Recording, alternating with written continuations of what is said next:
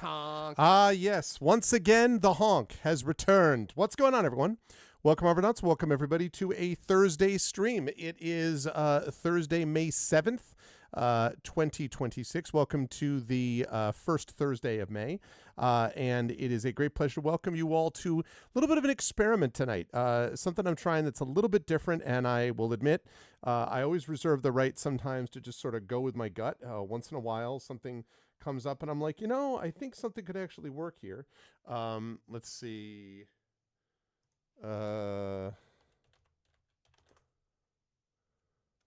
Yes. Okay. Arcanus bot is fixed, by the way. Thank you to Shadowed Mage, as always, for being awesome. Okay, so it is back.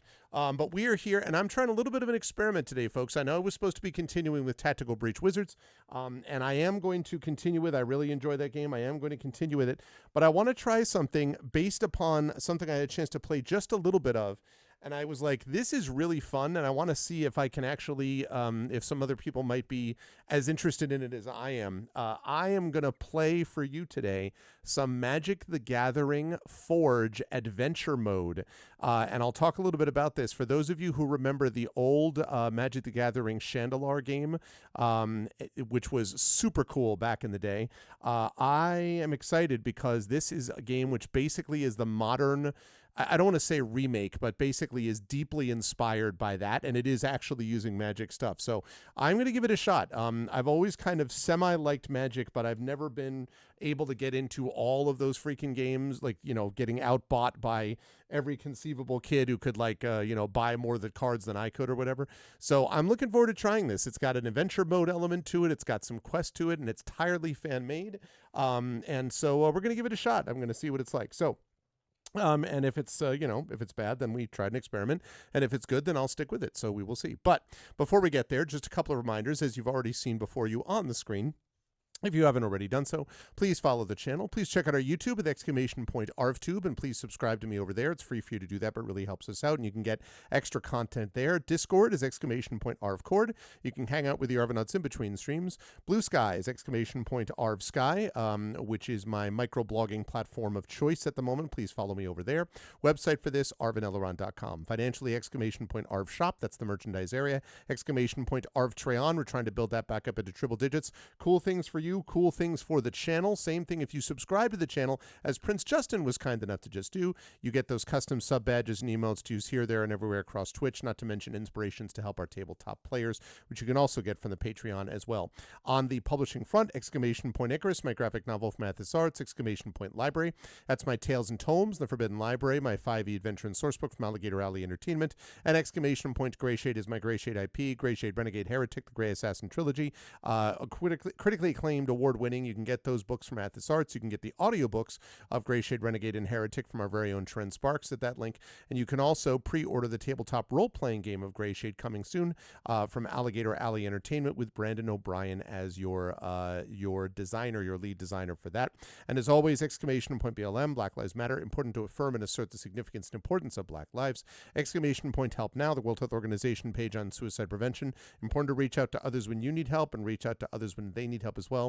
And Ukraine, Ukraine, to help the people of Ukraine as they fight back against an illegal and illegitimate war with bravery and courage, and send the message. We'll do so for others in that situation in the future. Continued but love and respect to the people of Minnesota, specifically of Minneapolis, for continuing to fight and win successfully against federal occupation. All right, so we are here, and I'm going to turn that off, and I'm going to turn this on, and I'm going to say hi. Welcome, everybody. So yeah, I am, first of all, one other last note, I should say, programming note. We've got on Saturday the penultimate session of Eberron Oracle of War. And next week, I am going to be announcing two things. Number one, the sponsors for ArvCon, which is coming up in 2 weeks, actually 2 weeks from today. 2 weeks from today with our pre-show, which is going to be starting 2 weeks from now.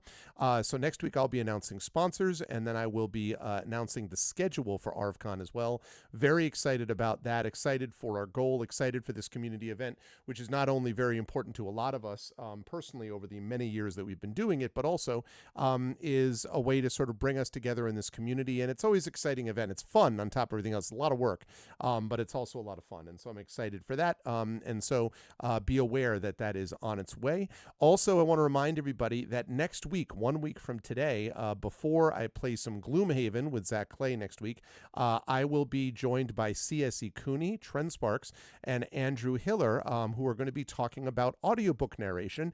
Andrew is the author of Horningtown Chutzpah from Mathis Arts and narrated the audiobook of that along with his sister, who does audiobook narrations. And I thought, what better opportunity then, since that book is just out, to talk about his experience, but also to talk about the experience with two pros, Trent Sparks, who did my audiobook. I've done a little bit of audiobook work as well. He did my audiobooks, Grey Shade, Renegade, and Heretic, and also Icarus, the audio drama, and C.S.E. Cooney, who has done a ton of different audiobooks as well. And I am very excited to have a discussion with those folks. So that's going to be happening from 7 to 8 p.m. Eastern next Thursday. And then from 8 o'clock on, we're going to be doing some Gloomhaven. So you'll want to be here for that.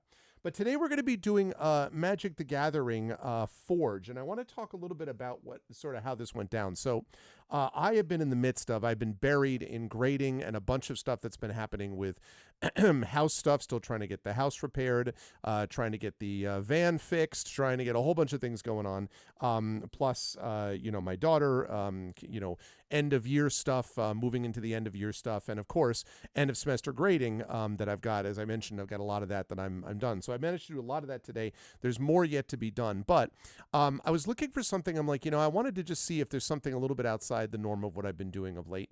And I ran across this. Now, for those of you who don't know, Magic the Gathering Forge is a fan-made, basically, it does a lot of things, but it's a deck builder. It's a chance for you to try out decks against other decks, and it has a sort of basic artificial intelligence, which has been refined and refined and refined over the years, so that their database of cards and their ability to keep this updated is frankly staggering. Big shout out to the people doing this, because, oh my God, this is a lot of work.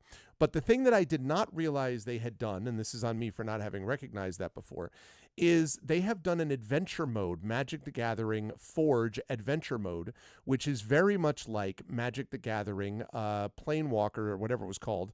I think it was just called Magic the Gathering, and then Chandalar, which was done by Sid Meier way back in the day. Now, I love that game, partly because it was, a little bit janky and a little bit wonky, but you got to play Magic against the computer, and you got to do it in sort of an adventure context, buy cards and all this stuff. And it was, I don't know, I really enjoyed it. You all know me about the adventure and the role-playing mode and stuff like that. And the thing about Magic is that I don't particularly love playing online folks where everyone's just like, well, no, you have to know the following 65 theory crafting thing. I'm too busy, yo. I got too much going on. I don't have time to do all of that. What's up, Nonstop?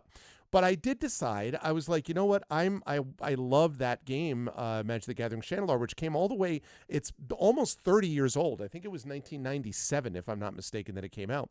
And I was like, there's got to be something like this. And I looked, and sure enough, Magic the Gathering Forge Adventure Mode. So this fan mode that I'm showing you here is free to use, and it has all of the cards and all of the databases and all of this stuff, and you get to play against the computer in this adventure style. And I thought, why not try it? Why not give it a shot and actually see? So I played it just long enough to know that it can actually be captured. So we're going to give it a shot. We're going to actually have chat coming together to help build a deck.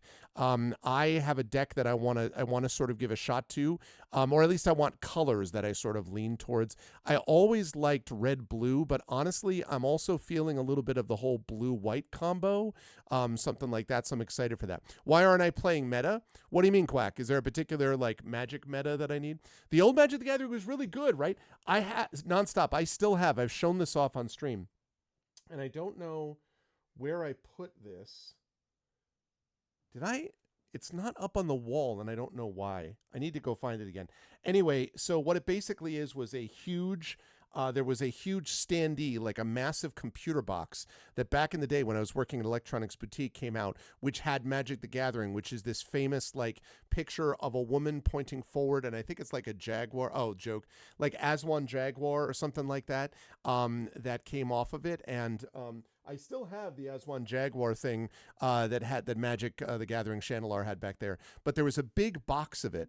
It was called Chandelure, yeah, and it was a big box, and I cut out the front thing because I thought this will be interesting. I still have it someplace, but I love that game.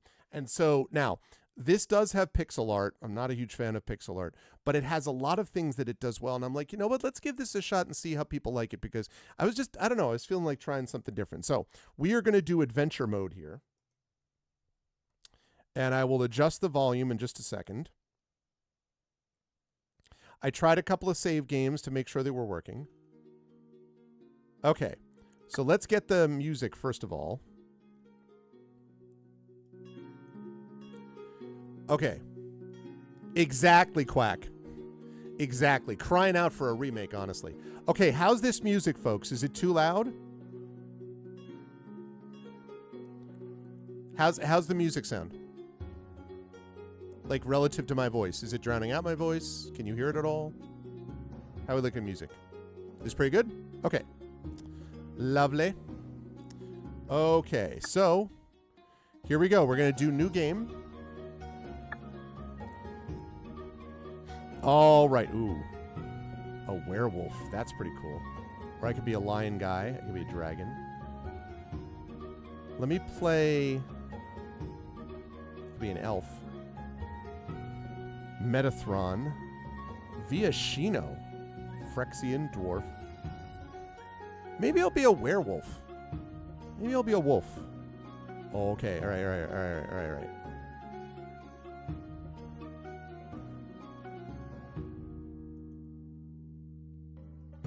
Okay.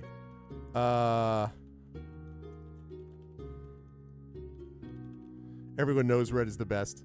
So here we go. Difficulty will be normal. Now colors. So as I say, I always used to like red and blue. Because red was the destructive magic and I like blue as counter magic. And I didn't mind green either, but I kind of have become more partial to white over the years and blue. So the question is, do we do blue or do we do white, chat? So what do you think? Between those choices, do we do white or we do blue?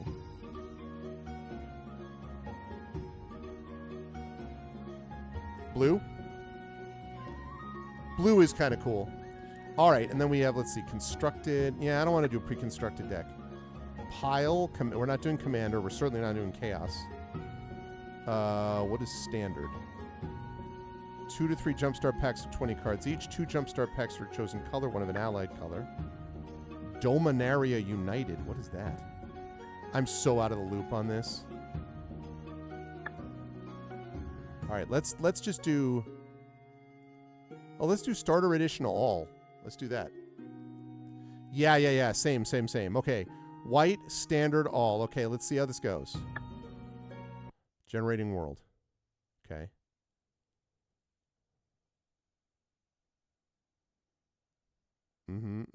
Tell me more. Darkness and silence surrounds you. A vague sense of falling slows second by second. What am I? Where am I? What am I? What is going on? Tutorial main quest. Now, I want to find the Planeswalkers. I want to make name for myself. Future release. This game is technically still in beta, but it's not. I mean, I don't know. This is a fan mod. Okay, so we're gonna go with this. A flash of light brighter than anything you remember precedes a fall to a stone floor.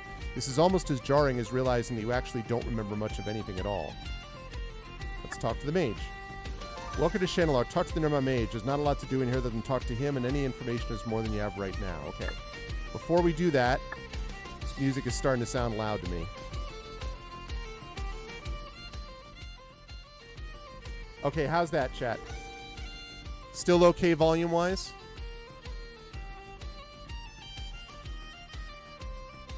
Is that better? Can you hear me okay? Because I could drop it further if I need to. How's everyone feeling? Good? Come up, come down. Drop it a tiny bit. How's that?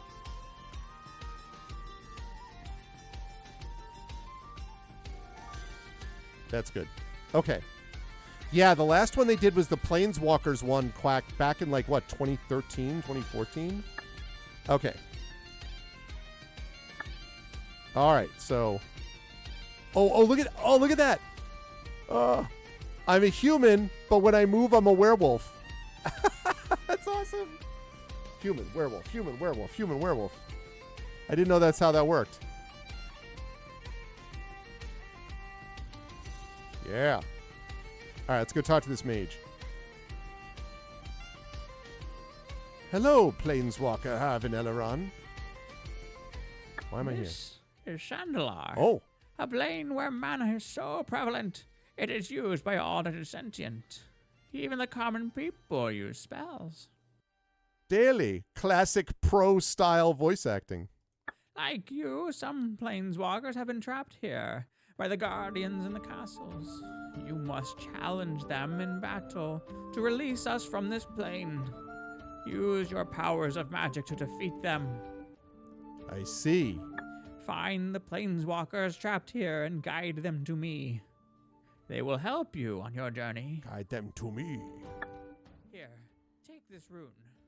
You can use it anytime to return here. But please, be careful, planeswalker. Okay. I have something else for you, Harvin Elrond. Take these coins, but do not spend with merchants. What are they then? What are they for? What do we got? Coin. Coin. Coin. Coin. Coin. Okay. These are challenge coins. Spellcasters of Chandalar will often gather to hold tests of skill. These coins will grant you entry to contests, and the prizes available can help you on your journey. Okay. Where are these contests? Show the coin to innkeepers. If there's a group in the town, the innkeeper will direct you to them. Thank you. I will reopen the portal you arrived through now, but it cannot send you back from wherever you have come. On the other side, you will find the Barons of Chandalar. Find the Barons of Chandalar. Ooh, ooh, la la la la la. Ooh, ooh, ooh, Chandalar, which I and now you call home. All right, welcome to Chandalar. Exit the cave. The portal is open and you can leave now. All right. Let's see. I can't save it yet. All right. You find yourself stranded on an unknown plane. It's time to get your bearings. All major locations in Chandalar can be divided up into one of two categories, towns and dungeons. Okay. A navigation arrow should now appear around your character. Follow it to a nearby town. Try to avoid any enemies that pop up along the way. Hint, follow a road. All roads lead to a town. You also move faster on roads and fewer enemies will appear. Okay, that's very Chandalar-like. Can I save this, though? So these are some of the other slots that I have here that I tried. So, save. Arv starting. Stream. Game. Okay. All right, so let's see. This is my deck, right? Okay, just white. All right, let's figure out what this deck's about, chat. Whoa, okay. We got 60 cards. We want to drop this, though, to 40 usually. Take these green wings. Oh, man, it's all... Wait, didn't I say I wanted blue?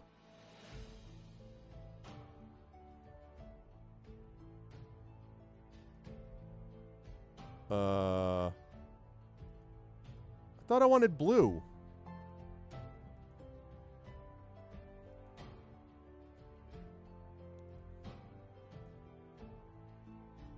$22 white, 12 green, 26 colorless. Where's the blue? Did I or did I not choose blue? Yo, no. We're not. No. All right, we are restarting. We are restarting that. Blue. Blue, right there. Standard, all. Start. We're starting that again. I want blue as my main. Come on now. Want me some blue. Okay.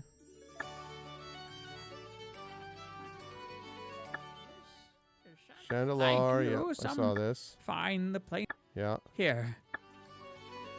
Okay. Coins. Challenge coins. Contests, thank you. Okay, see ya. Stranded.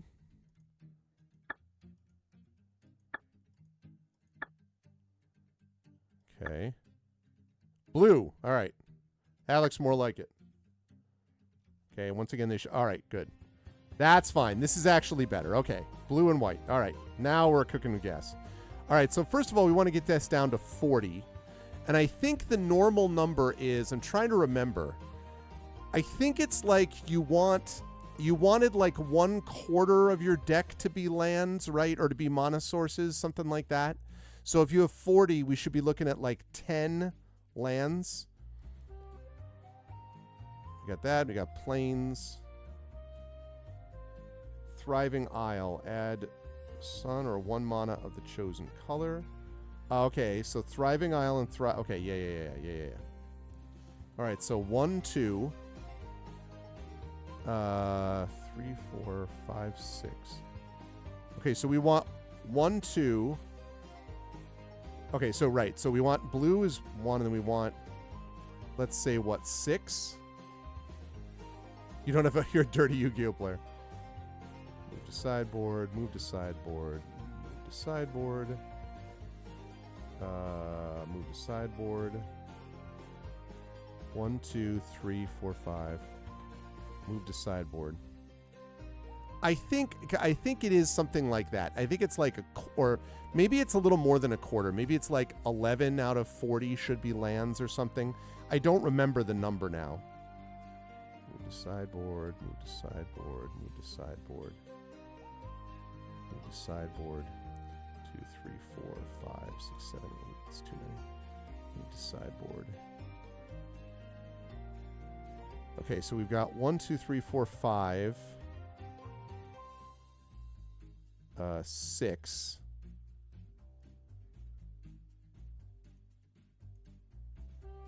So 1, 2, 3, 4, 5, 6. And then 1, 2, 3, 4, 5, 6. We've got. All right, so we got 46 now. 24 is the no, but that's in a 60 card deck though, Quack. We're making a 40 one though. I don't think 24 is for a 40 deck, is it? Maybe I'm wrong, but I didn't think it was that much. But you tell me, is it?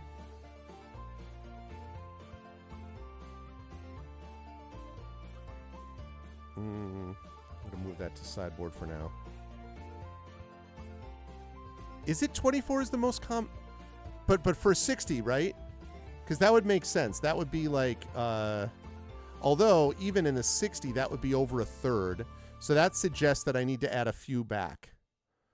So if 24 would be about what? That's about 3. No, that's 2.5, something like that. So split that in half then. Well, no, because if you're going from 60 to 40, you wouldn't want to split it completely. Right? So you'd want to go down by 1/3. So instead of 24, you'd want to go to 16 in that event.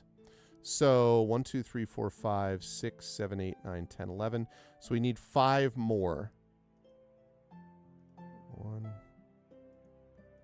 And we want to privilege more of blue than white, because that's what we've got. All right, so now we've got 1, 2, 3, 4, 5, 6, 7, 8, 9 blues, 9 islands, and 1, 2, 3, 4, 5, 6, 7 plains. We can get rid of one of those, I think. So now we have 15, which sounds about right. Yeah, 15 sounds good. Hey, what's up, Tim? How are you? Trying something different today, Tim. Okay, so we've got that. All right, now let's see what we've got here. Okay. Let's see. Enchant creature. Curiosity. Enchant creature. Okay. Costs 2 less to cast. Return target creature its owner hand. Surveil 2. It's not bad. I like ones that get rid of them, though. Do we have any counter spells? The classics for blue? Library Larcenist. Okay, so I definitely like that guy. Tome Anima cannot be blocked as long as you've drawn 2 or more cards this turn. Right. Let's go one by one here. Let's go for cards that I definitely don't want. Let's try that. Exile target creature you control. Return that card to the battlefield under its owner's control. Draw a card. Interesting. Okay, I like that. I like that. Another creature, Distinguished Conjurer. I like that. You gain 4 life. Enchanted permanent can attack or block. No. Okay. Exile target creature or enchantment. Indeed, dragon. Yeah, that's a good call. I'm going to give it a shot. This is Magic the Gathering Forge, so it's a fan mod, but it's of obviously Magic the Gathering, so. Gallant Cavalry. Yeah, I love Vigilance cards. Those are always useful. It means they don't tap when they attack. Flying is great. I love the idea of gaining life. Flying, you exile another target. So a lot of this is based on exiling. Return that card to the battlefield. There's a lot of, like, playing around with that idea. Too weird. I don't want to do that. Exile target creature you control. A lot of that stuff. Okay. Destroy target artifact or enchantment. Rambunctious Mutt. I got to keep the dog in there. Rabbit Wizard. Whenever another non-token creature enters the battlefield under your control, if it wasn't cast, create a token. Okay, now that's little too much here. Okay, I love Brightmare. That's awesome. All right, we're going to see. Okay, so that's dropped us down. We want to get to 40. And this, like, initially, like, this deck is going to suck to begin with, okay? But we're going to make the best one that we can, and then we will improve it over time. And we'll play off of what we've got. So, enchanted creature doesn't untap during its... Oh, yes, okay. So you can cast it anytime you can cast an instant. Okay. Could be useful. Curiosity, whenever enchanted creature... it's okay, but I'll stay with that for the moment. I'm not going to get rid of it. I'm getting rid of ones that I definitely don't have any interest in. 1/3, 2 mana, 1/3, draw a card, then discard a card. That's interesting. As long as his opponent has 8 or more cards in their graveyard, can attack. Well, 8 is a lot of cards to end up in a graveyard, but 2 mana for a 2/3 is pretty good. Look at the top 3 cards of your library. Put one of them in your hand. The rest on the interdisciplinary mascot, bottom of your library. Okay. Draw a card, then discard a card. Okay, what is this? Invasion of Segovia.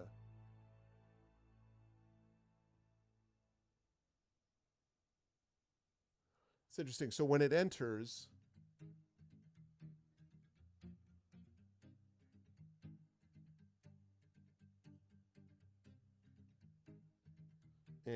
I don't... It's a little too weird for me. Oh, yeah. No, I know. Everything is a one-off. I know. We'll fix... And, you know, we're gonna fix that. Don't like that. Okay, 4 more cards. I've played the Library Larcenist. I like the Library Larcenist. This is flying. Also, whenever you draw a card, put a +1/+1 on Onerophage, if that's how you pronounce that. I love that. Opt. Draw a card. Interesting. Okay. Oracle of Tragedy. Just draw a card, then discard. Shuffle up to 4 targets with mana value 3 or greater from your graveyard. Possible. Legendary creature, a Sphinx. Hell yes. Let's go with that. Preening Champion. When it enters the battlefield, 1/1 blue and red elemental creature token. I love that. Referee Squad. When it enters the battlefield, tap target creature an opponent controls, put a stun on it. This enchants creatures. I love that. Second from the top. No. All right. 3 more cards we have to get rid of. It's one of the things I always loved the most was the artwork, Tim, honestly. All right, Thunderhead Squadron. That's flying again. I'm with you, by the way, Quack. I always love flying for a variety of reasons. Look at Tidal Terror. Whenever Tidal Terror attacks, you may tap 2 other untapped creatures you control. If you do, Tidal Terror can't be blocked this turn. Jeez, a 5/6 plus a Kraken. It's a lot of mana, though. I like that, but not enough to keep it in there. All right, I want to get rid of 2 more cards. This is coming together pretty nicely. The only issue really is the fact that it's all one-off. So... I need to get rid of 2 more.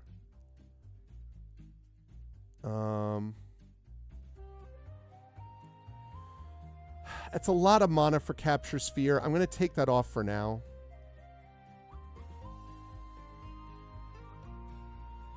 Damage to an opponent.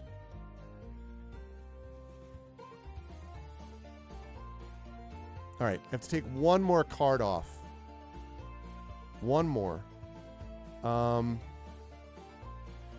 I could use, like, more counter spells, like, a whole bunch of things. And I always love flavor text. I did some flavor text for the Ascension card game, so I always love this sort of stuff. Be happy to do more of it. Just saying, Magic. I'm good at it. I'm good at the flavor text thing. Yeah, Quack, yeah. I like blue because of all the counter effects and the illusions and stuff. I liked red because of the direct damage stuff. But I also kind of liked white a lot because of the life building, life link stuff I think is very cool. Black does that too. Black decks can be cool in their own way, like vampires and things, but blue and white or blue and red are pretty cool. Okay, I need to get rid of one more card. I'm not really feeling referee squad. Okay, there's 40 out of 40. All right, now we're going to rename this, and we're going to call it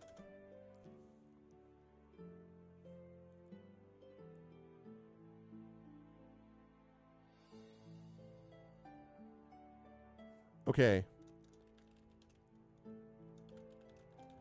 Because there's a lot of exile stuff going here. Yeah, totally. All right, here we go.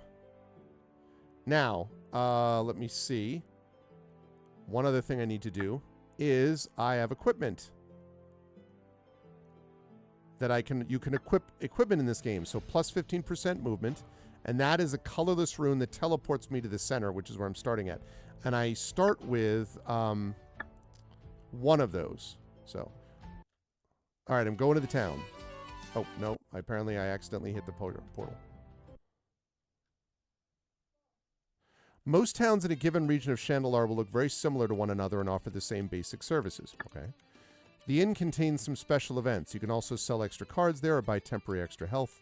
The question sign denotes a town square or a job board where you can obtain side quests. All of the other buildings with signs out front are shops. Most of them sell cards. To leave town, walk back towards the edge of the screen just below your current location. Entering a friendly town will also restore any missing hit points for free. Explore the town if you want, leave when you're ready to continue. All right.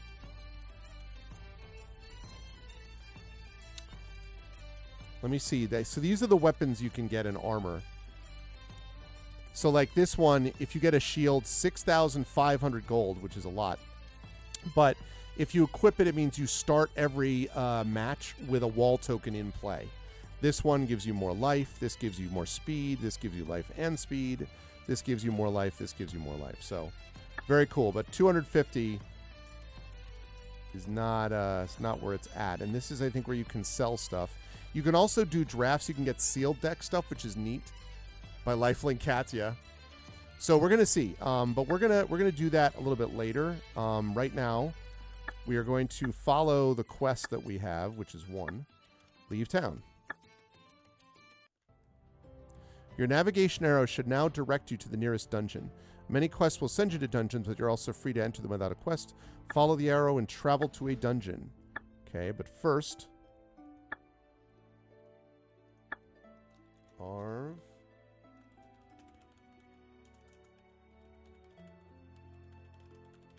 Stream game.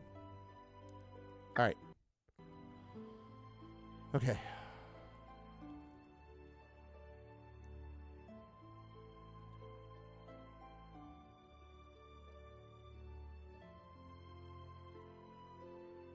Looks like I'm going there. Many quests you undertake in your adventure will send you to one or more dungeons just like this one. Dungeons are filled with enemies, but also treasure like gold, mana shards, and cards. Your next objective is to defeat any single enemy in a duel. Okay, you can find them in a dungeon like this one, or wandering around outside on the world map. To begin a duel, simply walk into the enemy. If you're defeated by the enemy, that's okay. If and when that happens, you'll lose some of your starting health and a percentage of your gold, but you've learned what to expect from that enemy in the future. Unlike on the world map, an enemy that defeats you in a dungeon will remain on the map. You could try to duel them again or run away and seek out another opponent. If you want or need to heal yourself, go back to town. Some quests like this would have multiple objectives that can be achieved simultaneously. Your other current objective is to find and enter a cave on the world map. An enemy defeated in a cave or on the way there will count as the enemy to defeat for your first objective, so feel free to do these things in any order. Wait, who's that guy? Welcome, Arvin Eleron. I see you're here to look at some of our fine birds. You must be pretty smart to come to us, since our prices are indeed unmatched compared to those of other sellers in Shandalar. Who are you? I'm a worker of the Airy Guild. We're one of the biggest conglomerate of breeders of the various bird species of Shandalar. We have a few breeding sites like this scattered around the various biomes of Shandalar. My task is to sell those birds to eager adventurers like you, so take a look around. Take a look at me now. Well, there's just an empty space. And there's nothing left here to remind me. Just the memory of your face. Am I allowed to enter the Airy? I'm afraid to say to you that you are not allowed to do that. Our guild is very protective of its breeding practices, which have been developed over a span of more than thousands of years. Because of that, we don't want our competitors peeking into our business. If anyone without permission enters the area, that person will be reprimanded by the various guards and even the birds who've been trained to attack unwanted intruders. Thanks for the information. Here is the phone for the daughter that I'm saying hello to right now at this time. Thanks for the information. Goodbye. What do they got? Oh, you got stuff to buy. Okay, what do we got? What? Buy it all? Yeah. I don't have enough money. I wish I could. Well, I'm working on it. Okay, what do we got here? We got Battle-Wise Avon. +1/+1 as first strike. Ooh. Okay, I like that guy. Toucan! Hell yeah. Who can? Toucan. All right. Avon of Enduring Hope enters the battlefield. You gain 3 life. It's a bird cleric. Sarah Disciple, flying first strike. Battlefield Raptor. Ooh.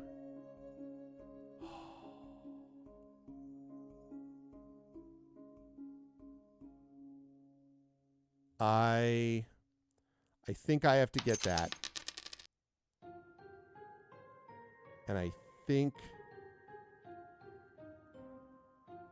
5 for a 3/3 isn't amazing.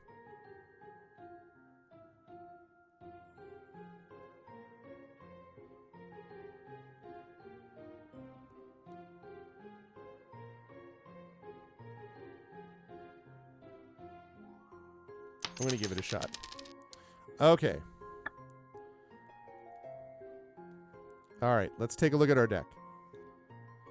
Let's edit it. So we got to put 2 in there. Add to deck. Add to deck. Okay, and then we got to take 2 out now. I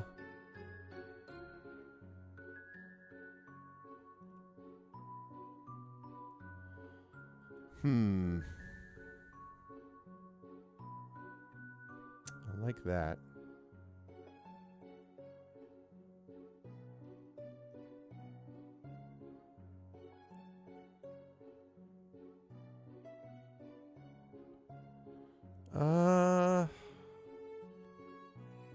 Getting a lot of flying, which I like. I'm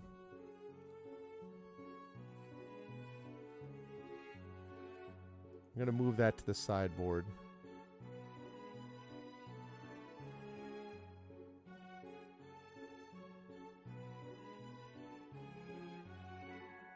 Okay. All right. We got 22 cards in the sideboard. We're going to have to sell some of those at some point. But first we need to see if this thing's even going to work. Okay.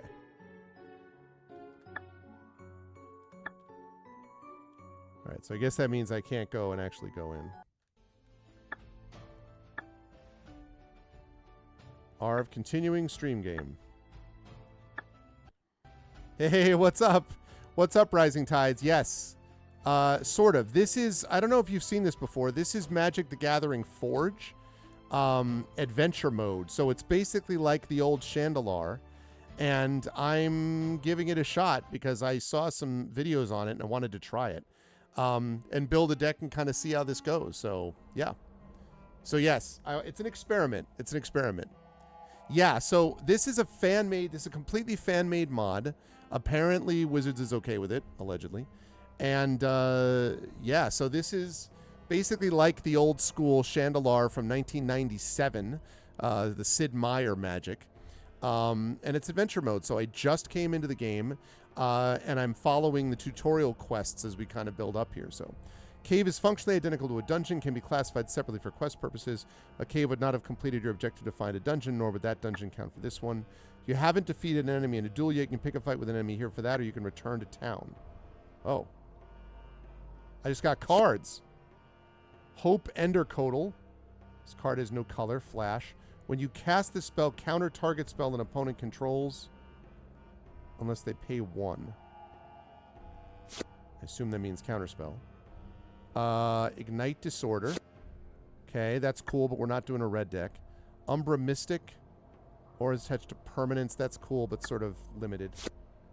Zealous Display. Creatures you control gain +2 until end of turn. That's nice. Glyph of Delusion. Can't you see this is the Glyph of Delusion?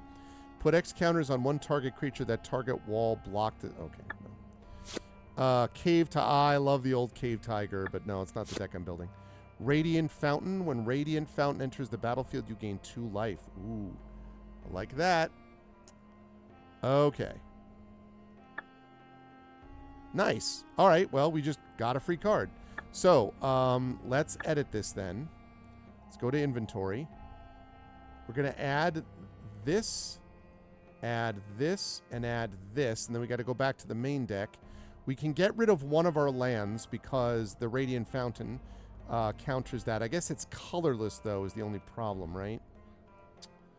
Colorless mana. Still usable, though. Let's get rid of one of the planes. All right, so we need to get rid of 2 cards. Let's see. Zealous Display. Shameful Display. Zealous Display. Instant +2. Or you can untap those creatures. It's very useful.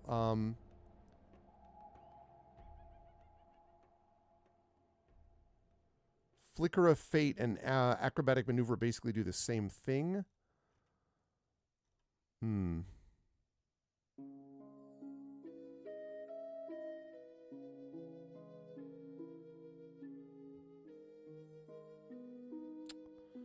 Thunderhead Squadron can actually help, like, cast that.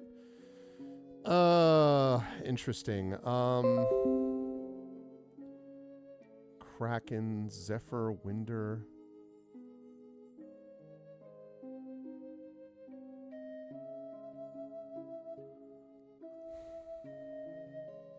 It's really useful because it's a counter spell too.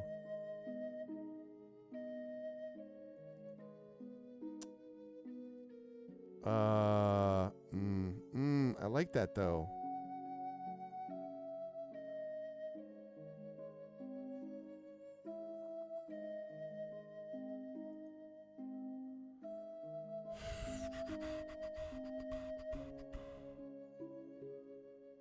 Eight mana is a lot. I'm going to move that to the sideboard. I don't think I have enough mana to maintain it.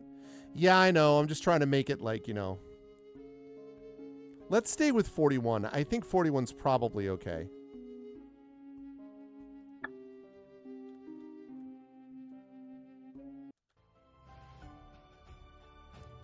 All right, what's my quest say?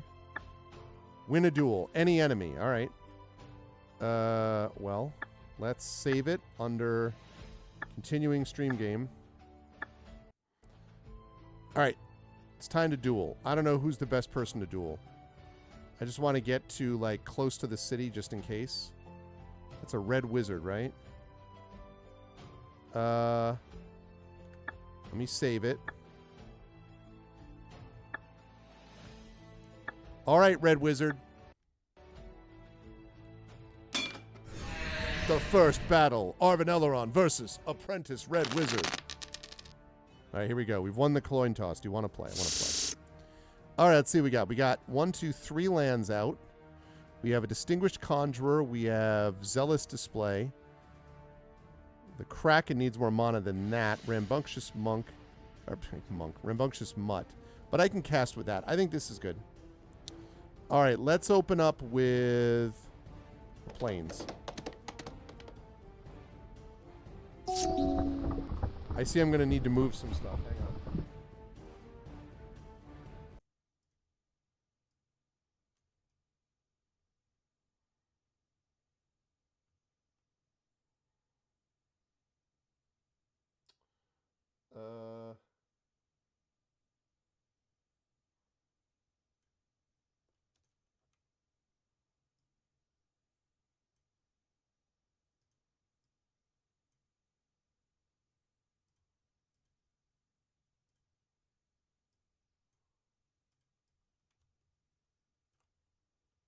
Okay.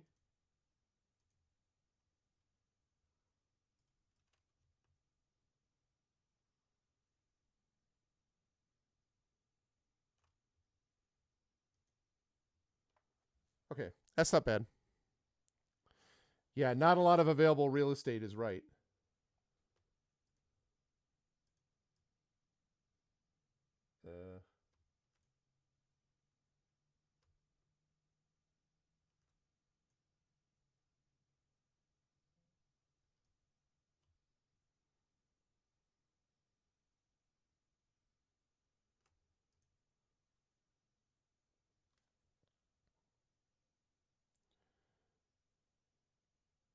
Okay, let's see how that does. Right. Okay, I brought out a mountain. Okay, my turn. Got another island. I love to see it. Things you love to see. Can't bring out anybody yet, but I'll be able to... Oh, yes, I can. Distinguished Conjurer.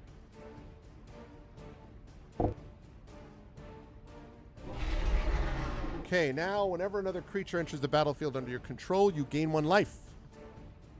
Alright, it's got Summoning Sickness, so it can't attack you. Rage Fire deals 3 damage to Distinguished Conjurer. Well, I can't counteract it yet. Ah! That jerk. Alright, well. Settle Beyond Reality. 5/6. Still don't have enough to do anything else with that. Monument to Perfection. Search your library for a basic Sphere Locust land card available to put in your hand and shuffle. 3. Movement to Perfection becomes a 9/9 Phyrexian construct artifact creature.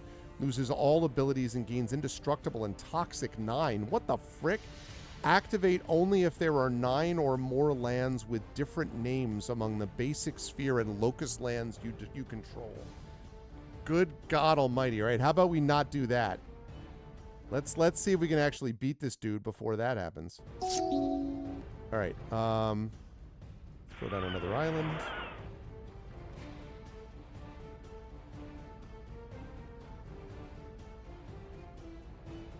Okay, I need one more.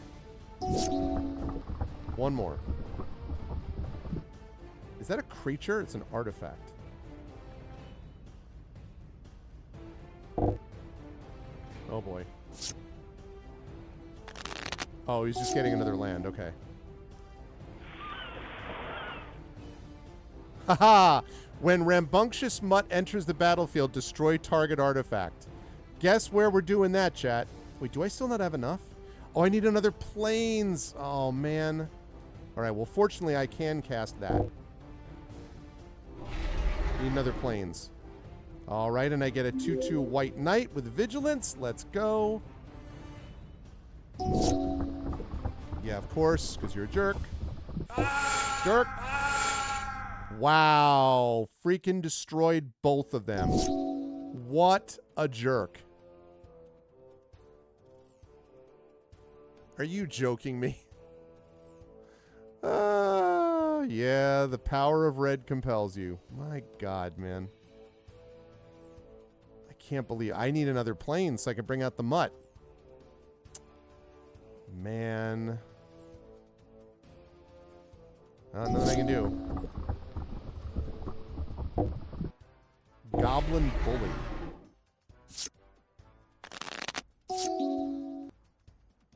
Okay. Inspiring Overseer. Don't mind if I do. Okay, I gain a life. And I draw a card.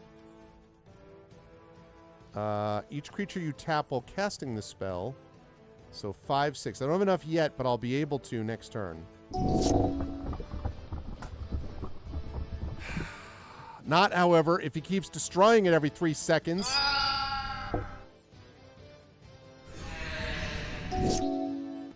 Thriving Isle. Other than blue. Oh, that's fine. White.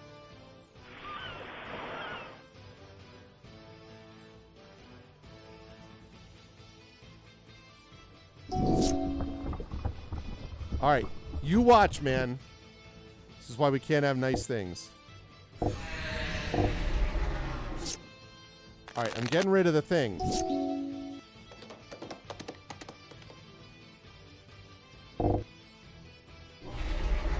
Yep. Goodbye, jerk. 'Cause you deserved it. Didn't deserve it, I mean. Okay, let's see. And then I can't do anything with that yet. I don't have enough yet to get that out of there. Bro! For real? Note to self, stop fighting red. God almighty, man. What the frick?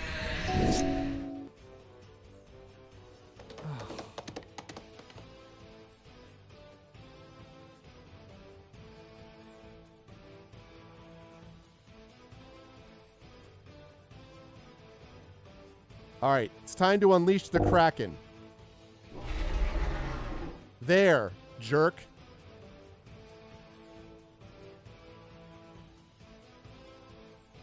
Still can't exile it, though. I don't have enough to exile and do all that.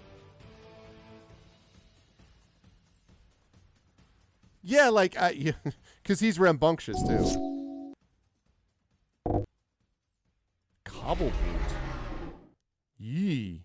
That guy's creepy. He did not attack this time, though. If you draw a card, you may pay 1. When you do, you may tap or untap target creature. Oh, yeah. Fair enough.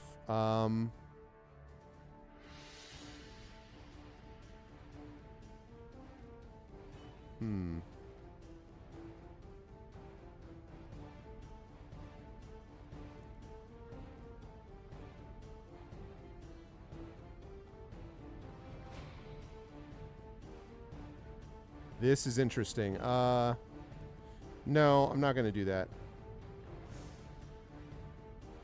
Okay. We'll play an island. Then we're going to settle beyond reality. I'm going to exile one I don't control.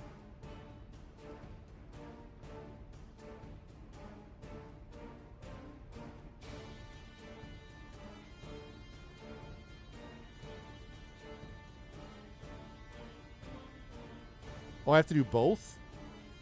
Oh.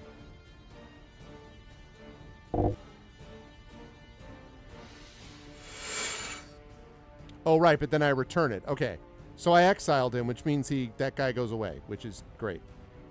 Wonderful. Because I can't use him yet, but that's okay.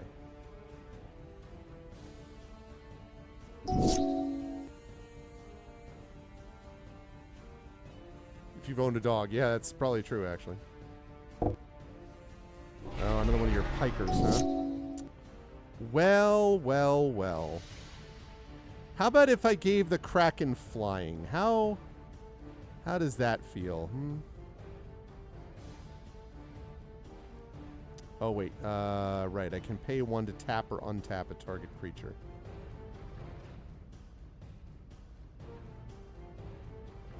I can't attack with him yet, though.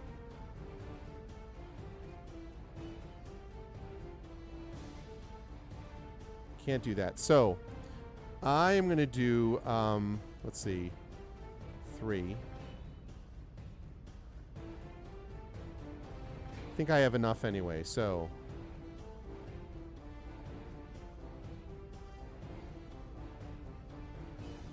That guy. Okay, 1 blue. Okay.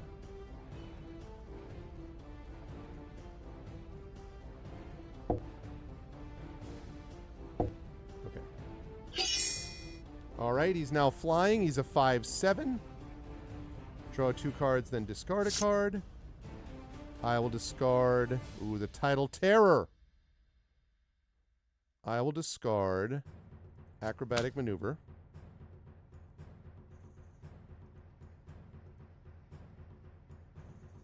I do not want to tap or untap. So no. But I am going to do Tidal Terror.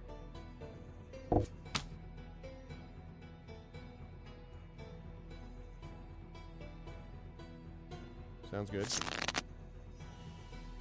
There we go. Wait, what is this? What just happened? No, I wanted to play him. Oh, I guess I screwed that up. I wanted to play him. What the frick, man?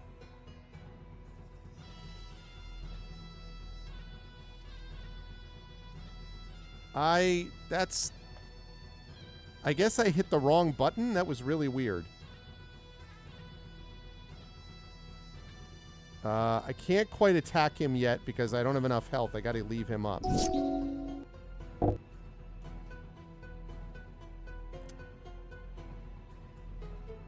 we get to... Yeah. Okay.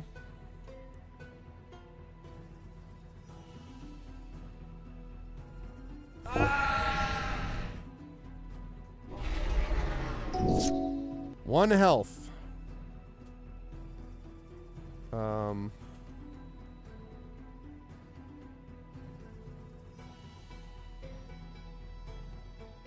Can only do 7 damage, so I'm gonna have to get more guys out. So I think I will cancel that. Let's play another island. We're gonna do...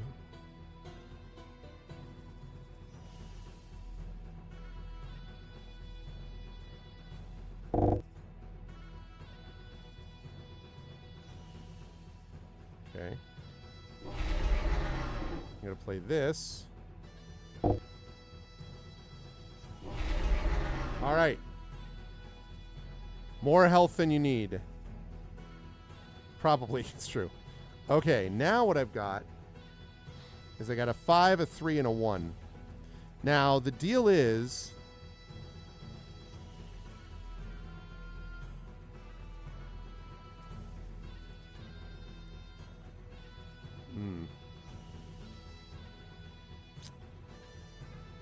I still can't... See, the thing is I can't quite kill him with my Kraken. So... Yeah. I can't quite kill him with my Kraken. This thing will let me do +2. If it's not your turn, untap those creatures. Oh, okay. So... If I'm understanding this, that's right. The only life point that matters is my last one. So I think I got this right, chat. So let's say that I do this. Let's say that I attack with my Kraken, right? Does 5 points of damage to him, and he's tapped. However, then during his turn, I use Zealous Display. If it's not your turn, untap those creatures. So at the very beginning of his turn, I use this. It's an instant. He untaps. And now all 3 of them are ready again, right? Am I understanding that correctly? I think that's the way I read it. So I attack him for 5, right? I leave these 2 untapped. I don't have the mana for it. Oh, yeah, it's true. I don't. I only have 3. Yeah. So I can't attack with him. I can't take a chance. It's true. I don't quite have enough. He's going to zap one of these dudes. Like, there's no way. Yeah, it's a good call. I don't have enough mana for it. Hey, what's up, Drew? Oh, the Pistons won?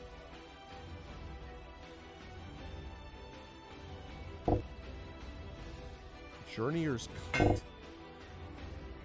Again, more with basic land. right? Okay, we're going to cancel that.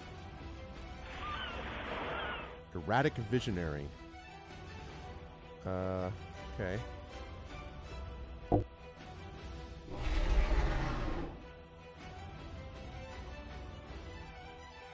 So let's see. Now, okay, so now if I attack with these three, that is, right now it's 9 points, but when he declares blockers, I then hit him with the Zealous Display, which gives +2.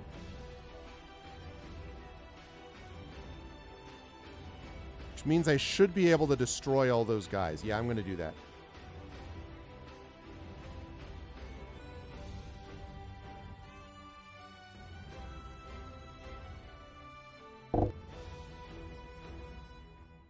Okay.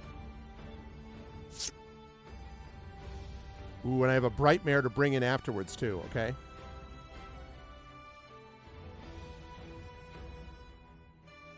I will pay 1.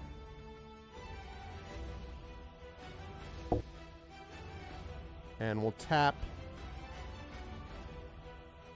this guy.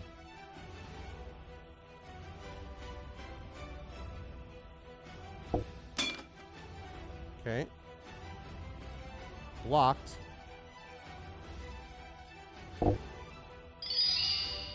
Kablow! Let's go!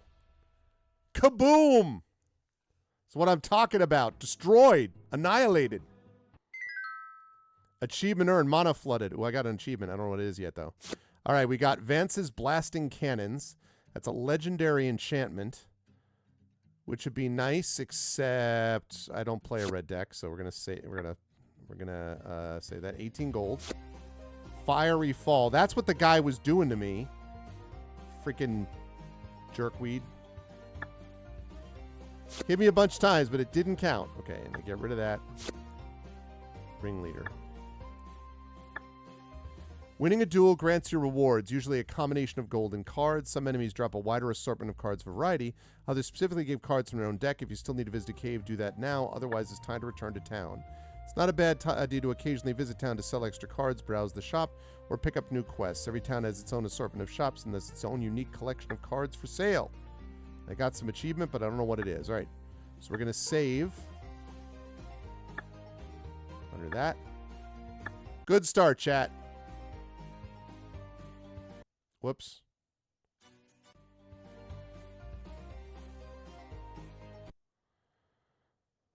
All right, return to town. Like most small towns, there are more shops and market stalls than there are houses, with much of the town's occupants traveling in from the outlying areas each morning. Many merchants are peddling their wares, the most relevant to a wizard having colorful, if at times crude, signs in front of their shops advertising their specialties. The inn sounds just raucous enough to know that it's doing healthy business.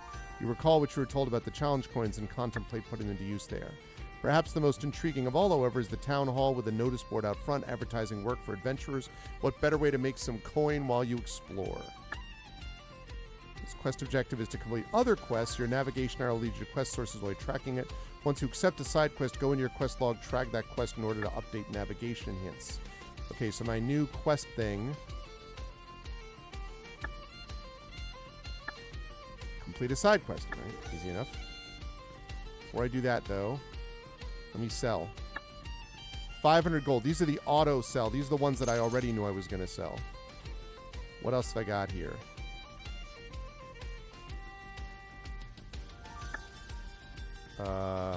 Okay.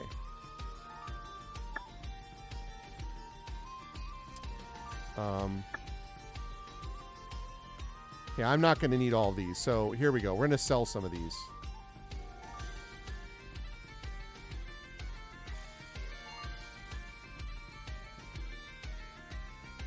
Okay. Move from sideboard. Move from sideboard. Do not need all of these lands.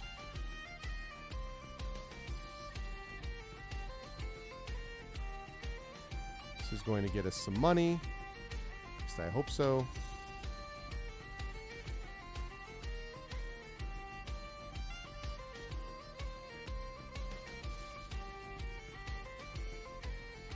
Okay.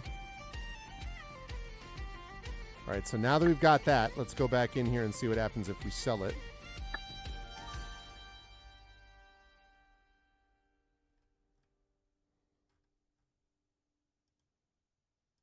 $75, $75, $150, $150, $2, $2, $25, $75, $150, $25, $25, $25, and $25. All right. Now we're cooking with some gas, chat. All right. So we've got gold. Now, how much for some of these things? I really would love this wall token thing. 6,500. And I got a ways to go for that. All right. Let's take a look at, are these weapons? Are they... Oh, arms and armor. Equipped creature can't be blocked by vampires or zombies. No thanks. Machinist Arsenal. Equipped creature gets +2/+2 for each artifact you control. Yeah, I'm not running an artifact deck. All right, that's cool, but I'm not running an artifact deck. Those are walls, right? Walmart. I see what you did there, game. I remember Glacial Wall. Oh, man. I love that old school. Look at that 1995 art. This is nice. However, Defender Flying. I love this Wall of Shards. 1/8 for 2 mana, but cumulative upkeep, an opponent gains 1 life.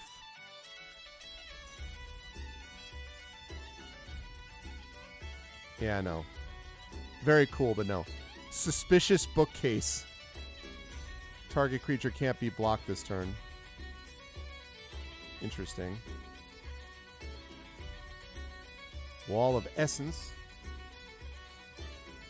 Summon Wall.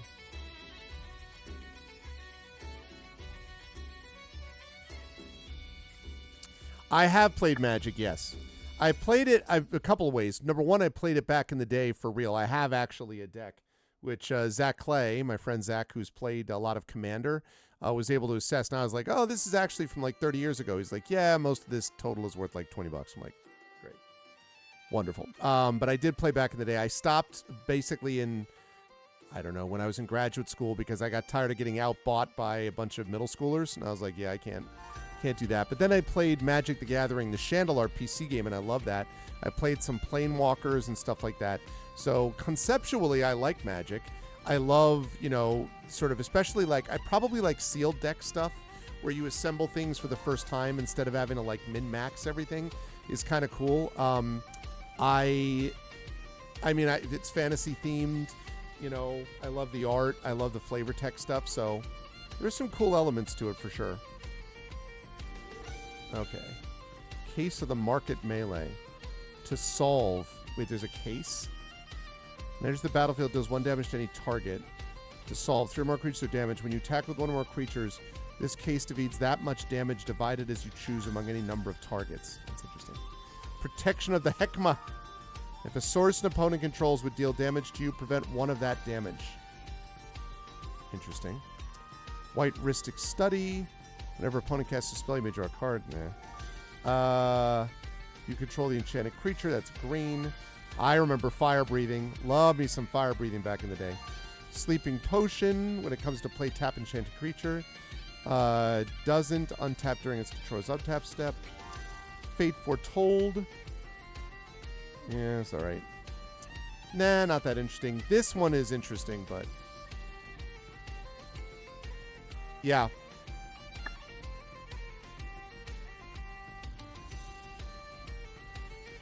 All right. Silver Hive. Oh, this is all like interesting.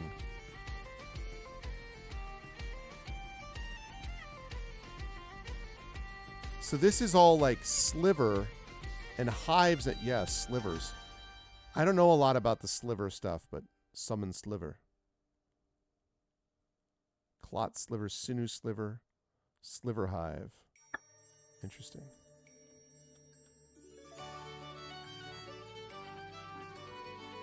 Buy 5 for 100.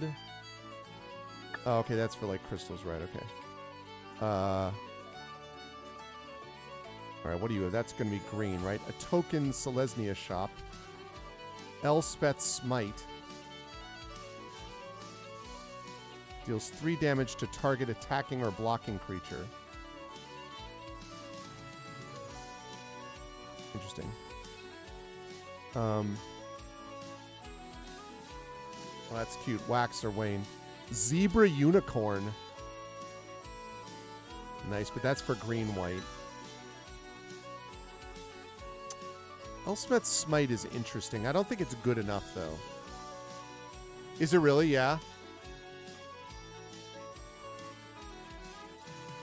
Rise and Ties, are you more of a command... Have we talked about this? Are you a commander person on a Magic side?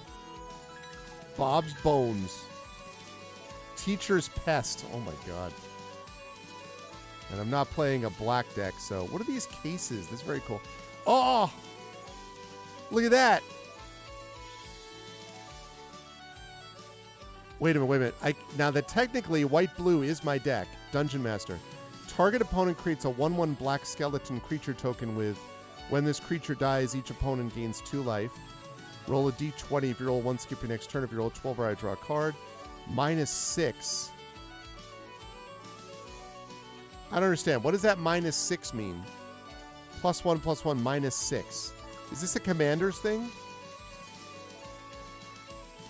That is pretty slick, but is this like a commander thing? What is the -6 thing?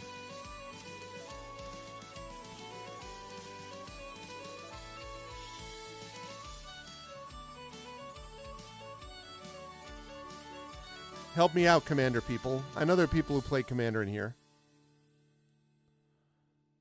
+1, target opponent creates a 1/1 black skeleton creature token. When they die, each opponent gains 2 life. Plus run roll d20.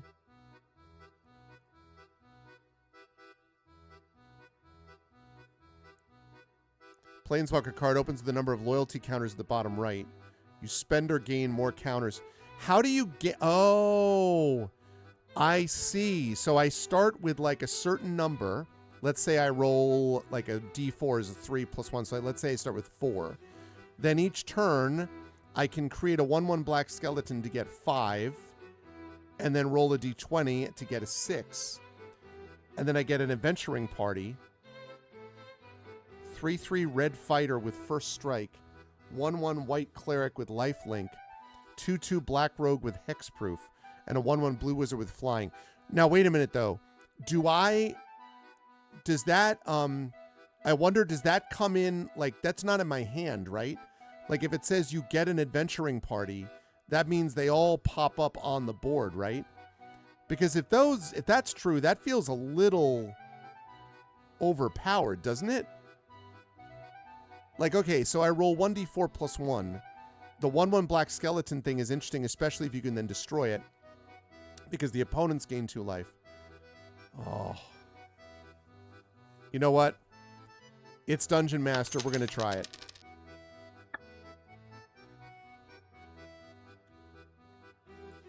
That may have been dumb, but I want to try it. Reflecting Mirror. Target spell, which targets you. Targets the player of your choice instead. X is twice the casting cost of the target spell. Ability is played as an interrupt.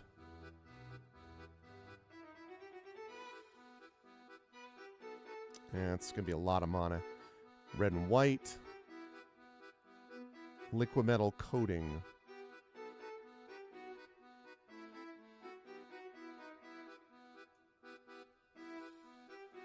Movable rod. Cute. All right, what else do we have? Yeah, that's how I feel, Tim. All right, white. Let's see. Spatial contortion. +3, -3. I don't love the -3. 6, 7. 6, 7. I had to do it. Trample. Sacrifice an artifact. Bosch Iron Golem deals damage equal to the sacrificed artifact's converted mana cost to target creature or player. 6, 7 with trample, but 8 mana is a lot.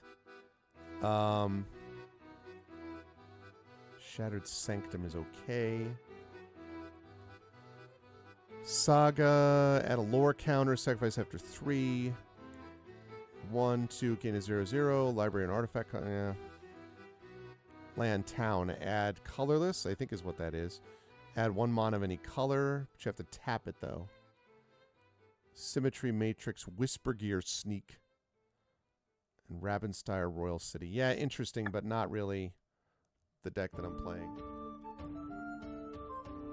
Oh, very cool. Yeah, I thought I remembered you talking to me a little bit about this too, Rising Tides, which is why I was asking. Okay, red. Dagatar the Adamant. Dagatar the Adamant enters the battlefield with 4 +1/+1 counters on it. 1 mana plus either black or green. Move +1/+1 from target creature onto a second target creature. So he starts as a 4/4.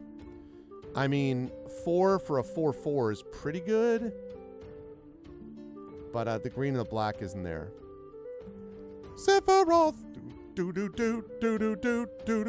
Whenever Sephiroth enters or attacks, you may sacrifice another creature. If you do, draw a card or never another creature dies. Target opponent loses 1 life, and you gain 1 life. If this is the 4th time this ability is resolved this turn, transform Sephiroth. Problem is I'm not running a black deck or I'd be all over that. Okay, Axebane Guardian is green. Anointed Chorister. Oh god, I love Lifelink. Yeah, I love Lifelink so much. Huge fan of Lifelink. Alright. Not bad, not bad. Edit. Let's go to inventory. Let's add Anointed and Dungeon Master. Okay, and then I'm gonna have to take at least 1 out here. I'm gonna have to take 1 out. So who am I gonna take out?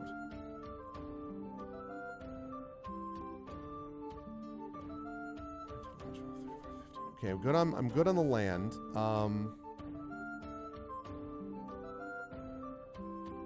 My Kraken saved me that last fight. Don't know that he's always gonna do that though.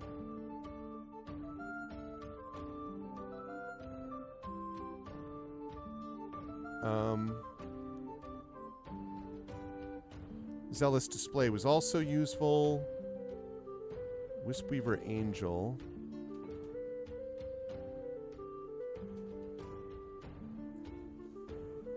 Six for 4 is not actually amazing. 42 is probably pretty good.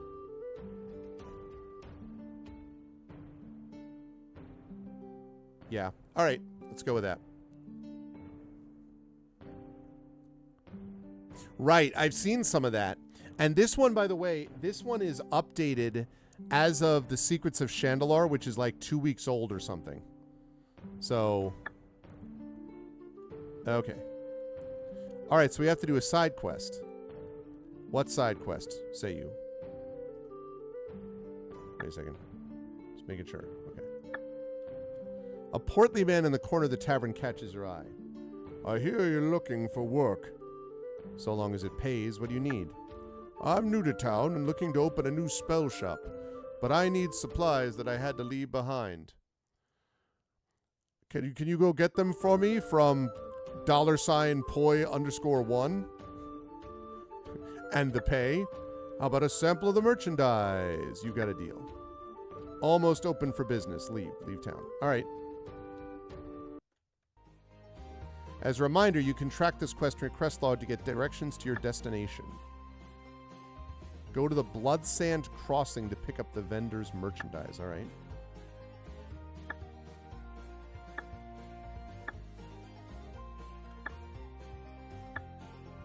Liking this music. Sorry.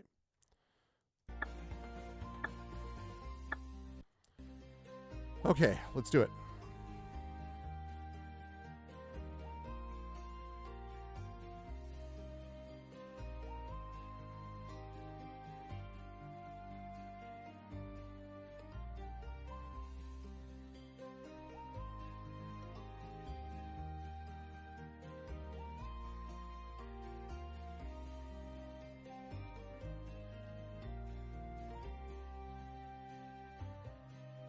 All right, now it looks like I'm going straight left. Yeah, exactly. Well, and I think so. Zach's favorite is Ravnica, and I don't know enough about the Magic lore to know about which is which. So I know you got Strixhaven. I know you've got like Ravnica. I get mixed up about what these things are like. And also, there's a lot of Magic lore when it's been going on for 30 years and they keep adding on, you know, cards and everything. There is one thing, when you're running away from things, they technically stop when you stop, but if you're running into something and the hitboxes on these are not great, what that can sometimes do is it means they'll keep running at you even though you're stopped, and you'll not know why that is.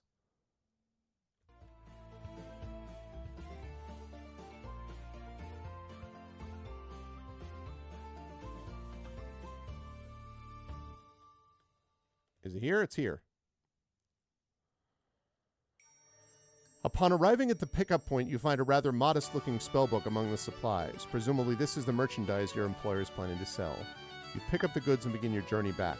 Just as you begin to pick everything up, a spellbook slides out of a rip you hadn't noticed in the sack of goods. It opens as it lands on the ground. Okay, do we investigate the spellbook or move it? Nah, I'll move it for now. Tempting, though. I was very tempted to check that out. But I had this sort of Danger Will Robinson feel to it also.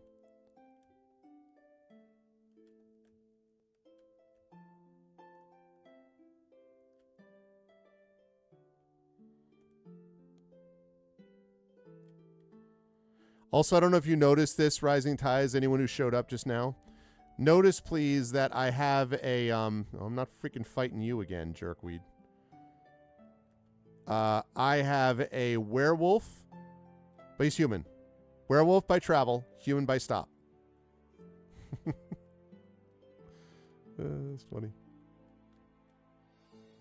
It's an angel back there. Oh, it's an adorable fox, coyote, raccoon.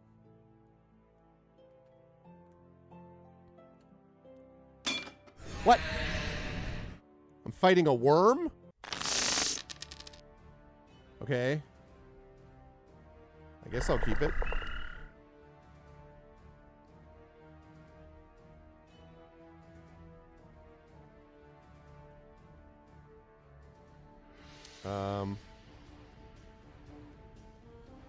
Let's throw down...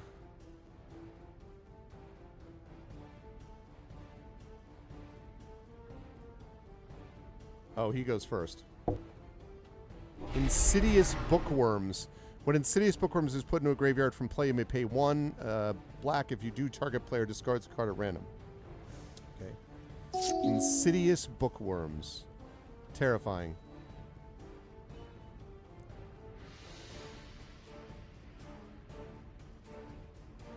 Blue.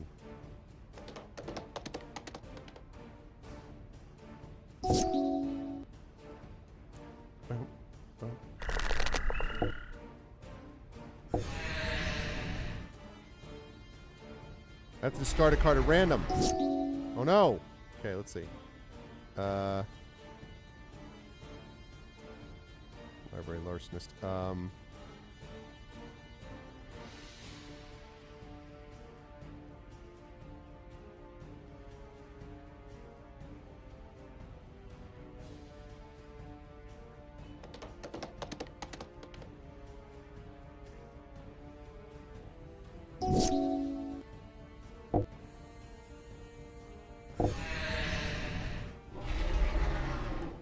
Wriggling Grub.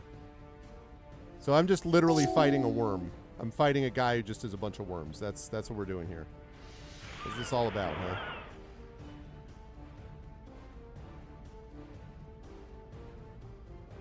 Right, we got ourselves a Library Larcenist.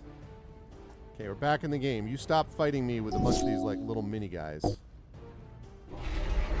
Wriggling Grub, huh?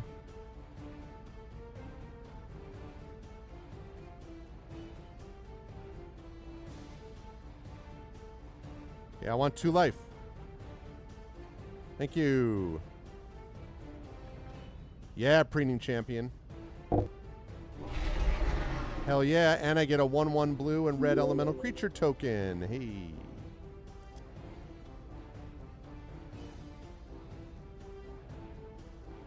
He still can't attack yet, because there's too many of those guys out there. It's okay, though.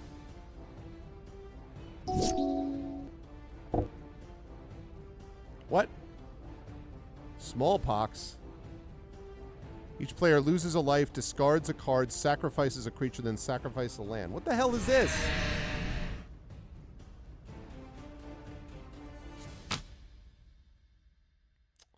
Man.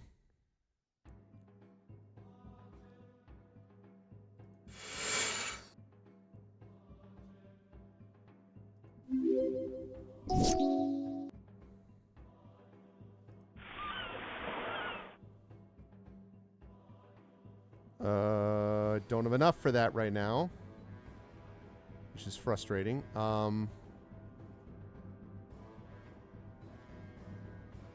leave those up there. I can't attack yet. Yeah, I thought I already used that up. Man, not good. Oh, someone does not have any cards to play. That's a damn shame. Well, how about... How many enchantments? He's actually only got one land. Just saw that.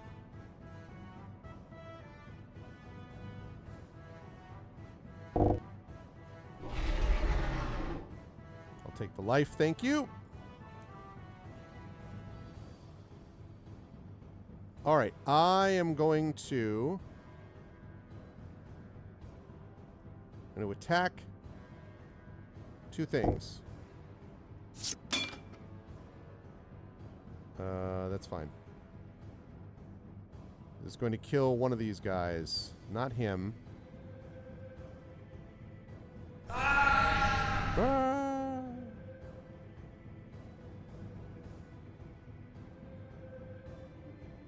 Okay. Haha, you did absolutely nothing. Someone's been monoscrewed.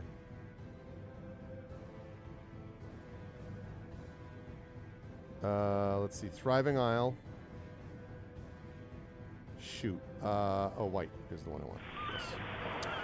Okay, right. So...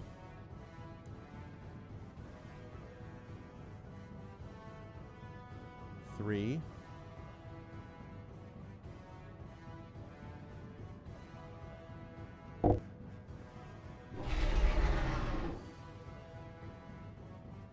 Okay. Draw a card.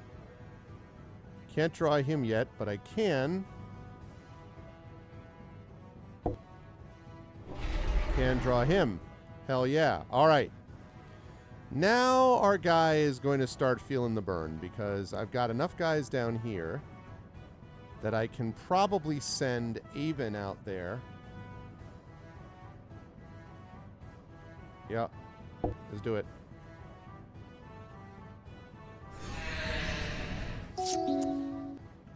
Take it, worm.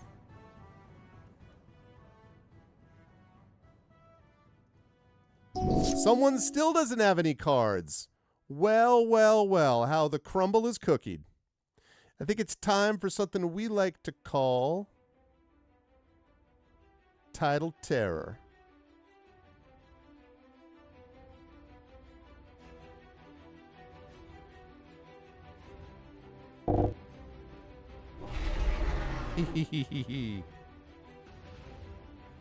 All right, I think this time we're going to have Avon. And we're going to have the Preening Champion. Someone's in trouble. Oh, you just never got your cards. Let me tell you what a damn shame that is. Let's have the Brightmare go in. And let's have you tap this. Wish I had more power, but that's okay.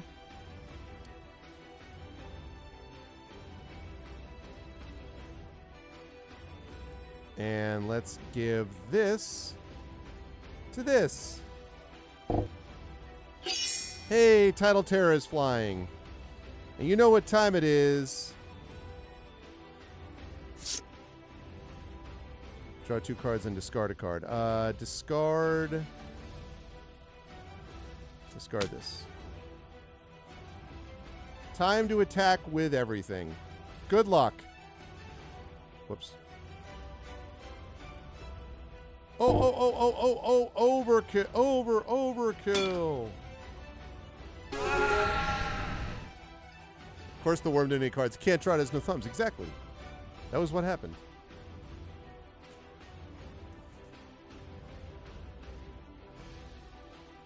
That is what we call Arvin Elrond 1, Worm 0. What do I get?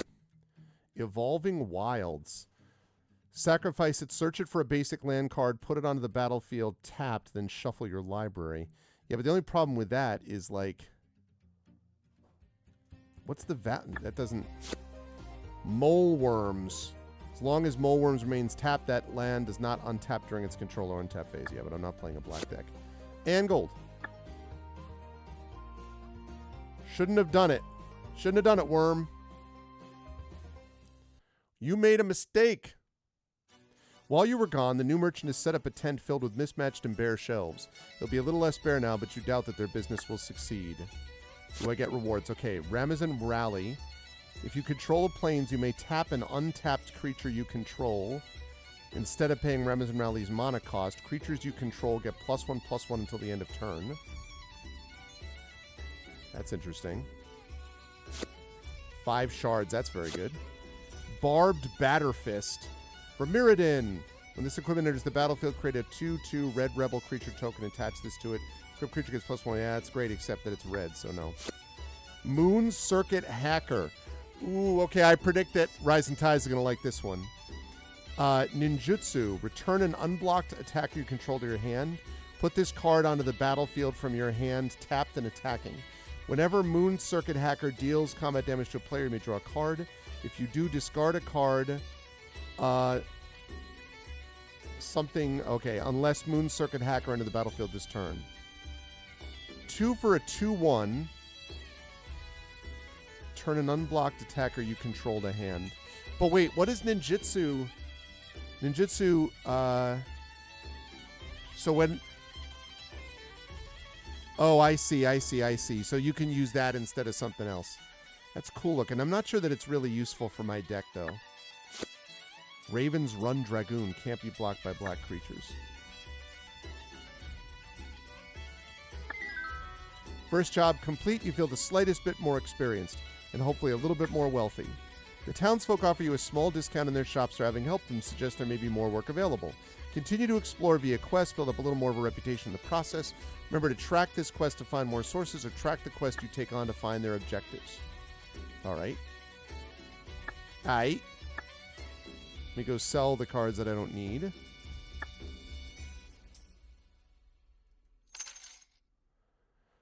$11.83. I still need a lot more gold before I get the like armor that I need. For those of you who missed this when I was talking about this before, so you can get equipment here. I already have boots, but they're leather boots. So you can get iron boots for 2,000 gold. That's plus 20% speed. You can get that iron shield, the right slot, and the right slot. Steel shield battlefield means you start with a wall token when you begin if you have that equipped. Plus 2 health, plus 3 health points. So those are all pretty cool. Actually, I'm curious to see how much I can get because I have a lot of shards now. Sell 5 for 80. Yeah, that's not good, actually. It's not very good. All right. Traveler, we need every able body to be ready. Merfolk have been spotted nearby, and in very large numbers. They'll return in large numbers. Merfolk here? Well, the man's face twists slightly. We may have sent some adventurers in search of an artifact recently. A portion of the group returned without it, but it appears they were followed. All right, I accept the quest. Battle the Merfolk Raiders. Defeat at least 3 Merfolk in defense of Windless Forge. Okay.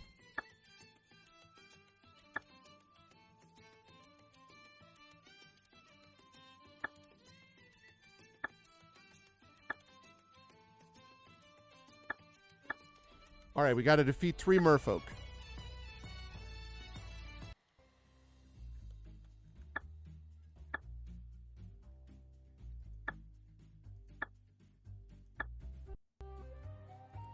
All right, where are the merfolk at?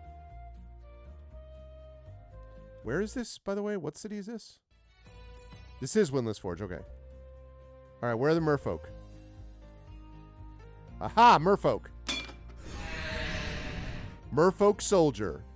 I'm 0-0 against the merfolk soldier. I'm going second. 1 plains. Although that only takes 1. I'm going to take a shot at it. It's a little risky, but...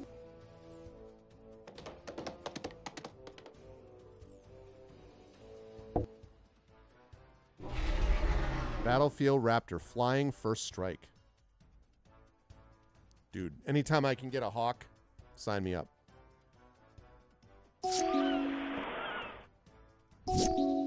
Okay, good. I got an island. I'm glad about that. Okay, I can do this.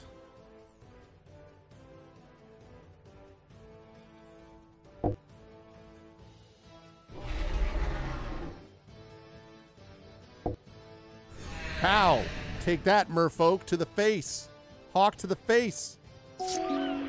Directly to your face. Uh-oh. Streambed Aquatex. Target merfolk creature gets +1/+1, gains island walk at the end of turn. You'd have to be tapped. Target land becomes an island until the end of the turn. Okay. So basically, it's going to be a problem with me because I do have a few blue creatures, you know.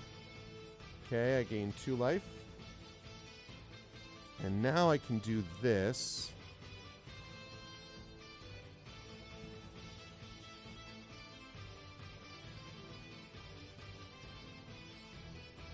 Enough for that, but I can do this. And that guy's flying. He's not flying.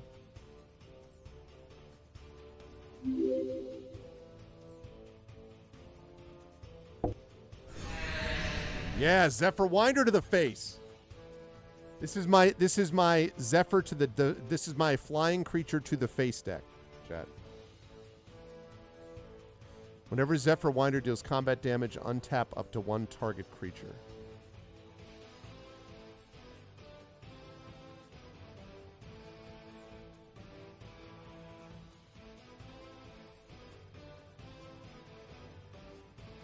That's interesting.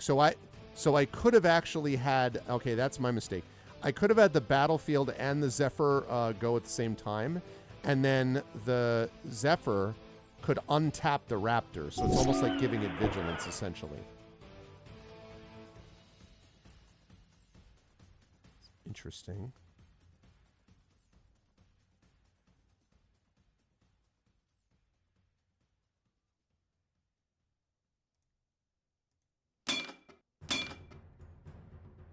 Does he have first strike?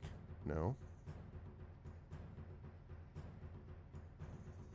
This is a strange play by him, I think. It's an odd play because it gets rid of that guy. Oh, because he can bring it right back? I mean, I guess, but...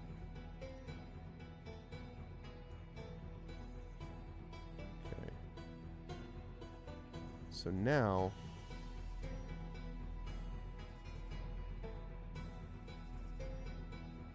One, two, three. I could destroy... Alright, so... That would give me 3. So I could have both of these guys attack.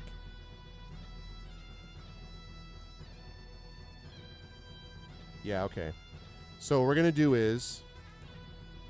We are going to do an instant...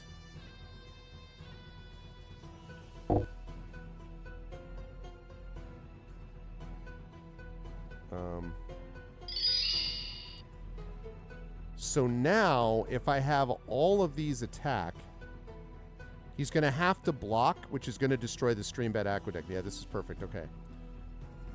So now we attack with all of them. The reason we do that is he's going to have to block. He can't block my flying creatures, which means he's going to have to block this guy or he's going to die. And because he's at 3, he's going to kill that off.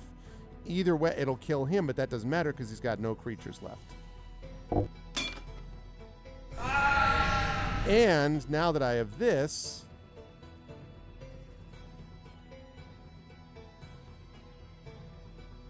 So he gets untapped. Good turn. That was a good turn. Very good turn. Very pleased. He does have a lot of mana, though. What is this? Miro Rigeri. Other Merfolk creature gives +1/+1. Okay.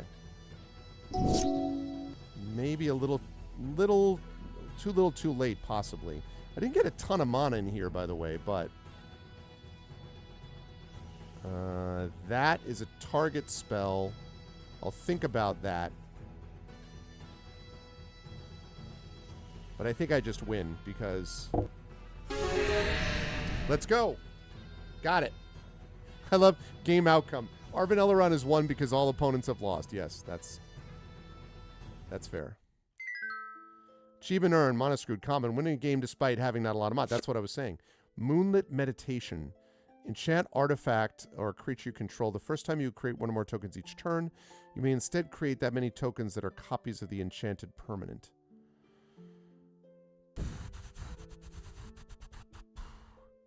That could be very useful because I do have the one that when it comes in, it actually creates tokens, but I've only got one set of things that does tokens. But that is pretty badass if I were to get that, because then all of a sudden I create, multiple Krakens, let's say. C double. You may choose spell cannot be copied. The opponent, you may choose both. Either create a token that's a copy of the target creature. Ooh. Or copy the target spell. Oh, that's very nice. Visions of Duplicity. Exchange control of 2 target creatures you don't control. That's interesting, but no. Gold. Stream, that's the one I was just using, but I'm not playing that kind of deck. Insane in the Membrane. Okay, Surge.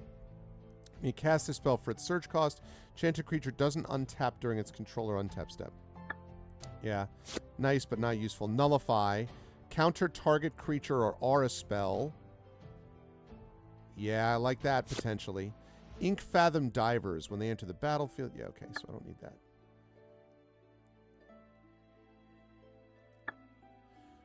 Win a game despite playing only 3 lands. Okay. I've got to check this. So, I have defeated all my enemies. There's just one guy. But I defeated him! Exactly. Alright, so here we go. I got it. Return from exile. Alright. This one has got to go to...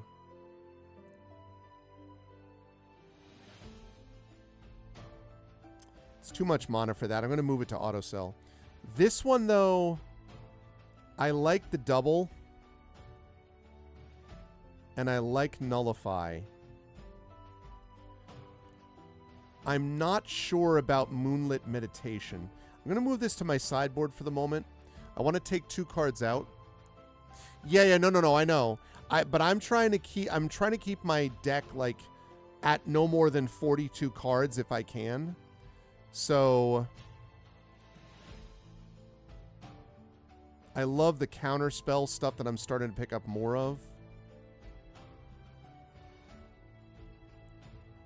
You know what? I like Merfolk Rogue, but I don't think this is... Let me get rid of one more card.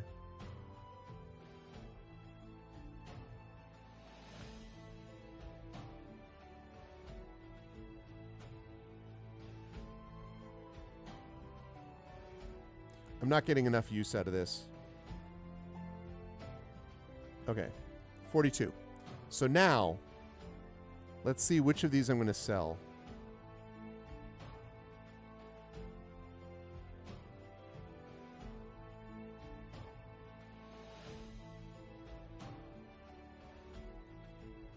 Angel.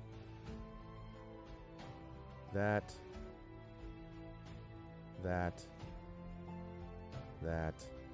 I'll hold on to the Capture Sphere for now.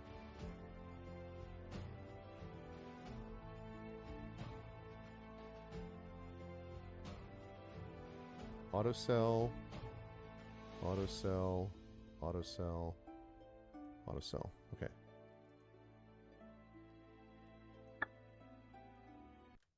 Okay. This is good because I want to actually now sell these. I need 2 more. I have to defeat 2 more merfolk, but first. Yeah. 1666. I love it. So we need to get up to like 6,000 gold, but this is a very good way to do it, especially with quests. Okay. Whoops. The hitbox on these towns, man. All right. So now we're going to save it. So far, very good. Very, very good. Very pleased so far. All right. All right, merfolk. Show yourselves. Where's the next merfolk? Hmm? Eh? You're not a merfolk. The frick are you? A raven?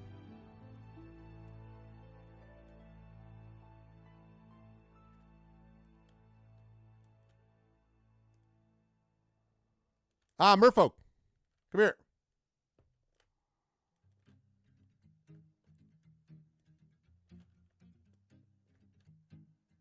Come here, merfolk.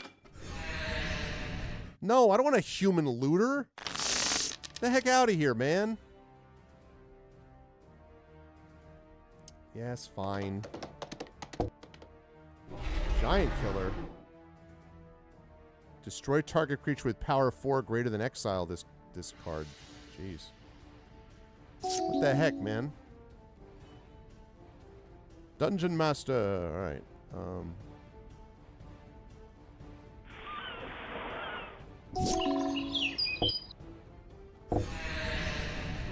Ambitious farmhand. Okay.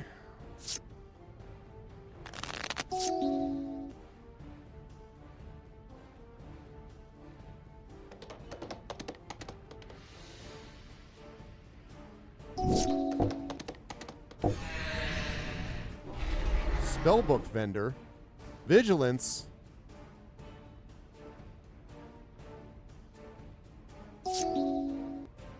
All right, well.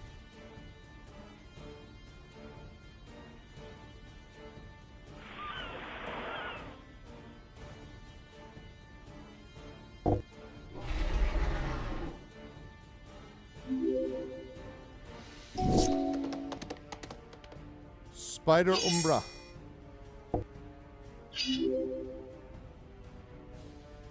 The heck?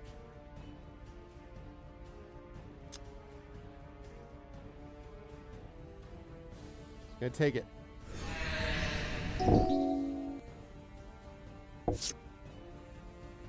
Oh, wait, shoot. Well, I mean, that's fine. I wasn't going to attack there anyway, obviously. Okay, so...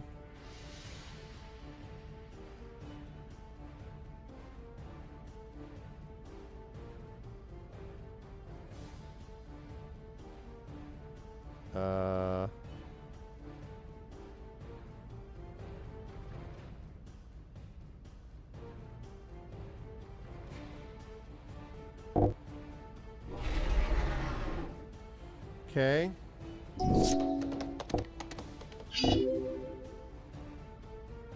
Oh, damn it.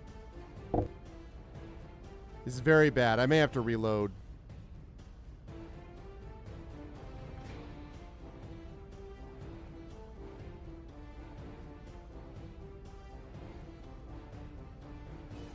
All right. Let's see. No, no, no.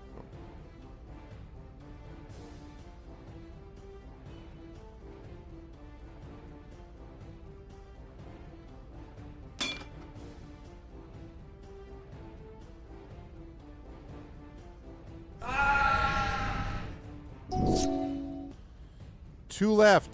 This is very bad.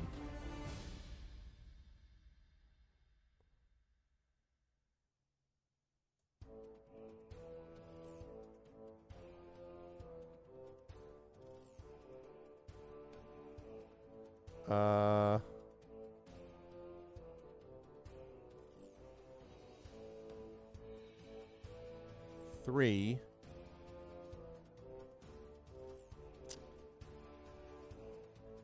Alright, my only chance.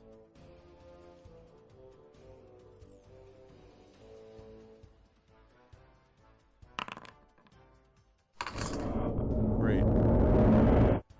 Tremendous.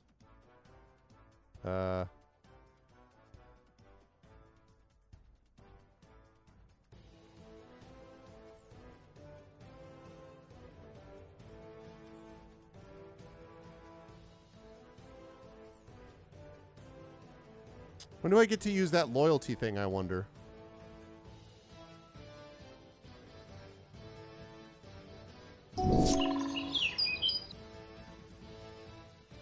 What if I do that every turn?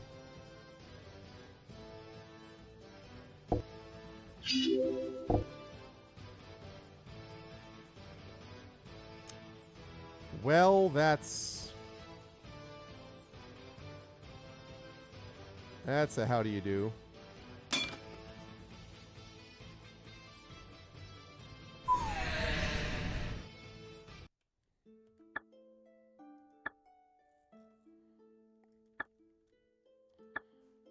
Did not want to get attacked by a freaking human looter.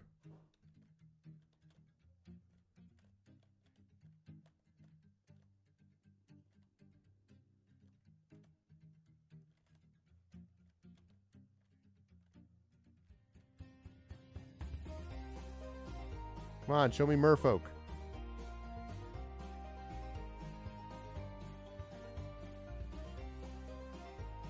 Is that... It's a fox and a...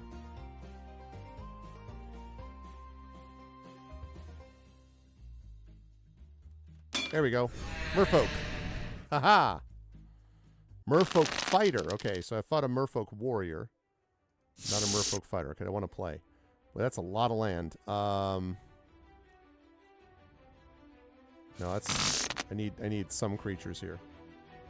Okay, let's put...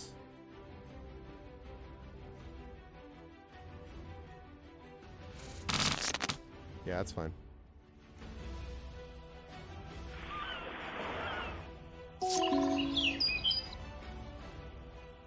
Okay, good. Now I can nullify a creature that he tries to put in.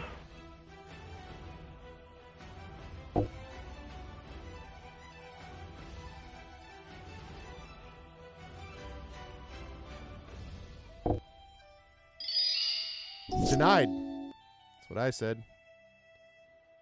That's right, I said it, I'd say it again. Okay, I need one more land out. Yeah, no creature. Yeah, that's why I mulliganed. Because I was like, oh jeez. Oh jeez.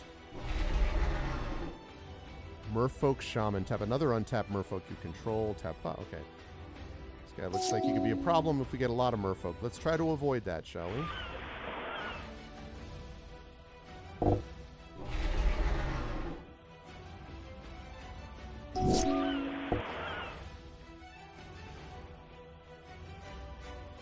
Take that damage. Aquatic Incursion. Create 2/1/1 blue merfolk creature tokens with hexproof. That's not great. Don't love that.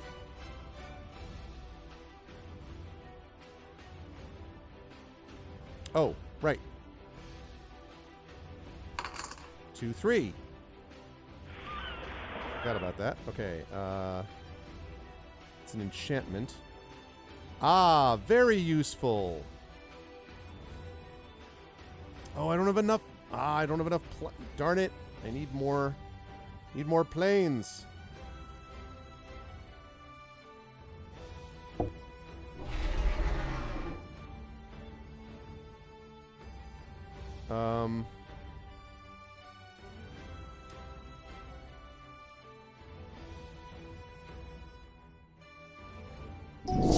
Shoot, I need another planes.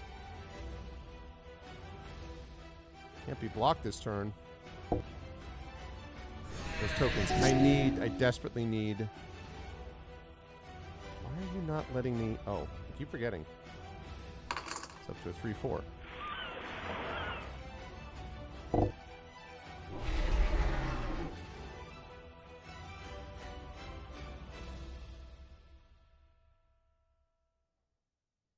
Okay, can't be blocked anyway.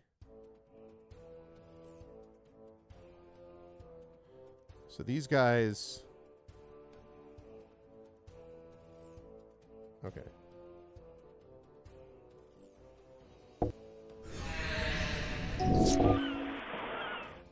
I keep oh no, that's not the right one. Okay, that's the right.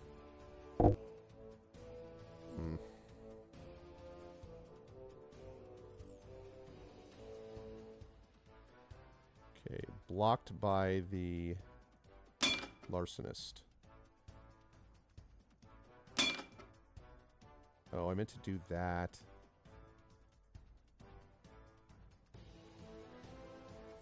I declared the wrong blocker. Darn it.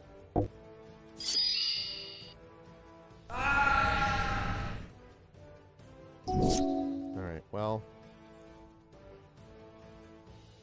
Still don't have another planes.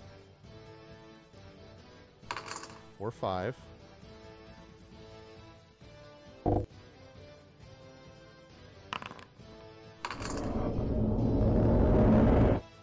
I still don't know how to do the... Oh, okay.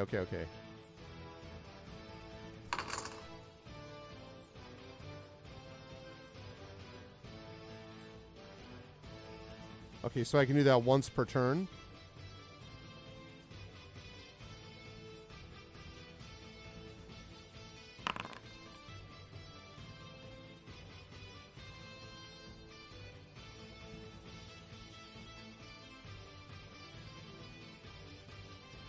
Okay, I'm just making sure. All right, so this guy can attack because he can't get blocked anyway. I think I may have run out of luck, though, because... Oh, actually, wait. Maybe this guy, because I need to draw a card.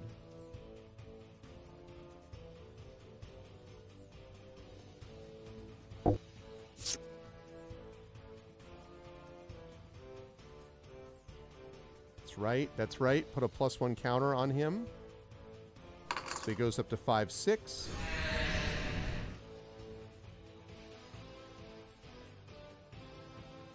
Why can't I do that? I don't have enough mana. Man.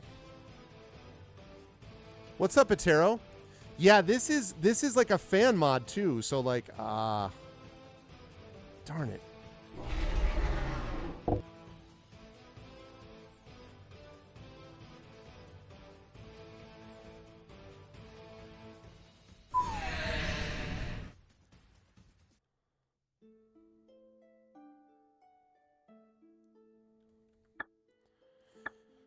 I'm not sure whether to reload these to let it ride or whether to reload these. I'm not sure.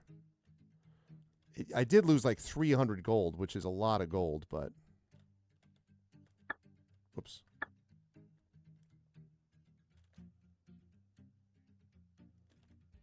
Whoops.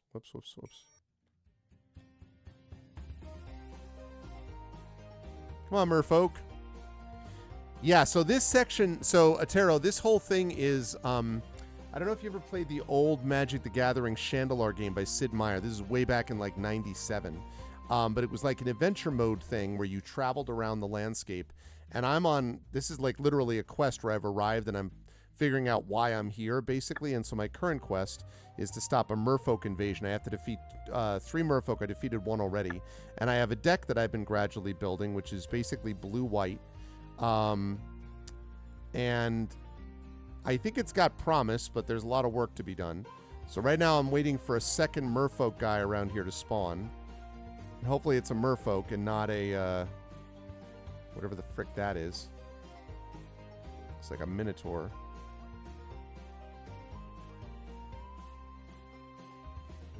That looks like an elemental, not a merfolk.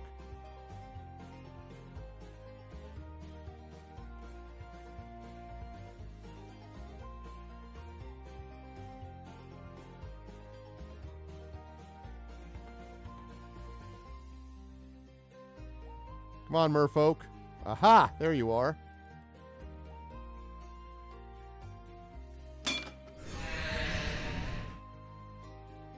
I don't have enough mana. Exactly.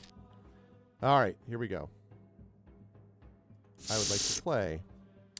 We got 1 plains. I don't like that. I need more land than that. That's too much land, but I still have a couple of things to play, so let's put Flicker of Fate down there. Okay. Right. Let's start out well with a blue or white, right? So let's go with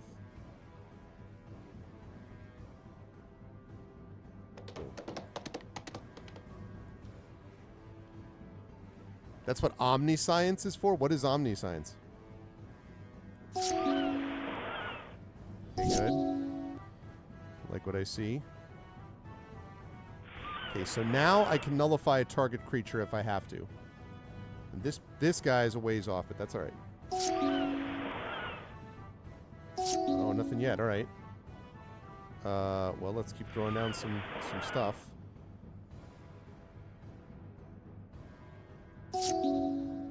Blighted Cataract.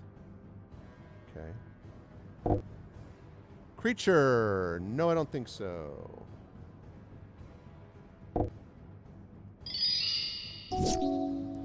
Right. 5, 6. I just need to get up to 6. Then things get fun. It's 10 mana blue and Shem, usually cheap to play. You may cast spells from your other paying the... Oh my god, I never heard of that card. That's insane. I assume that's banned for regular play. Yeah, I thought that was coming. Okay. Let's go with another island. Okay, I need one more turn.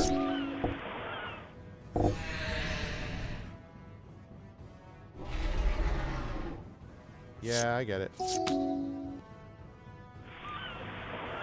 All right.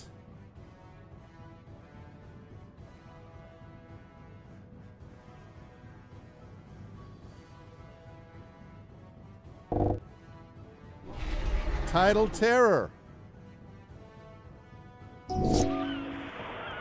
Merfolk Sovereign. Other Merfolk coaches you control get +2/+2. Rootwater Hunter. I gotta get rid of that Sovereign.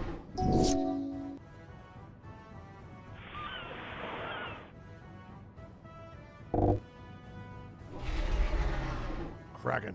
Release the Kraken. Okay. Let's see. I'm going to attack with this dude.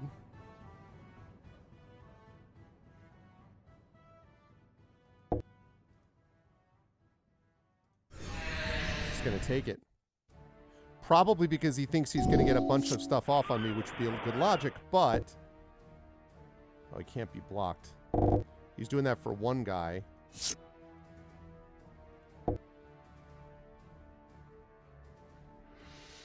Because he can't be blocked, right? Okay. I mean, listen, I'll take that. Tap or untap? Oh, interesting. Well, we are going to do that, and I'll tell you why. We are going to pay 1. Yep, we're going to do that because I'm going to tap this dude.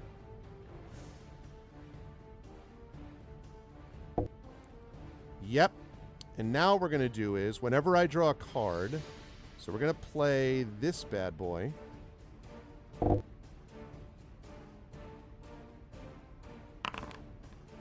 good on that score.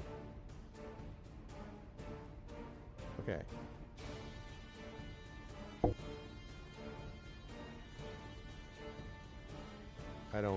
Okay. I don't understand why you would do that, but alright. Is that just because you're mad?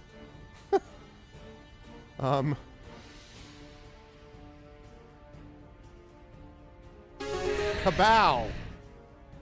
How you like me now? It's legal in all formats. Oh my god, really? Yeah, I haven't been able to use the Dungeon Master the way I want to yet, but it'll get there. Okay, I've taken out 2 merfolk so far. Let's see what we get. We get Lord of Atlantis. I remember this. All merfolk can play Gain Island Walk, +1/+1. I love this, but I'm not playing a merfolk deck. Cephalid Constable, return up to X target. Again, not playing a merfolk deck. 10 gold, great. Mist Cloaked Herald cannot be blocked. I like the 1/1/1 with a 1 mana, so I'm going to wait on the selling of that. Again, no. Nah. Guile can't be blocked except by 3 or more creatures. Oh my god, can't be blocked except by 3 or more creatures. If a spell or ability you control would counter a spell, instead remove that spell from the game and you may play that card without paying its mana cost.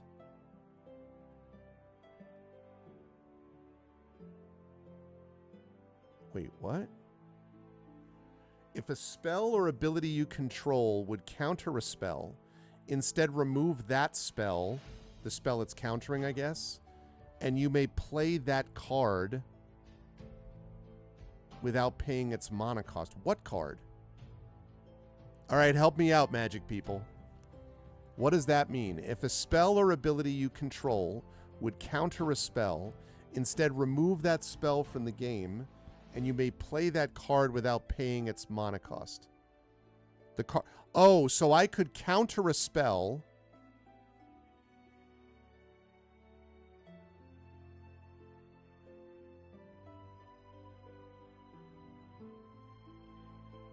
Oh, but okay. But so let's say that I have my like for example, I have Nullify, right?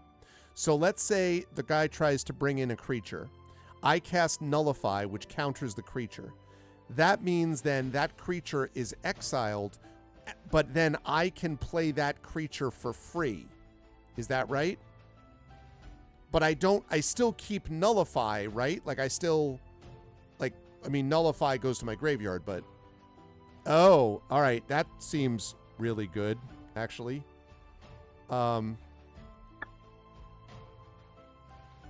Okay.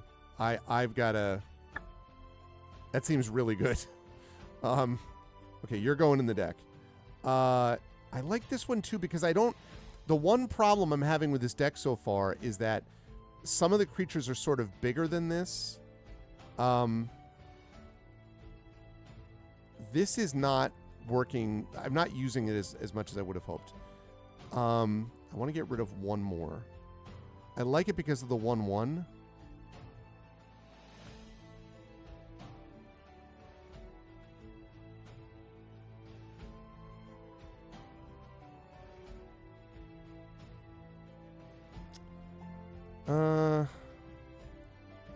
I could see some use for it. Yeah, exactly. All right, I need to get rid of one more card.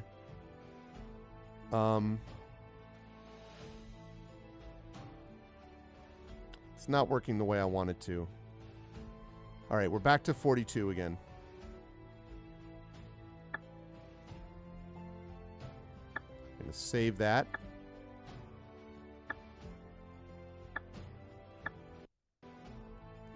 All right, I need one more merfolk. What the hell is that? Oh, that guy. Merfolk. All right, merfolk. Third merfolk. I'm going second. That's fine. I'll keep that. All right. Ooh, C double. All right. Let's throw down an island.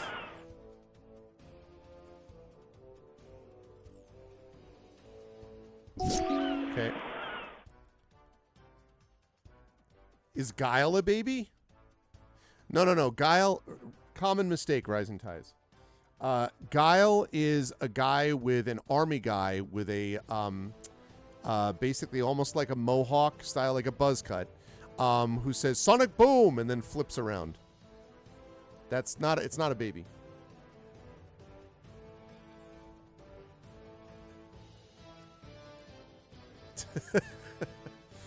The creature that appeared before the merfolk. The one that was like rattling at the yeah, the rattle. It's an excellent question. I don't know. Okay, I like that he didn't play anything. I'm a big fan of that.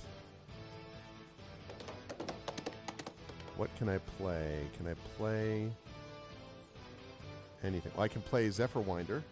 And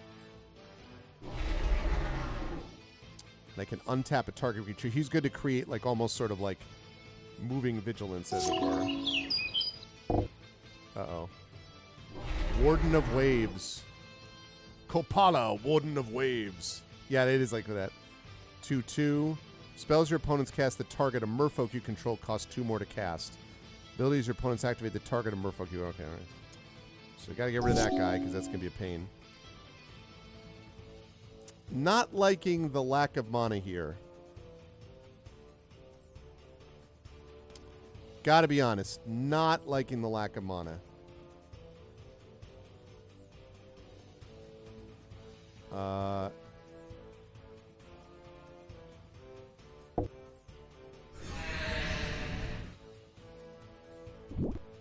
Vigilance. Vigilance, baby. Need more mana. Oh, that's not good. Target merfolk unit. Hexproof. Okay, flash. That's... Doesn't want to attack yet, though. Bro, give me some mana here.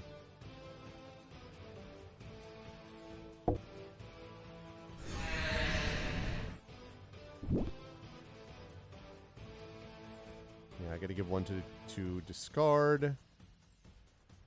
I don't really want to get rid of any of them. Although it's looking pretty shaky that I'm going to have enough for Guile. Yeah, I think that's so much mana, I'm going to discard it for now, unfortunately.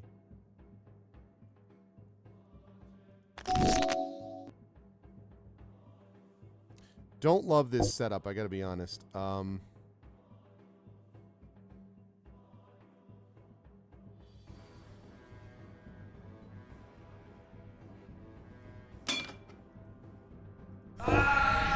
Okay, I was happy to get rid of that merfolk dude. Regardless. Storm Sculptor can't be blocked. Return a creature you control to its owner's hand. Okay. Thank you. Oh shoot, what do I need? Blue or white, blue or white, blue or white? Blue.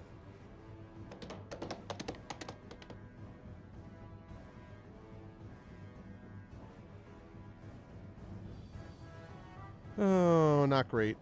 Not great, Bob. Yeah, I'm going to just take it. Okay. Now I have at least enough land to produce some things. I'll take the elemental token also. Okay. A little better. I'm still low on mana here, but...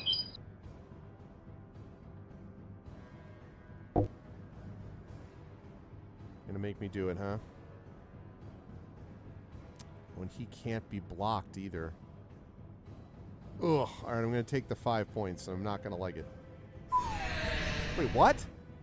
Why? Was that a 3? Oh, I thought that was... Alright, I have to reload that. I didn't know that said 3. I thought that was a 2. Well, darn it. There goes Rattle Guy. Alright, Merfolk Fighter. Let's try that again. Be nice if I actually got some legitimate mana there. Okay.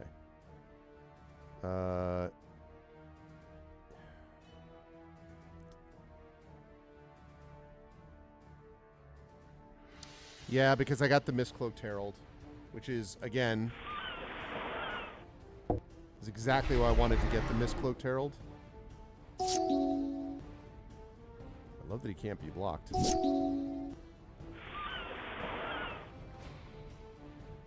Really could use a plains here, but...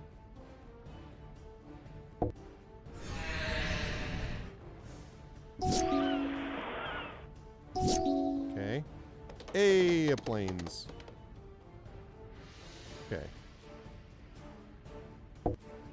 Bringing turning that guy in because of the life link.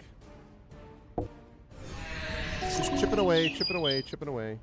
Chip it away, chip it away, chip it away now. What the hell's that? Whenever you cast a merfolk spell, create... Oh, Deep Root Waters, alright. Rambunctious Mutt, I hope we get enough land for you soon, because that would really help me.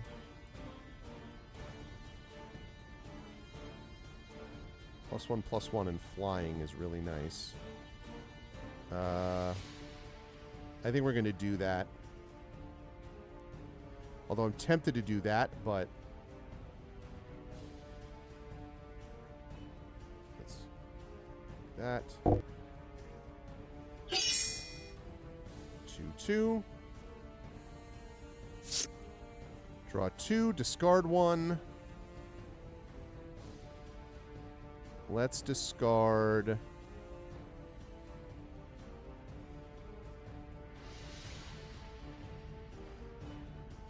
Hate to do it, but we're going to do that.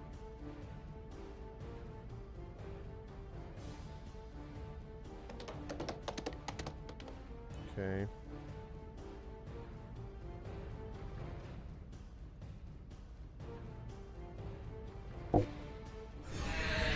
I'll take that plus the 2 life.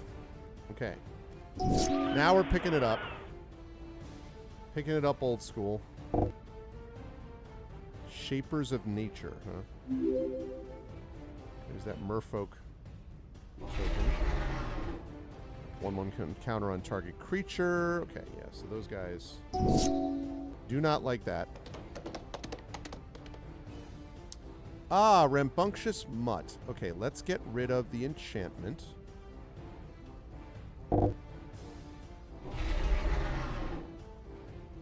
Yep. Bye-bye. Let's get rid of that guy.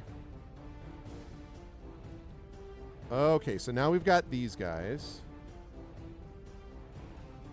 We can attack with both of those. Okay, I'm up to 16. He's down to 12. I like what I see.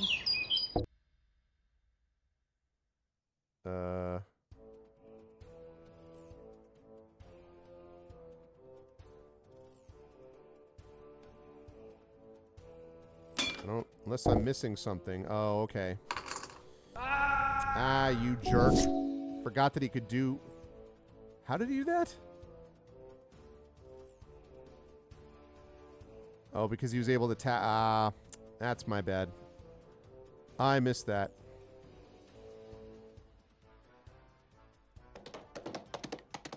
Okay. So...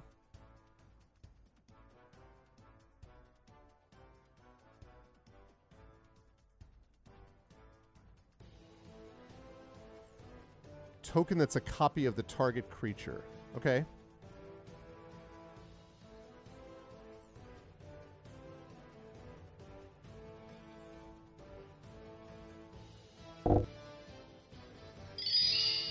Hey, I have a Shapers of Nature now. Whoa, 9 Raiders and the kids are asleep. Hey, it's the kids are asleep. Welcome, kids are asleep. Thank you so much for the raid as always. Much appreciated. It's good to see you. Welcome, welcome.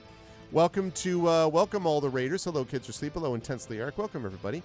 Welcome to something I'm trying a little bit of experiment tonight, playing Magic the Gathering Forge Adventure Mode, which is like the old Magic the Gathering Chandelar, for those of you who remember that game. Very, very excited about this game and seeing how it goes. Having fun with it so far. Literally doing quests, running around. It's like essentially Magic the Gathering, the role-playing game. A fan-made mod, essentially. And I hope it gives Wizards of the Coast and then maybe Hasbro some ideas, and they decide to do something like it with some updated graphics and the like. But that's what we're playing. It's good to see you all. I hope everyone is doing well. What was on the agenda for tonight? What were you folks playing? And do I have anything else I want to play? No. Okay. So, this.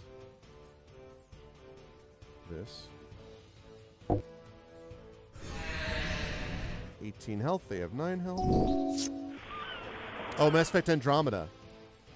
Yes, okay, that's true. Yeah, I know I've asked you this before. How close are you to being done with that game, Intensely Eric? Oh, Crafting Edition? I'm just going to take that. Woof. 2-5. Thank God I don't have the other merfolk thing up, though. Okay, so...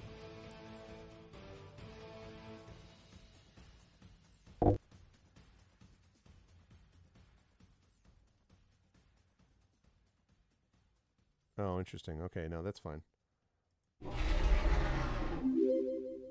And... All right, so now we got those guys. He could block. Oh, but that's got flying, right? Yeah, so he's not going to block it, is he? Let's see. I don't have enough to do the all-in yet, so...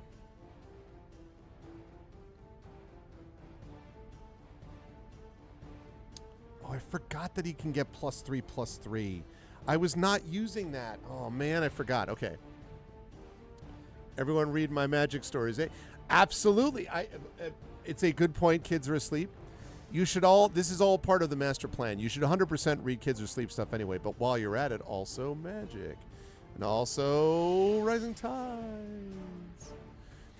This is really fun, though, I have to say. Like, I'm having a really good time with this. I was going to finish up Tactical Breach Wizards tonight. I am still going to do that at some point over the next couple weeks, so don't worry. I'm going to get that done. But I wanted to give this a shot because I really liked Magic Channeler back in the day, so. Okay. So, let's see. So, it just come to this. All right. We're going to keep that guy up. Although we can actually probably, now that I think of it, can block with the Sea Guard. Oh, he can't do anything because he's flying, so we're just going to... Wait, what?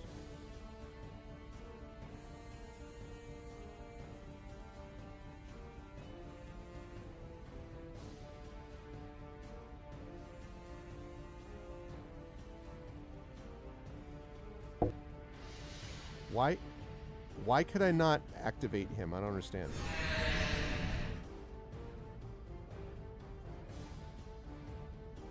I don't understand why I couldn't attack with him just then. That was weird. It's probably fine, but... How many cards does he have in his hand? He still has 4 cards in his hand.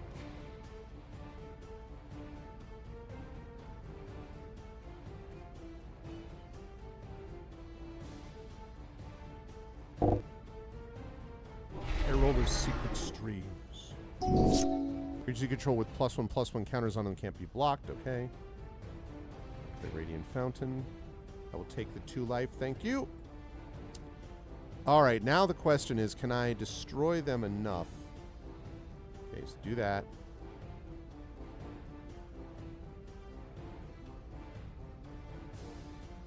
These guys can't be attacked that way.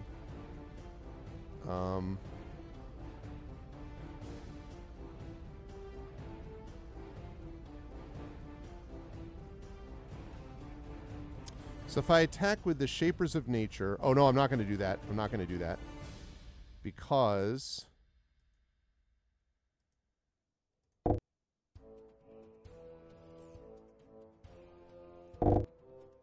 Yep, that's right. Now we do 6 damage. Yep. And I'm up to 23 health. Now we're feeling pretty good.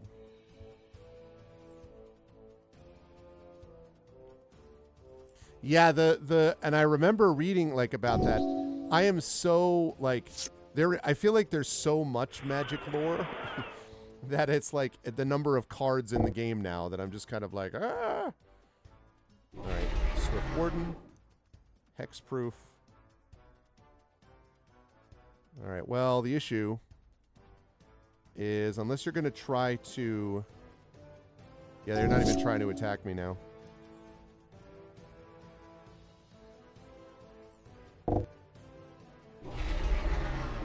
Gain a life, draw a card.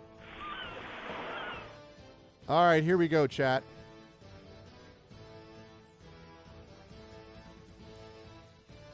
We're all in.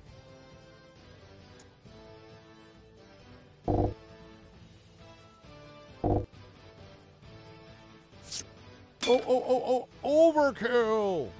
Okay, let's see. 3 damage. -7.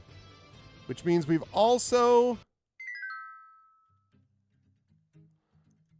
beaten the quest. Okay, Kamena's Speaker. That's great, but I'm not playing that kind of a deck. Inundate. Return all non-blue creatures to their owner's hands. Wow, that could be useful. Wake Thrasher. Whenever a permanent control becomes untapped, gets +1/+1 to the end of turn. That's cool, but I'm not playing a Merfolk deck. And then that. With several Merfolk defeated, their champions begin to hunt for you. Oh. Okay. Let me save it. Now I got to deal with the champions. All right, but first we're going to take care of this deck. So, let's go to inventory. All right, I'm really trying to be good about not overdoing, not getting too high on the deck. Because that's, in the old days I used to do that. I'm like, that card is cool, and that card is cool, and that card's also cool, and that card's also very cool. And then all of a sudden I had a not effective deck because, you know, it was just too many freaking cards.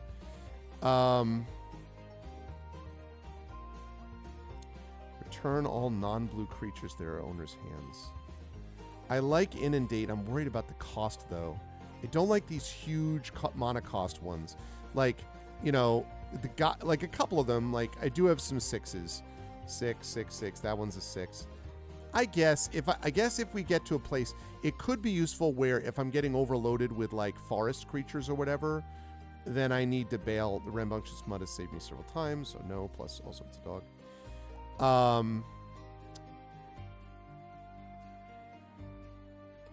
Gallant Cavalry. I like that.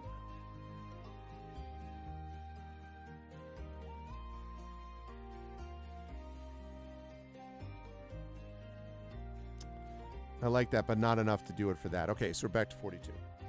Hunt the Arv. Hunt the Arv. Most magic lore can be summed up to Jace Beller and either made a mistake or lost his memory, so he's going to overcompensate by either making a mistake or losing his memory. This time he's just making a mistake.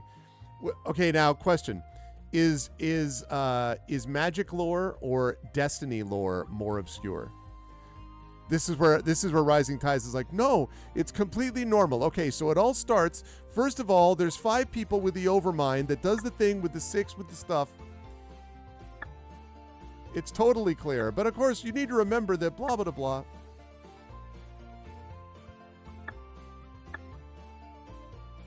All right, so I'm 2-0, 5-0. 2-0 against Merfolk Soldier, 1-0 against Apprentice Red Wizard, 1-0 against a Worm, and 1-0 against a Merfolk Fighter.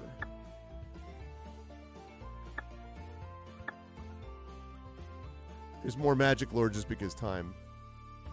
Yeah. I mean, and I guess they get away with it because of the whole Planeswalkers thing, so that's how it makes sense that you could go across planes, but... Okay. Oh, crap. Apprentice Green Wizard, huh? All right, well, I'll see what the deal is. Okay, that seems fine.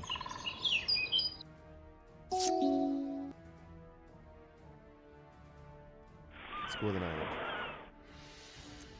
That was a mistake. I should have put down the planes. That was dumb. Whoops. Squirrel Sovereign. Other squirrels you control get +1/+1. Squirrel Noble, huh?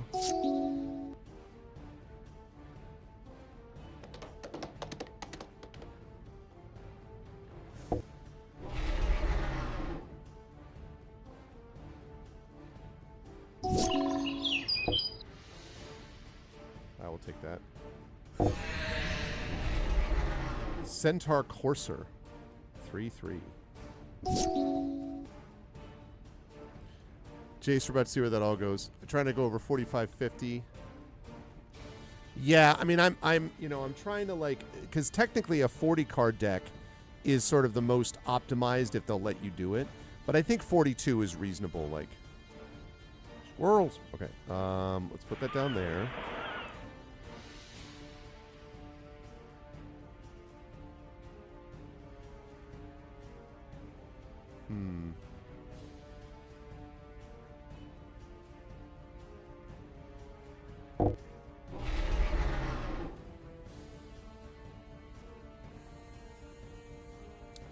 He could get blocked. I need to make him flying, and I haven't yet. I just realized that all non-blue creatures includes mine, but my white creatures, so that's okay.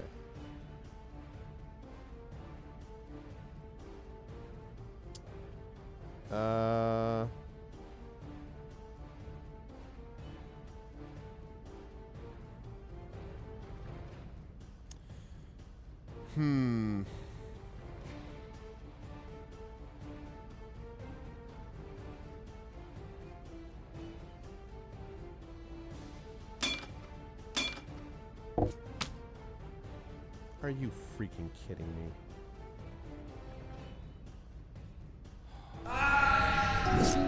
Well, that sucked.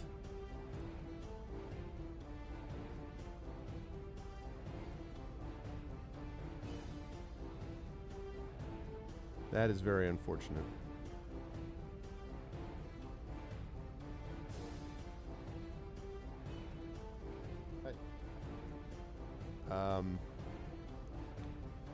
Most of my creatures are on place heals, right? So, yeah. I did not want to fight this apprentice green wizard, to be clear. Okay. Can I even... I hate to do this because I don't want to... No, I guess I should save it.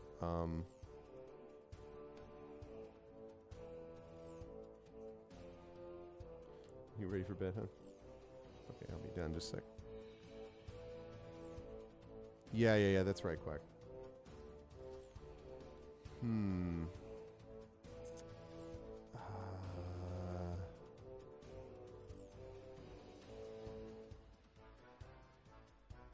Nah, I'll save it. Maybe I can bait him into...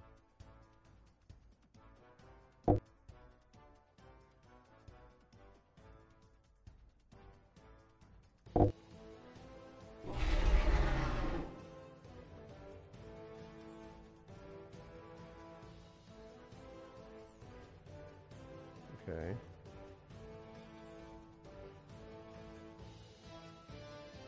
Did I block him? Why did I not block him? I don't understand. Why did I not block him? I said block.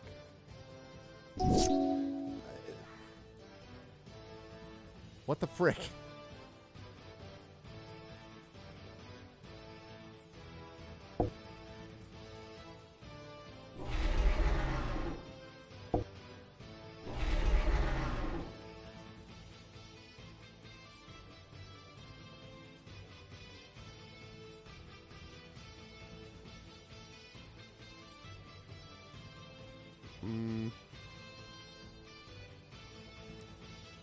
I guess it's like, hey, what's up, Wispy? I guess I tried and then he didn't work or something. Or like one thing I wish they would do is have it where you can have an undo button here, because it does get very frustrating sometimes. Okay, so we've got to be really careful. This is where we declare defenders. Okay, so this guy I want for this guy. Okay. This guy I want for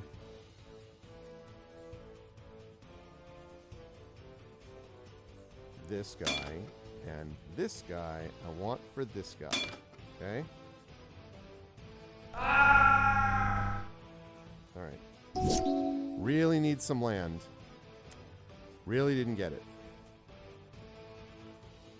Well, I'm dead.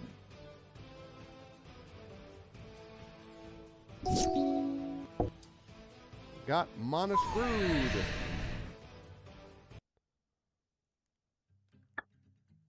To be clear, I wasn't trying to fight that dude anyway.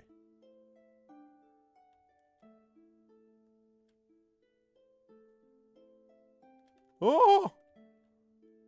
Okay. It's the big guy. Merfolk Elite. Yeah, we do need land searchers, because it's not like I have enough land. I need to mulligan that, because I actually could use something to actually cast with it. That's more like it. Yep, I dig that. And we're going to put this at the bottom of my library, I guess. Let's put this guy at the bottom. I love the Dungeon Master, but... Okay, I'm going to go downstairs. I'll be right back. Be contemplating the defeating of this Merfolk Elite, which has 25 health. Hey, Shadowed. Don't go anywhere. Be right back.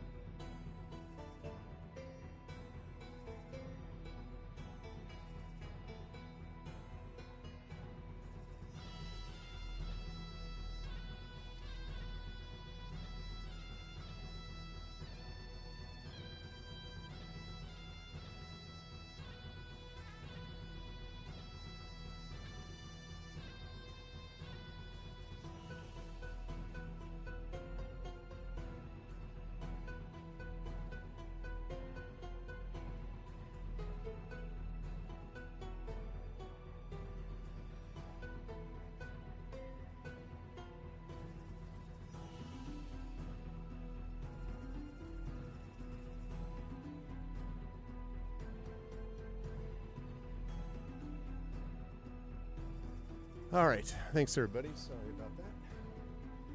Just talking to my daughter a little bit. My daughter, little Larv, just found out today that she has won several scholarships, but she doesn't know which ones yet that are being given out by our high school. They give out a ton from a bunch of people, like from members of the community and former students and like alumni and all that stuff. And so there's a big ceremony that's like an hour long where they give out a ton of these. So we don't know what she's getting. And the hope is that she'll get, a number of them.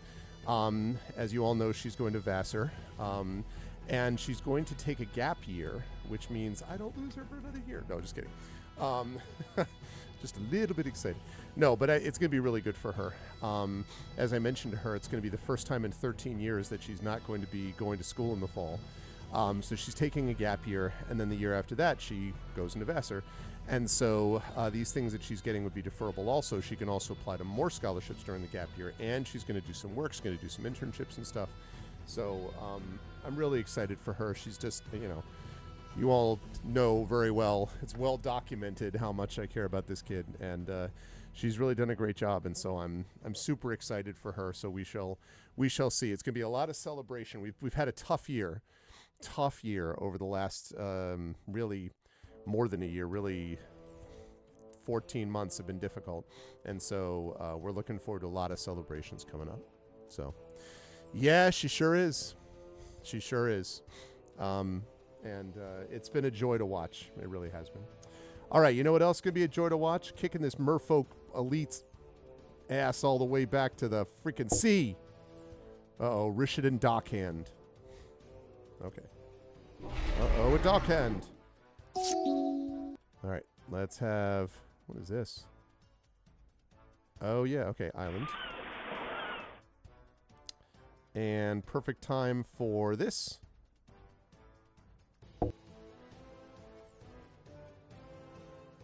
Put inundate in the top or bottom of your library.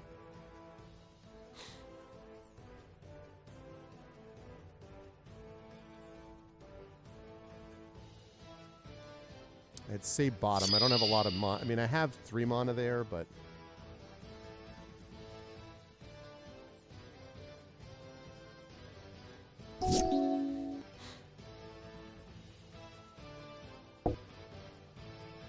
Yeah. I'll take that damage. I need some planes here, people. Need me some planes. Couldn't convince you to go to St. John's. No. Hippo, given the...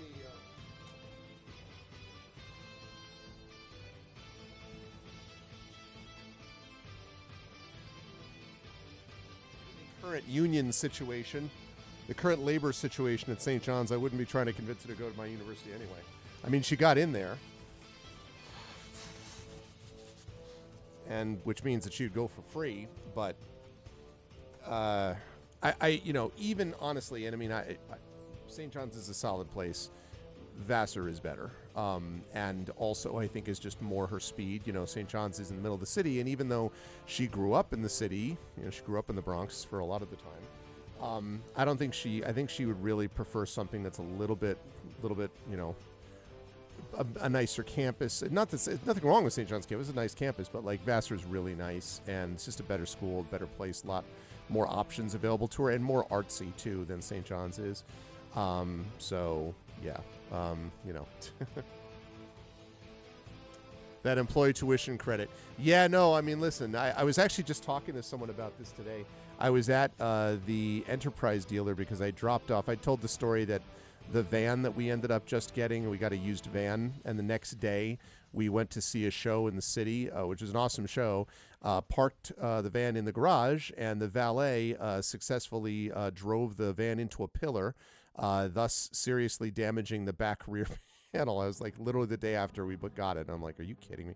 Obviously, my insurance company found me not at fault because, of course, I wasn't in fault, and so they're going after the other company for the deductible. In the meantime, though, I have dropped it off at the body shop today, and so now we have a rental. They say it's up to 4 weeks, although that's the worst case scenario, but it'll probably be in the shop a minimum of a week.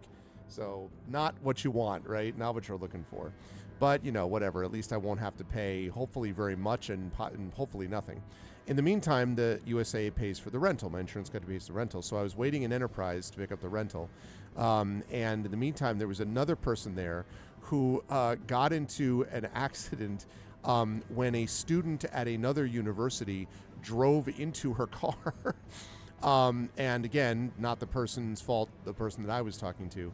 So we were just talking about the whole thing about like, and she was talking about her children. She has 2 kids that are younger. Like one of them is my son's, one of them is, both of them are younger than my youngest. My youngest is 9, and hers are like 6 and 8. And she's like, yeah, she's like, I'm talking, don't you want to go to this school? Because, you know, because she has that same free tuition thing one way or the other. So, yeah, I mean, like, again, St. John's has been around since 1870. Solid place, you know, for sure. Like, I have a lot of, you know, a lot of respect for St. John's students. I have a lot of respect for my colleagues. It's a good place. But Vassar is, you know, one of the top liberal arts colleges in the country, right? Tied, I think, for 12th or 13th overall in the world is one of the best. It's tied with Smith and, you know, a few others. So it's a really, really good school. And again, the main thing is that the vibe was really good. Like it's kind of it's a progressive campus, which is cool. Also, she has this like, I don't know, like she's kind of an artsy person, and it just very much has that vibe. So, yeah, I think it's the right place for her. So. Didn't Rory Gilman want to go to Vassar before going to Yale? Yeah, she also, by the way, and she did not get into Yale. Yale she would have loved as well, because, you know, Yale's great, but... Okay, right. I need... You know what I need now is more land. I see a lot of islands. I appreciate the islands, but I really could use some more land. Boy, I'm starting to think that whole searching for islands is a good call. Waters. Bro.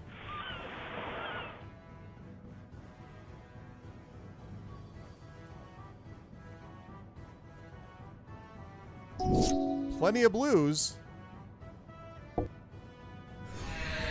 Oh my god, come on.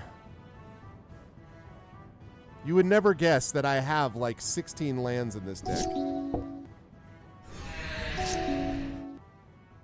Thank you, jeez. All right, that should be enough to bring out a couple of people.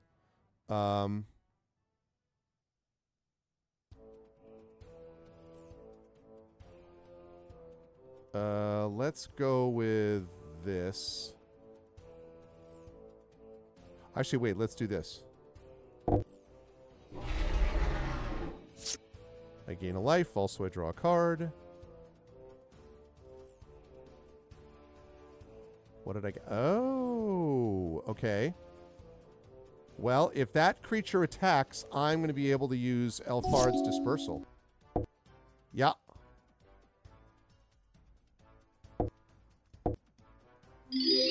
What? Tap target land. But I got a bird. Why did I get a bird?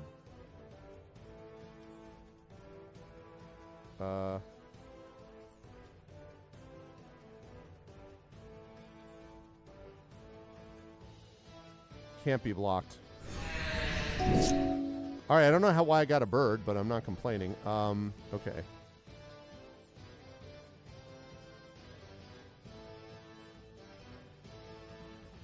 All right, let's throw down...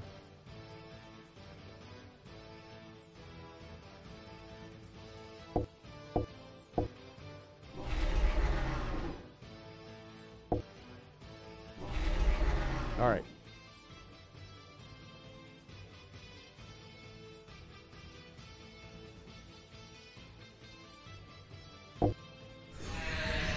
Yeah, all right.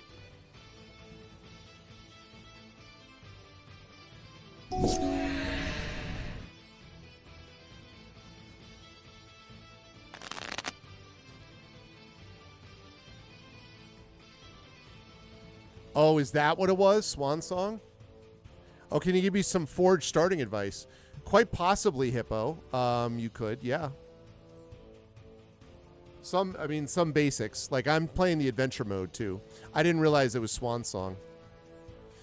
Yeah, Drew. Well, we have something like that. So there's some savings. You know, my father-in-law's will, who passed away last year, you know, so there's some different things that we're doing. And also, we are getting a little bit of financial aid from them.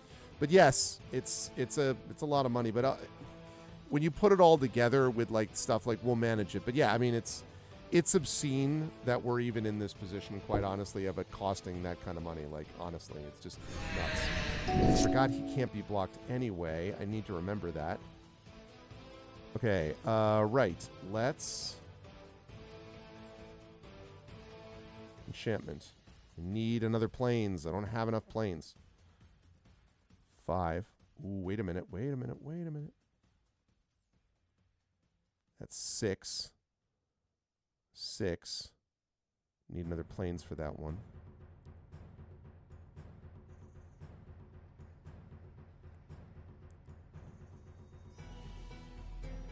Let's see. Copy target spell.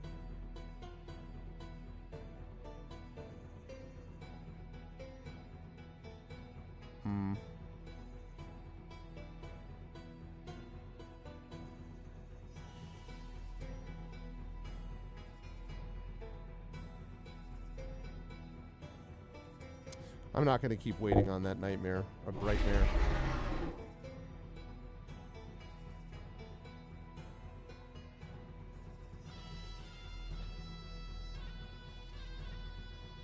Alright, since I can't block that guy anyway, I might as well just do the thing. 13, and I got some life from that, so...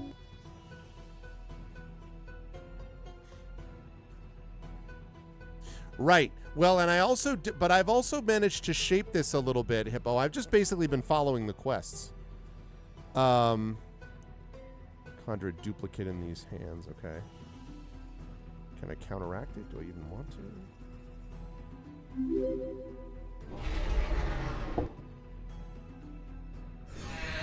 No. Any goddamn frank things. Okay. Can still use some more land, you know. Like another plains, for example.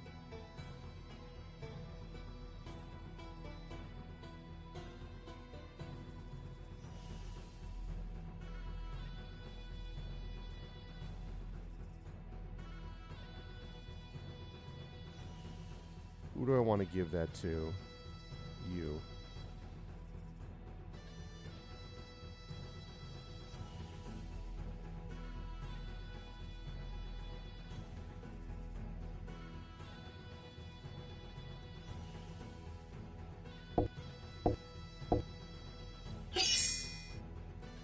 Cannot cast Zealous Display anyway. Oh, good. I got a plains. Okay. And I got a Nullify, although it's late. It's showing up late, which is unfortunate.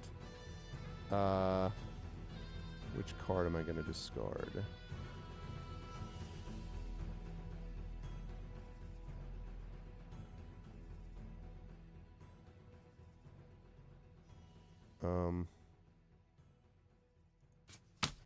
Hate to do it.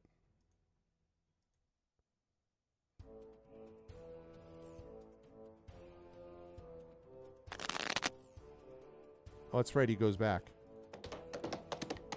Okay, so I got plains, which means now I could Zealous Display.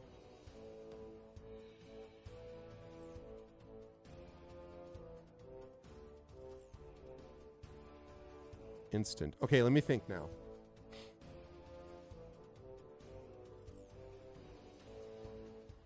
So if I...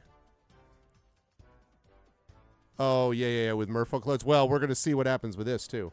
Okay, so let me think about this. So if I do this, that makes that a 4-3, a 4-2, a 3-2. So basically, all right, so 4, 8, 11, 15, 17.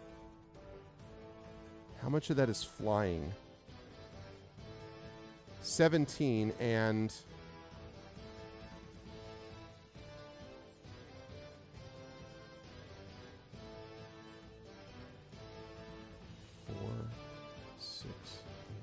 So 8 of it would be flying.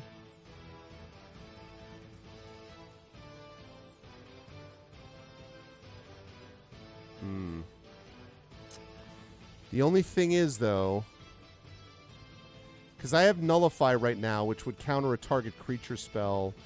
Probably the target creature spell is not as big a deal, though. Oh, really? Oh, that's interesting, Hippo. I didn't know that, actually.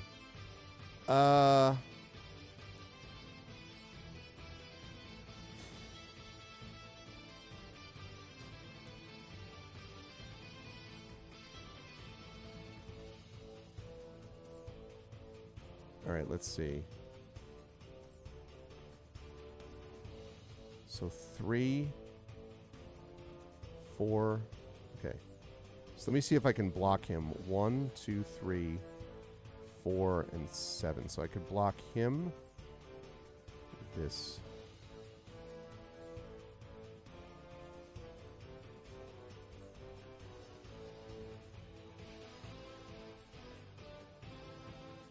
Let me attack with everything because I can also... This is what I'm going to do. I'm going to attack with everything. He will try to block, presumably. Once he blocks, I'll Zealous Display, which should kill some of them. If for some reason he doesn't block, then I Zealous Display, and I do enough damage to kill him regardless.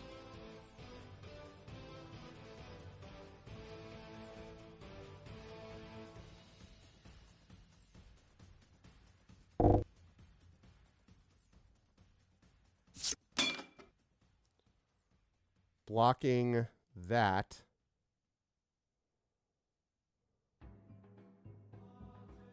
Yes, this is what I thought.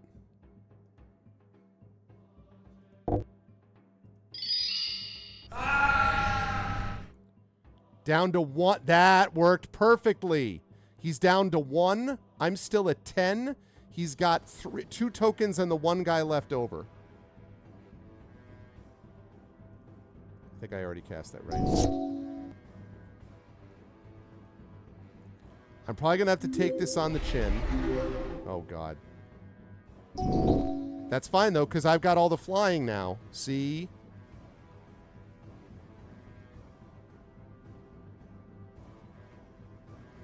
Okay. I've got all the flying. And I've got a 6, too.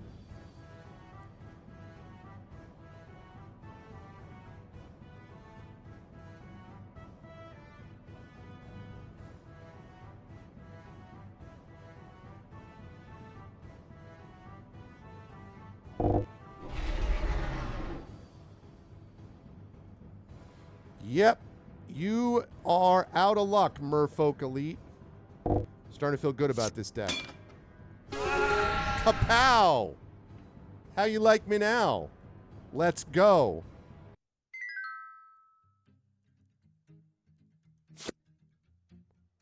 Merfolk Wizard. Whenever you cast an instant, sorcery, or wizard, or a mystic, okay, that's nice, but not the kind of card I'm playing. Grimoire Thief.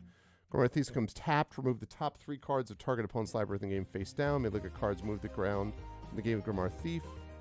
Then you can turn all cards move the game with Grimoire Thief.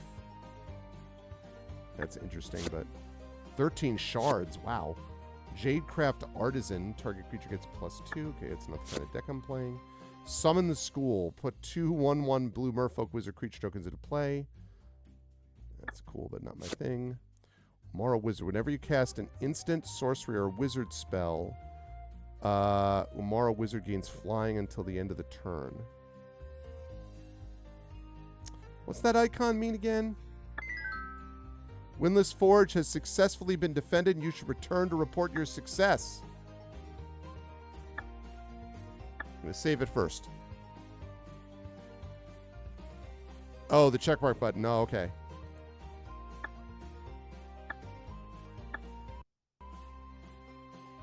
So hang on a second. So what does this... Oh,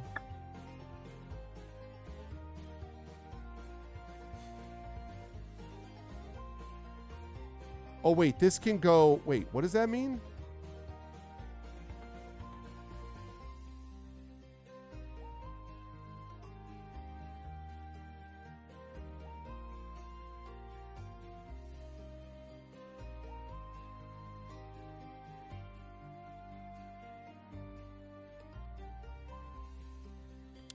You can click it to flip it because it's land? Oh, man.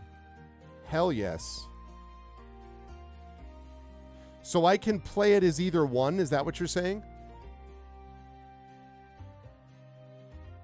Oh, thank you. That's what I was looking for. So can I use it? So if I bring it in as a land, does that mean it can no longer be used as a wizard?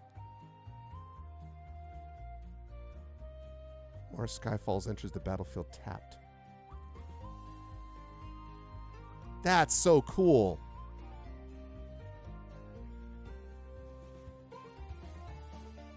That's neat. That's really cool. All right. So that means move that to the sideboard. Starting to feel very good about this hand. About this deck. Time to collect my rewards. Whether the merfolk got sufficient revenge or your efforts drove them away, Windless Forge is no longer under attack. +2 local reputation, +500 gold.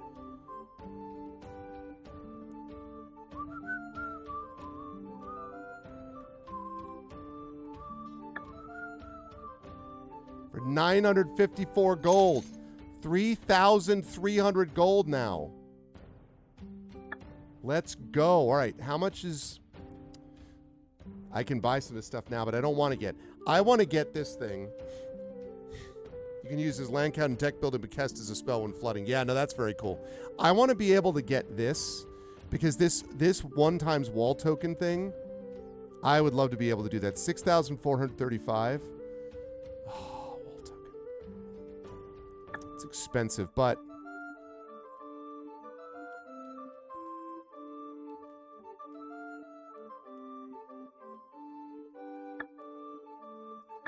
You have to complete more side quests. All right. More side quests. Greetings, brave adventurer. I find myself in need of a courageous soul to undertake a perilous task. Within the sprawling industrial district, an abandoned factory once owned by the notorious inventor Slowbad has become a hotbed of danger and mechanical mayhem. Let me guess, you want me to deal with this situation? The factory, now infested with an array of peculiar mechs and skilled artificers, poses a grave threat to our community and the delicate balance of technology. Slowbad, once hailed as a genius, was known for his unorthodox creations and their volatile nature. However, a catastrophic incident occurred years ago, leading to the factory's abandonment. Now, the mechanical monstrosities have been reactivated, wreaking havoc on unsuspecting wanderers and nearby settlements. I see. So you want me to go to his factory and defeat them? I see. Yeah, I saw that sealed event. Your task, should you accept it, is to venture into Slowbad's factory and cleanse it of its mechanical menaces. You'll face a myriad of strange mechs, each with its unique capabilities and behaviors. Additionally, the factory's artificers, skilled engineers corrupted by their own creations, will fiercely defend their inventions, making your mission all the more challenging. Accept quest. Warning, hard quest.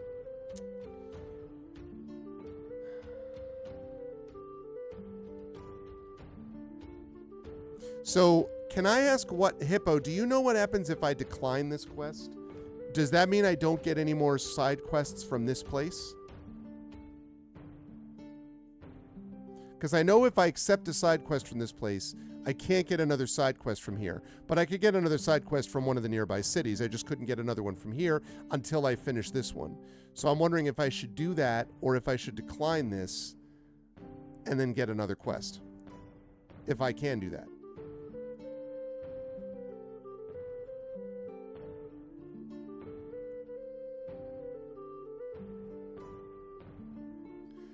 I see. But if I accept...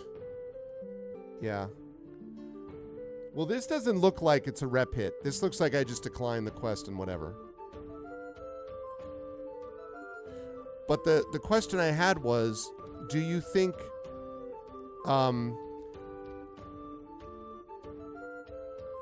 if I accept it, though... Well, if I accept it, can I go to another one of the local cities and get their different side quest?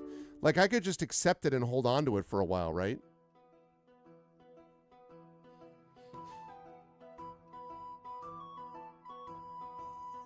All right, that's fine.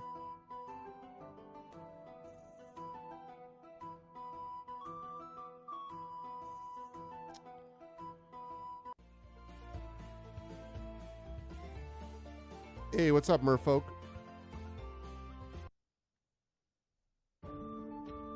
Welcome to Baker's Camp.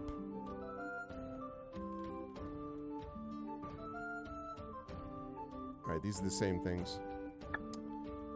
Okay.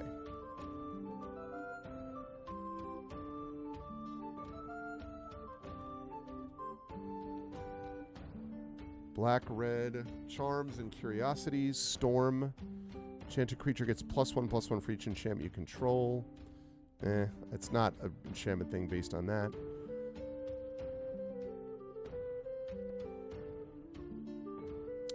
Interesting. Hoofprints of the Stag. Whenever you draw a card, you may put a hoofprint counter on Hoofprints of the Stag. Remove 4 hoofprint counters. Put a 4/4 white elemental creature token with flying into play. That's pretty good. I don't love that 300 cost, though. Interesting. But I didn't see... though, these are different cards than what I saw at the previous town, though. Invisible Woman.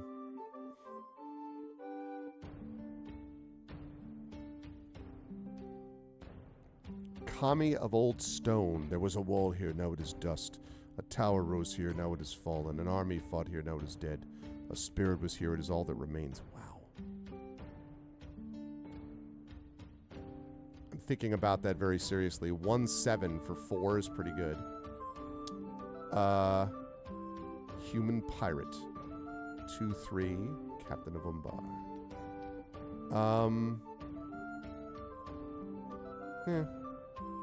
If you cast a non-creature spell, you gain 2 life. 4 for 2/4. Plasma Elemental is unblockable. Yeah, but I have a lot of 6s already, so I'm not going to do another one of those. I'm thinking about that, though. I see. Yeah, no, I saw that. I think I'm going to get the Kami. I want to save this for armor mostly, but... Reborn Hope. Reverent Mantra.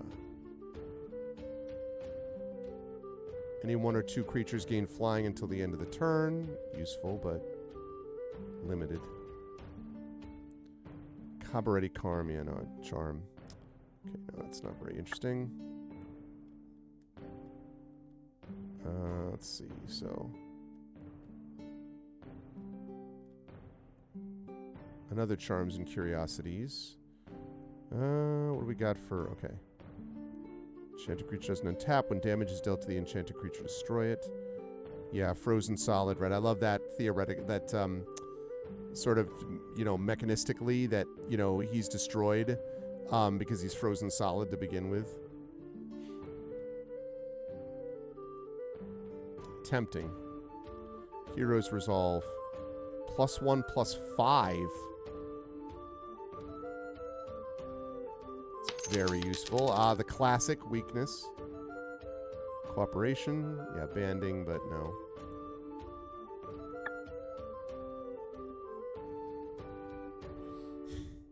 Okay. Go up here. Pick-a-Beeble. Motion sickness. Whenever you visit attraction. I love these. It's funny. Complaints Clerk. The Carnival of Curiosities. When Complaints Clerk enters the battlefield, open an attraction. Oh my god. An attraction deck. Tunnel of Love. Soul Swindler. This is very cool. A little too random for me, but... where am I there? 3,000 counts as both plains and forests. Jeez, Polluted Delta.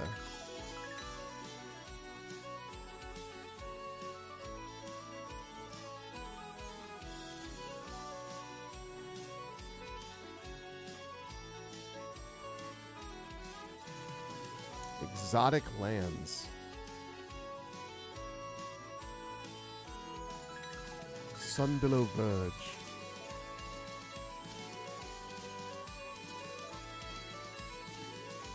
That's cool.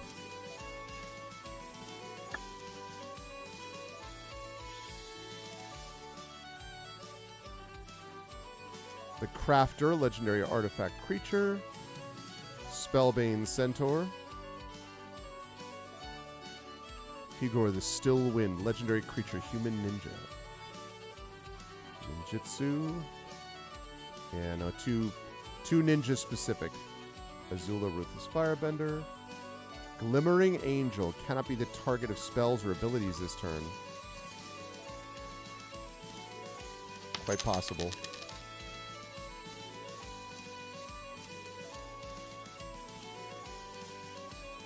Wow. Okay, so Whale Drifter. 2/2. Or Flying 3/2. For its disturb cost. Oh, so you can use it both. Okay. Create a 2/2 white and blue knight creature token with vigilance. But only if you've cast 2 or more spells this turn.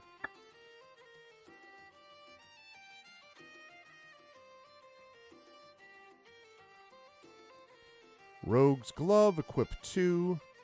Attach to target creature you control.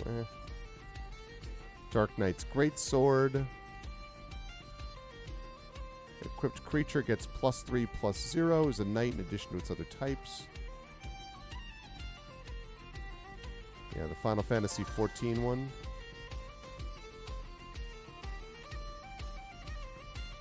Draugr's Helm, huh? Okay. Too dark, no. Robe of Stars. Equipped creature gets +0/+3. Equipped creature phases out.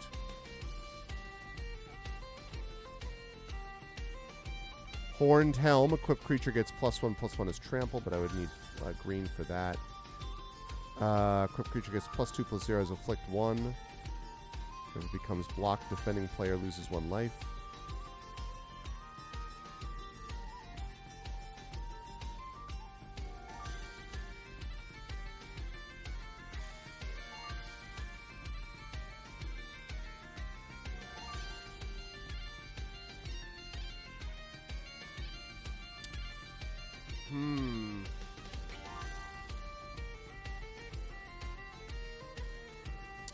I like the +3/+0. Don't know about the 3 mana. I think that's maybe getting a little too cute, probably. And that's all red stuff. Unchained Berserker. Yeah, okay. Alright.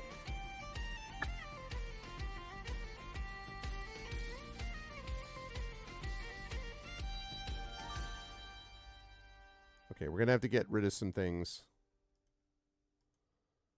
Okay, I got to drop 4 cards off from here.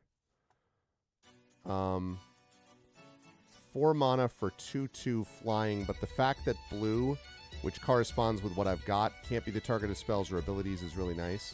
I love Hero's Resolve.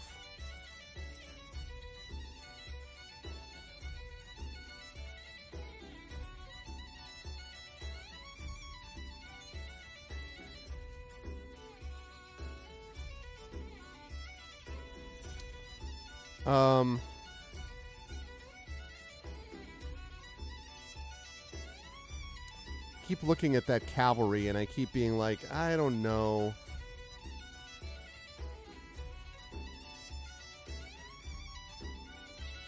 For way less gold. Oh, well. Yeah, I'm just enjoying, though, playing the main game, I guess, right now, Hippo. I mean, I know that you can do the jumpstart events in town, but I may do one of those eventually. Yeah, skibbity pop. Everyone's like, yeah, there's so many targets. I love this 1/7 thing.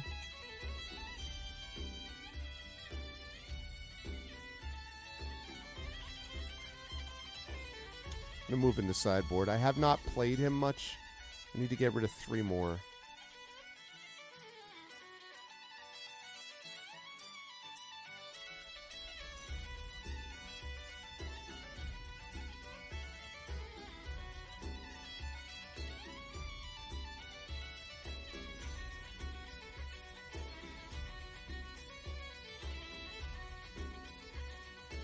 Okay.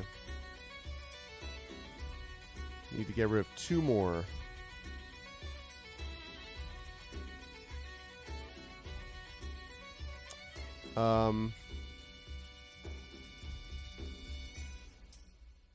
Rambunctious Mutt has saved me on several occasions. I can't get rid of the DM card. I'm tempted. The Dungeon Master card. I'm tempted, but can't do it. 14, and one of these guys is the 15th, the Guild Drifter. Oh, not the Guild Drifter. Who's the guy that does both? This guy, the Immoral Wizard.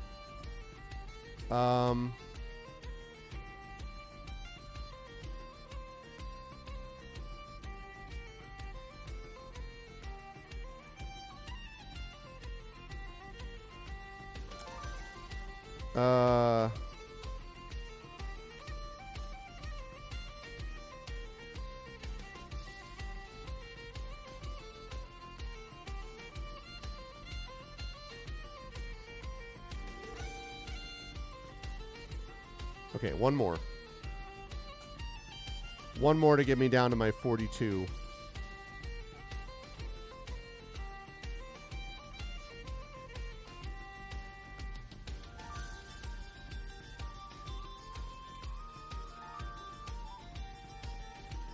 It's too useful.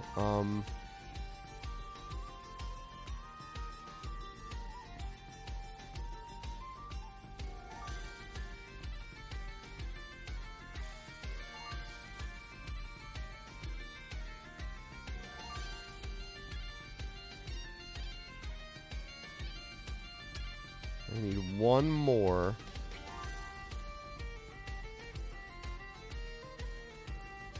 This inundate thing. I'm going to move that to the sideboard. I still think that's going to be useful at some point, theoretically, but...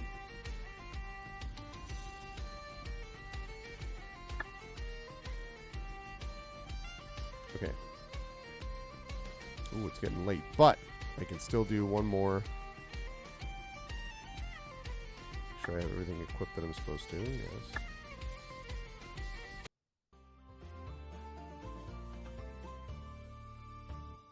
Okay.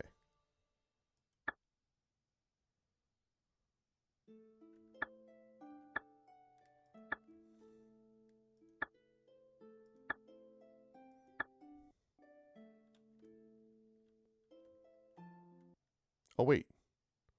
No, I never went and checked out their side quest. Why? Are you what the frick, Blue Wizard? Why you gotta be so cruel? No, I'd like some lands, please. Any lands? Ugh.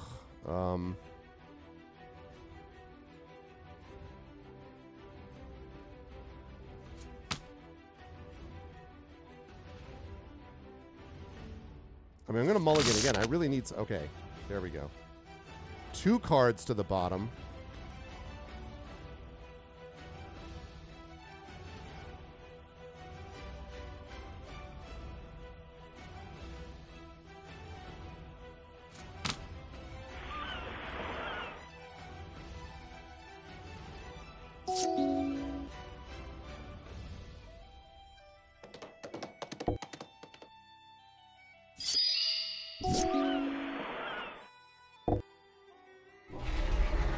Arcane Investigator. Draw a card. You need 5 plus mana. Oh. Alright, well, he's got 2-1, I suppose.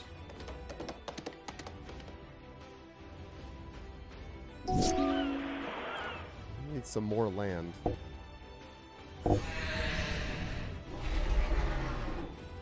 Just a non-creature spells. Creature gets +1/+1 till the end of turn. Draw a card. He deals combat damage.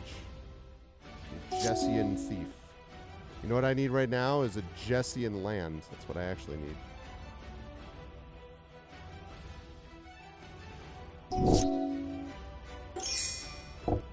Ugh.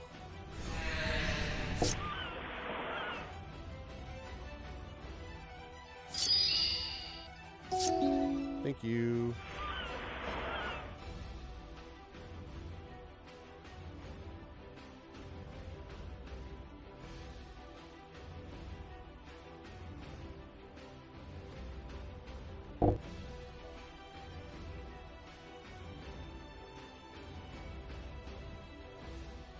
What?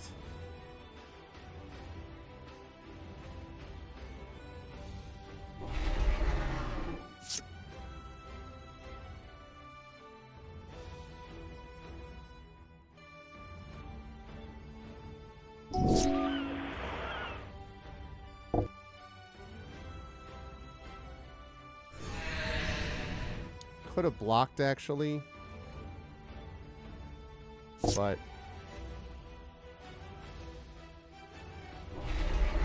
Another Arcane Investigator.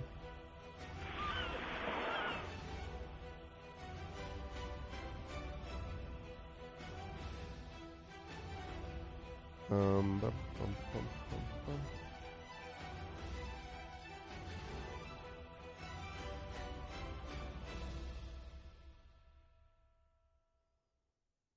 Can I do it?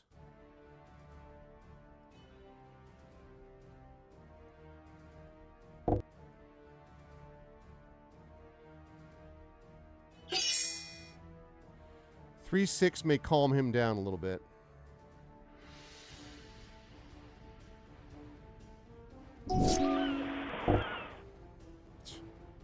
Great. A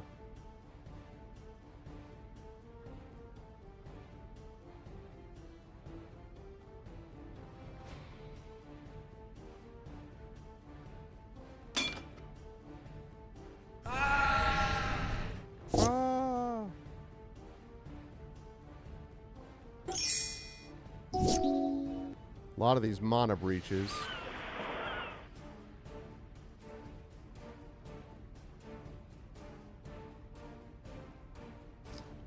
Okay.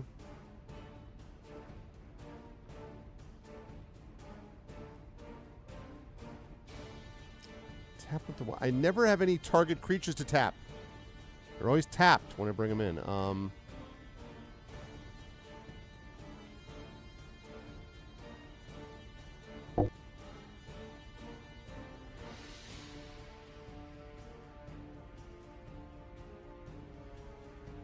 Kidding me? I have to do with both.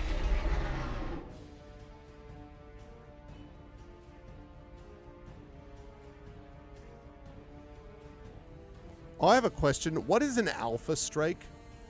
Because I don't remember, like, hearing about the Alpha Strike. So, what is it?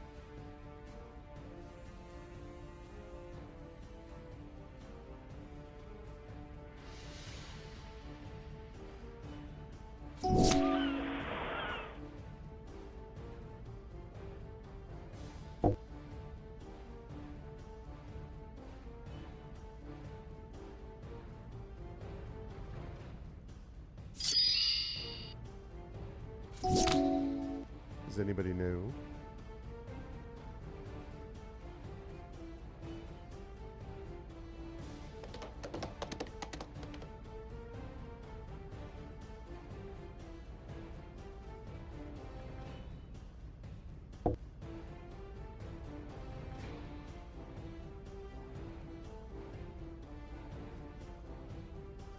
Oh my god, dude.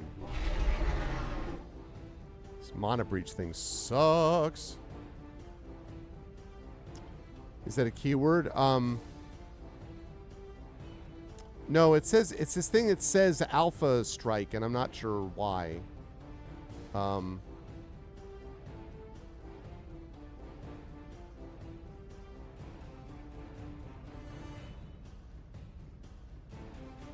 Flying. Okay. So I'm gonna attack with him. And with him.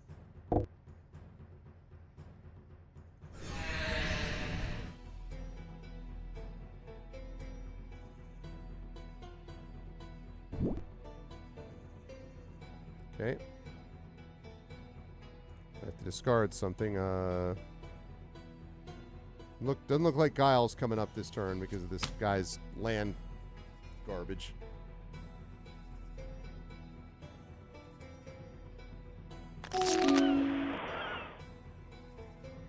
Oh, it doesn't play anything. Well, well. How unfortunate.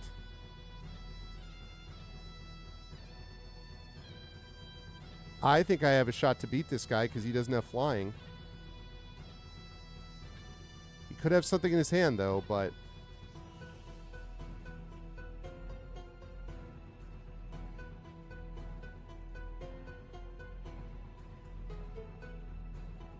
Oh, they all have flying.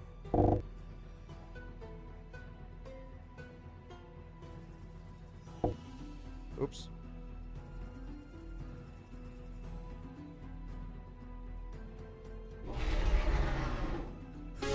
Haha! It's what you get. Smart guy. Opt, right? I already got rid of that. Arcane Investigator, that was what you were just playing around with. Cute, but no. And gold.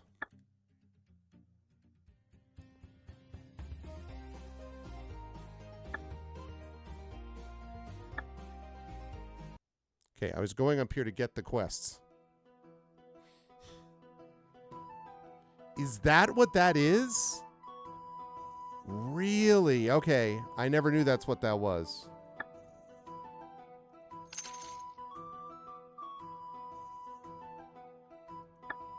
Okay.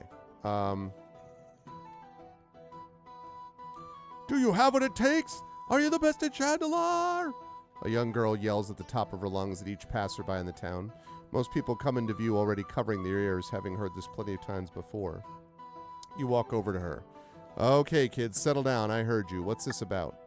She looks surprised and falls silent for a moment as she tries to remember what to do next. She pulls a piece of paper out of her pocket and prepares to read. She reads over the paper as if seeing this part of it for the first time. It says here, go to Blazing Peak and compete for prizes. Do you know how to get there? Okay, sure. Going somewhere far away seems good right now. Make your way to the Blazing Peak. Heart of a champion.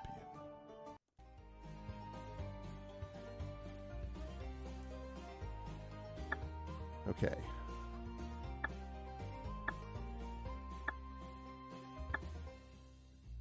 All right. We're going to go there, and then we're going to stop. Save. Okay.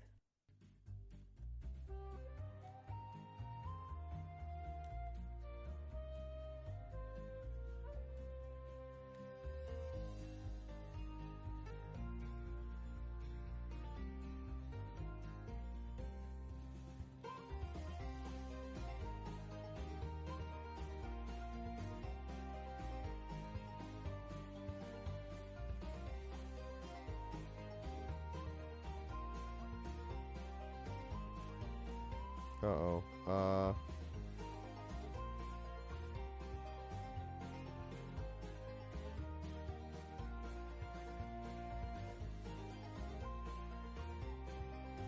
Nope.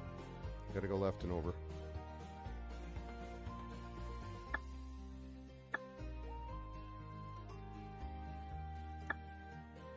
We're gonna save that as...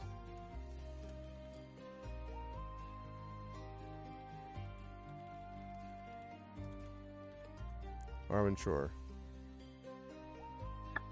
It's a red card. Yeah, so that's interesting, because I didn't... Jeez Louise, man.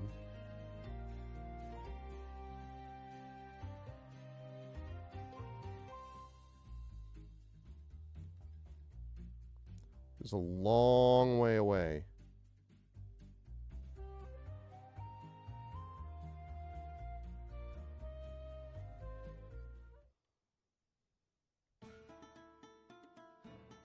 Ooh, we got new music.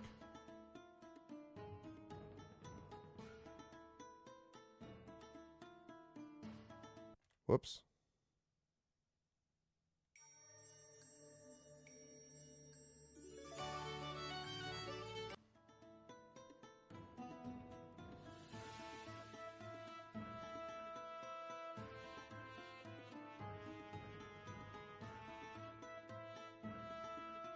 Should save it because I've done pretty far.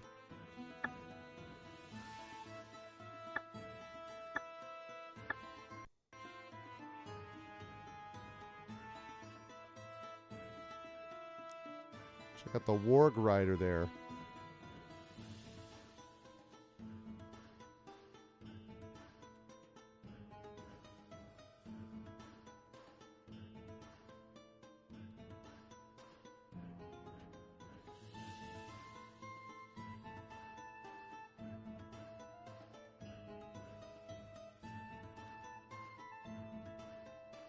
Oh, we gotta be getting pretty close. Oh, pretty close. The hitbox on some of these, I'm telling you. Is that it?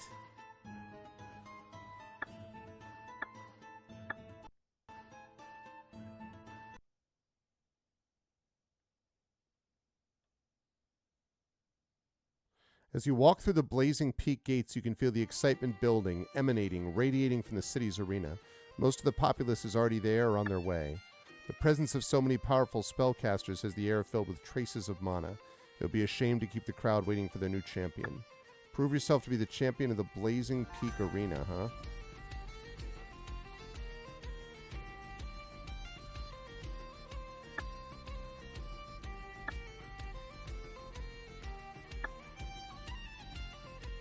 Enter and win an upcoming arena event. What is this? Oh, you can, like, create cards? Oh my god. Oh, it's a tournament. Yeah, sure. Me versus the Forge Devil. I will keep my hand.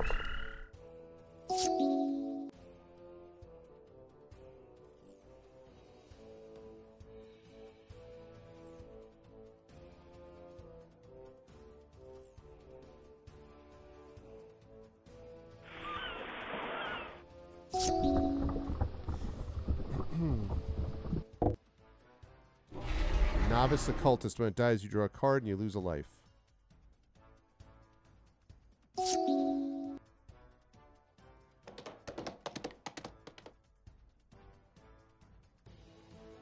Have any ones and ones, do I?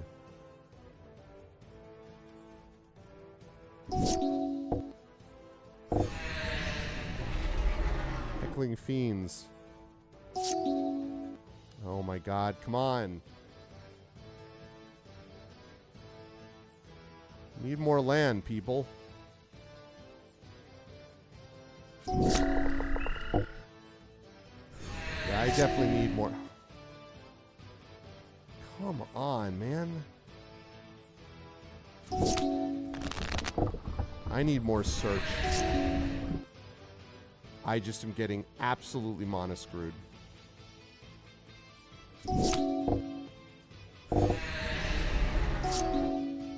Thank you. Little late. Little late. In fact, way too late.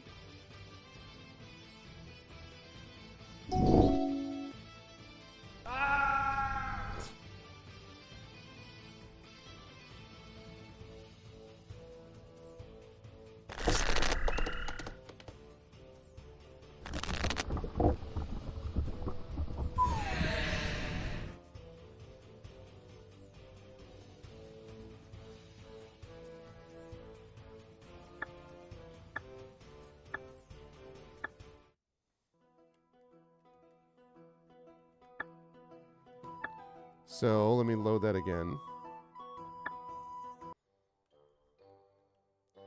Yeah, I was thinking that, like,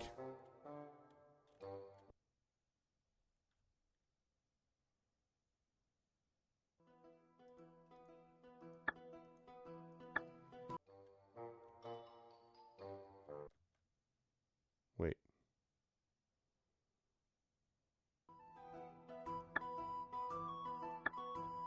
Okay.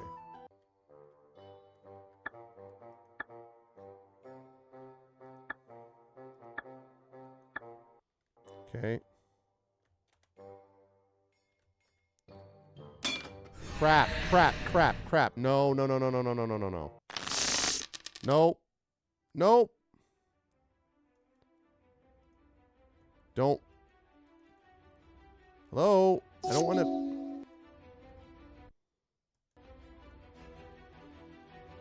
I don't... Just kill me. I don't want to do this. No, you... No, we're stopping that. We are going to stop it. Whilst I appreciate that you think you're doing this right, you just had a crash situation happen, and you did not go back into the city the way you were supposed to, so. Where is the forge?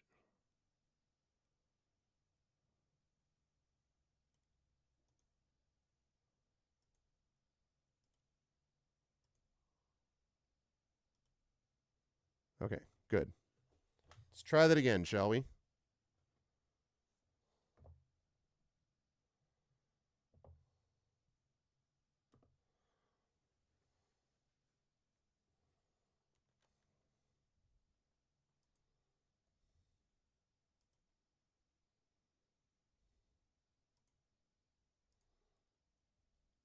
Sorry, everyone.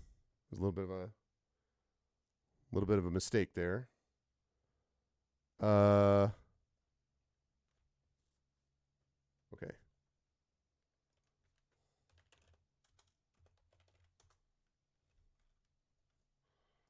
Test. Okay. Did that. Yeah, I saved first. I don't know what I don't know what happened there, but that was weird. Okay, good. Something did not work. So I just wanted to make sure that it's actually working. Because it stopped where I couldn't go into the city all of a sudden.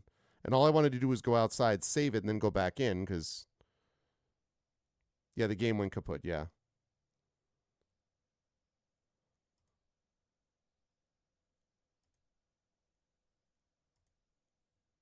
I task managered out of it because, oh, you call me a boomer?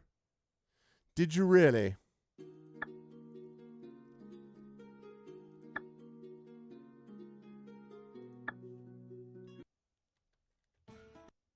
Okay.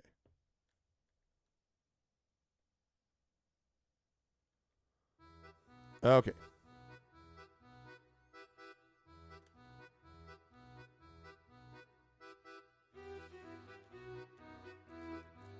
Ooh, they have, ooh. Heavy Arbalest. Flame Sword, Aladdin's Ring, ooh.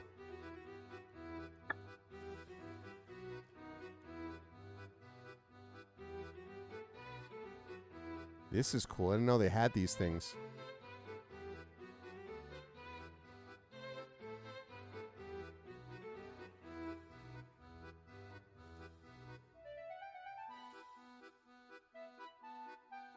That's very cool. All right.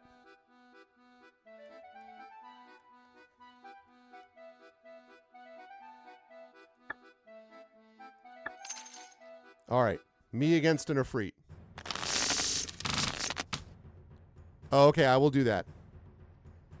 I will do that when I get out of here. Yes, that looks like we actually have some land.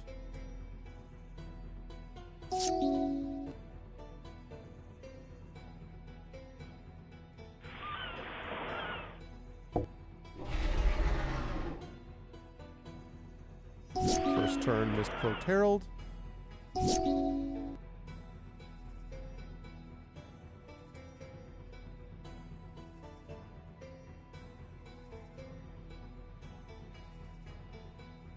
Okay.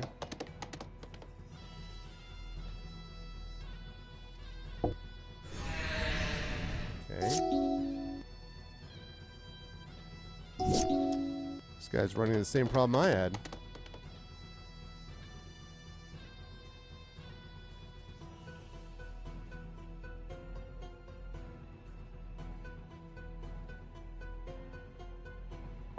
Okay. I wonder if you can save in between rounds. You probably can't, I'm guessing, but...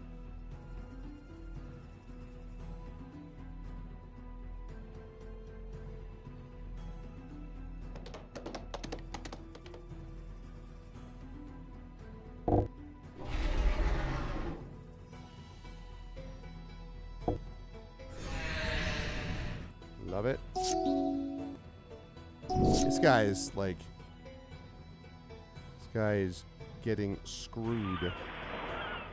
And I don't feel bad for him.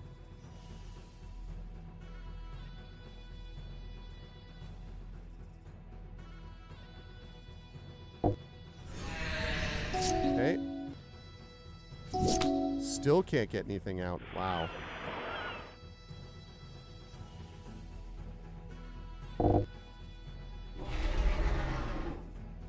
Okay.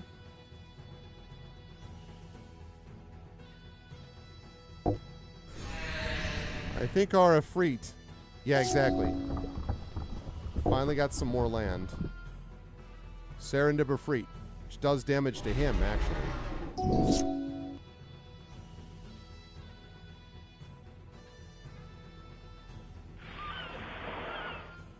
Okay. Let's see. So...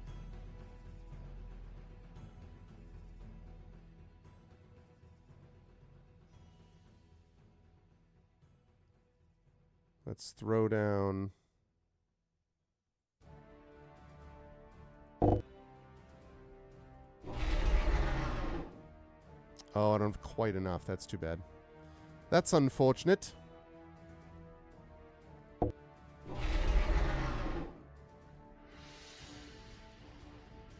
All right, Broseph. Have fun with this. Yep.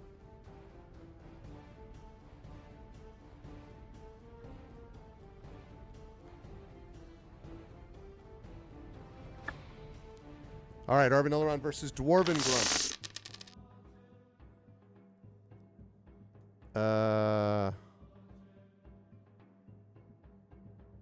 No, I got to mulligan that. I need some... oh, my God. Okay, lots of planes. All right, that's doable, yes. I will move... need all of this, really.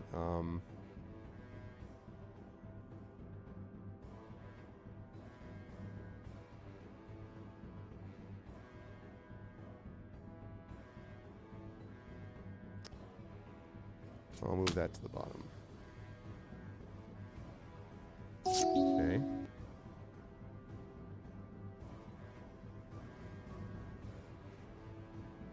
White.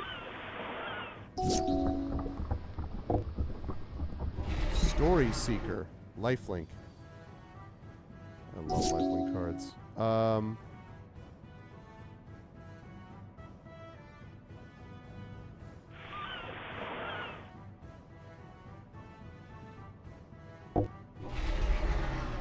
Okay. Alright, Dwarven Hammer. Please, hammer, don't hurt them.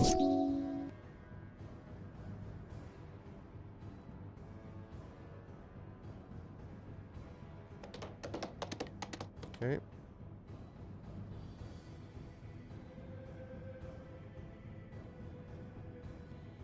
Which means that he's got flying, so the great news about that is that I can have him attack. He does damage, and then I untap him. So it's essentially like Vigilance for him. Okay, that's less great. He'd still get hit, though.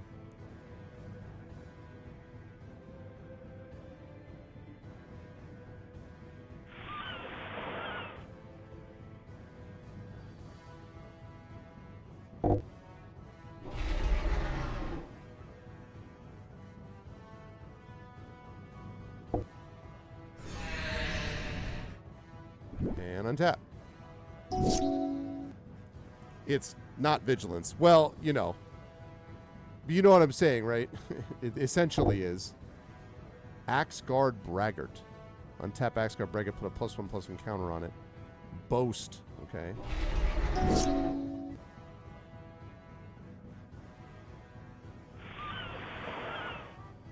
Quite have enough yet.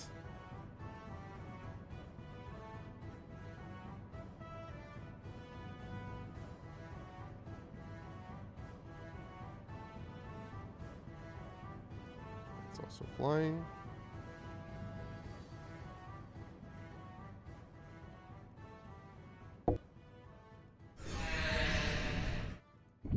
Okay. Just keep tapping them down. I need to get one more out there. Cole, the Forge Master. Creature took each other enchanter equip, get +1/+1.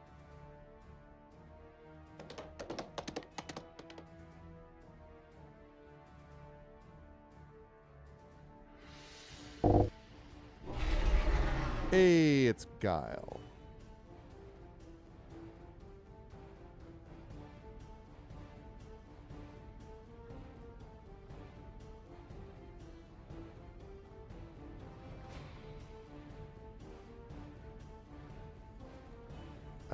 Let's see.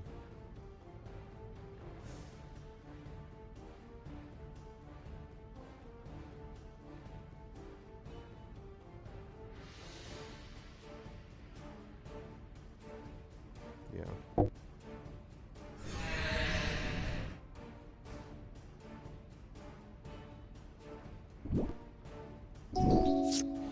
Okay. Another one of these guys.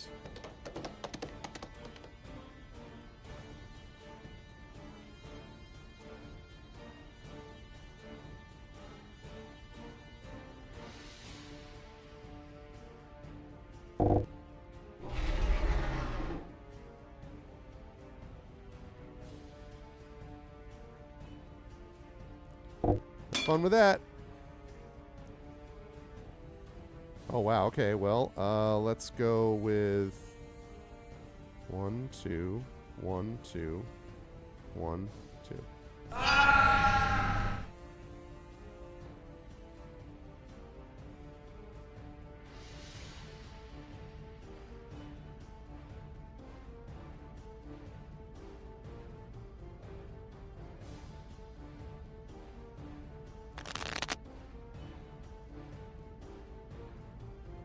Why did he not die?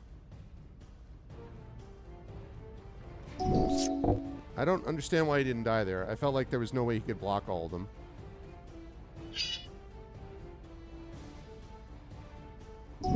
Still got my Tidal Terror up, though, so...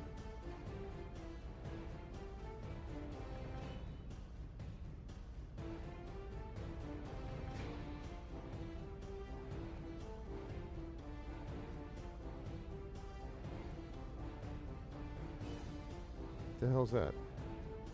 Oh, okay. I was very confused.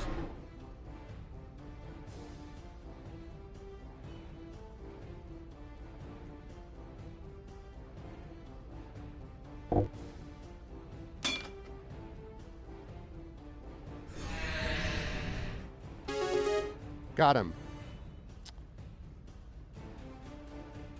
All right, here we go. It's the finals. It's the finals. It's me against the Minotaur Flayer. Yeah. Let's see. Island. No, we need more land than that. Plains, island. Yeah, that's better.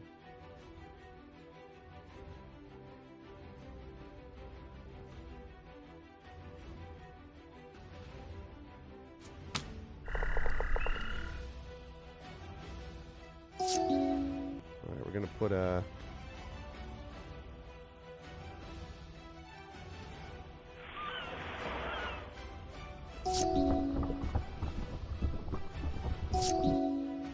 planes out there.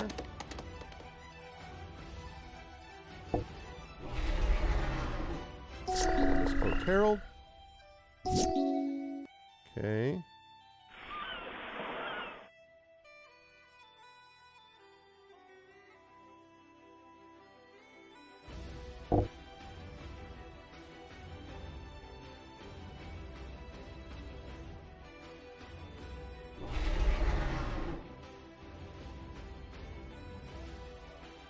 I'll tap him. And that's actually good to know that you can tap him. I wasn't aware that you could do that. But that is helpful.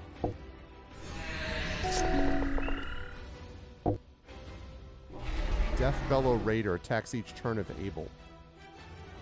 That is a berserker. Okay. Well, this is a good time then.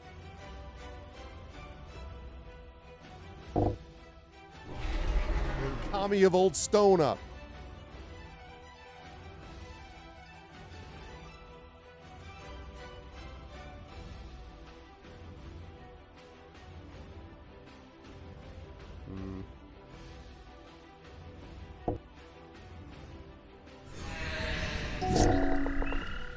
Flurry of haste of horns. Oh god, with haste?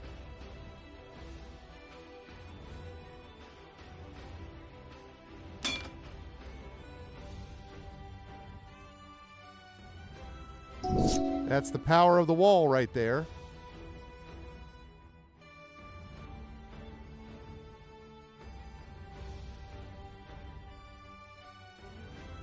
Not enough for that, but I do have enough for that.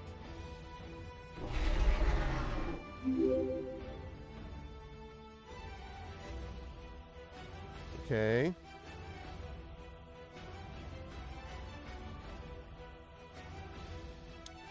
Alright, so now what I can do is I can do this.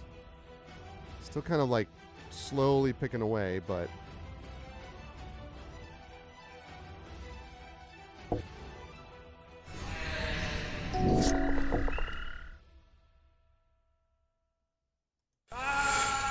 Oh no, Spider-Mogus, no!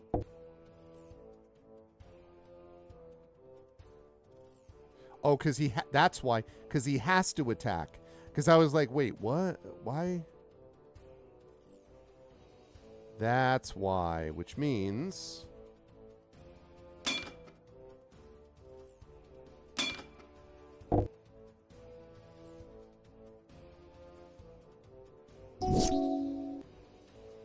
You can regenerate with two... Oh, interesting. Well, that's how do you do?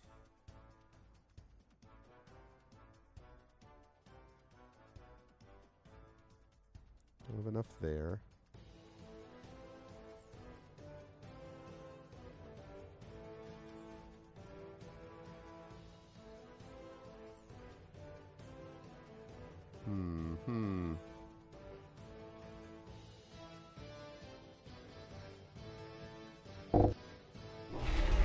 Okay.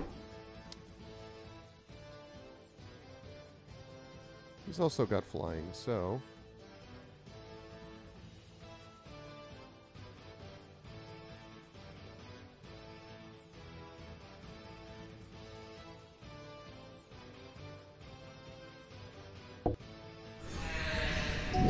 Okay. Yep. Yep. Big rock time.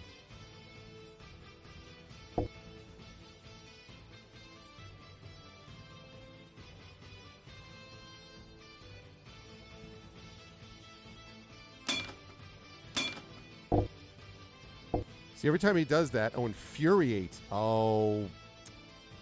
Darn it.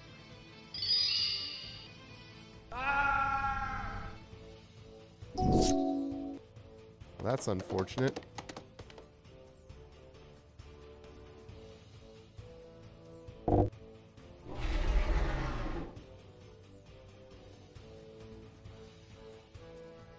Okay. So now, let's see. Can I do...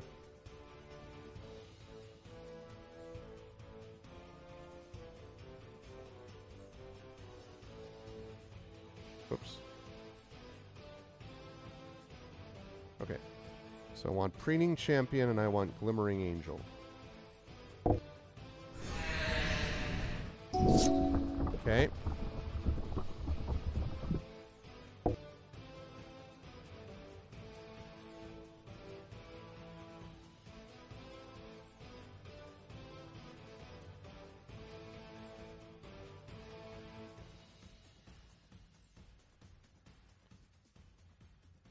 Okay, so regenerate him. So I got to block with him. And with Aiden.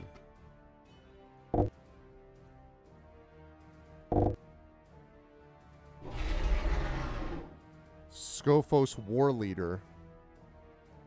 Seems bad. Let's see.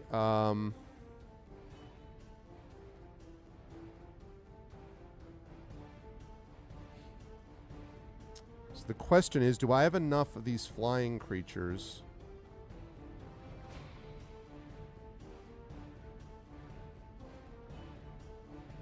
Five, 7, Yeah, I do. Okay.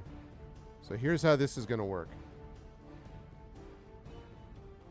None of them are flying. He can't tap any mana.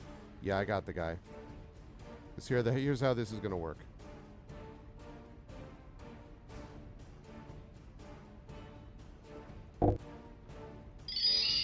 Yep.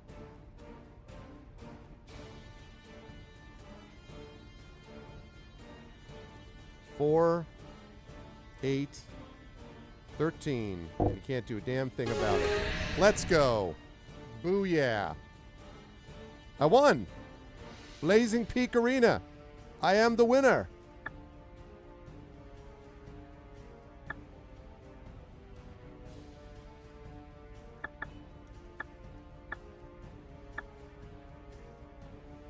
I got 500 gold. I love that. We got some ring. Captain Lannery Storm, legendary creature, human pirate. That's great. We're going to sell that. Chandra Ablaze. Planeswalker, discard a card. If a red card's discarded, draws 3. That's all good for gold. All will be 1. Whenever you put 1 or more counters on a permanent or player, this enchantment deals that much damage to target opponent, creature an opponent controls, or planeswalker an opponent controls. Yeah, but again, red. The crowd goes wild as you finish your last opponent. You won't be paying for drinks. What's up, Big Boss? In Blazing Peak for quite some time. +3 reputation in Blazing Peak. Vault 75 Middle School. As the saga enters after your draw step, exile all creatures with power 4 or greater.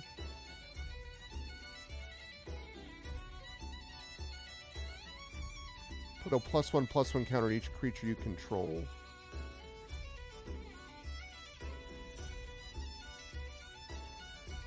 Interesting, but no. Planar Collapse. During your upkeep, there are 4 more creatures in play. Sacrifice Planar Collapse, destroy all creatures. 250 gold, 20 shards. Hell yes. That is how we do it. How much gold we got? 3,735.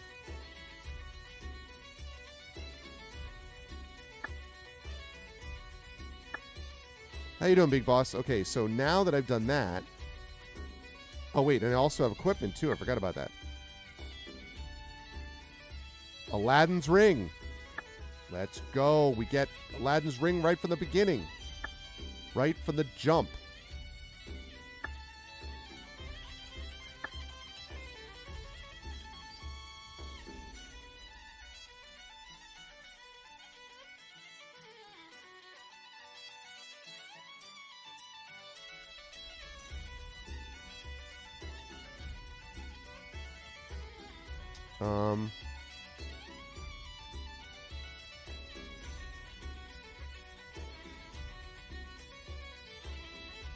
Right. So now we can sell this. Where's the inn at?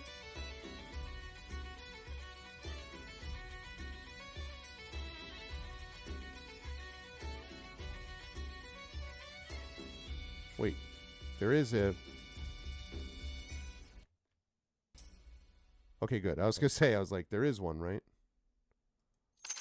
4,697. Only a couple thousand away from getting some serious other equipment. I'm feeling very good about this deck, actually. Feeling very good about this deck. This deck is coming together nicely. Coming together very, very nicely. And we have now...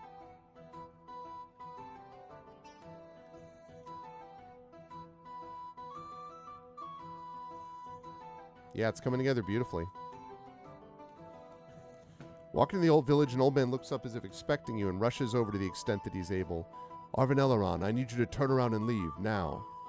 Take a good look at the old man, but do not recognize his features. Should I know you? No, he shakes his head. But I have had a vision of destruction, fire, and ruin, and of you. Tell me more about this vision, Elder. He continues with great urgency. A spawn of Lathless seeks a new home and will come here soon unless we intervene. +1 local rep. A fight with a dragon? I look forward to the challenge. He shakes his head. It is a fight that you would win, but in the process our village will be lost. We must prevent the beast from arriving. Is that a card? What does it do at Quack? How do we do that? Before it comes here, the dragon will attempt to make a home at a cave nearby. It will find several unfriendly occupants already there, but if you were to remove them in advance, I believe the creature will nest there and spare our village. Point the way. See, that's important because my main thing here is this first job.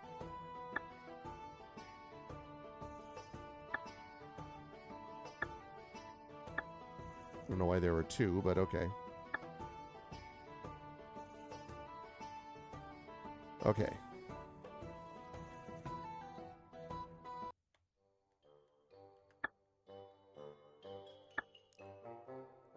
Save. Arv continuing.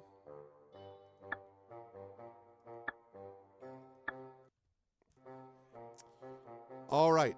It is late, and that is going to do it, but that was awesome. I actually had a lot of fun with this. I promise, we're going to get back to Tactical Breach Wizards and finish that up. I do have plans for that, but this was great. I really enjoyed this a lot. 8 cost artifact, pay 8 and tap to do 4 damage to any target. So the only problem with that is that I need to get 8 land out, which is a lot of land. But if it's starting out for free, you have to pay 8 and tap. Jeez. Well. Oh, wait a minute. There's one thing I needed to get first. There's one thing I had to get first, which was that rune that Hippofant told me about.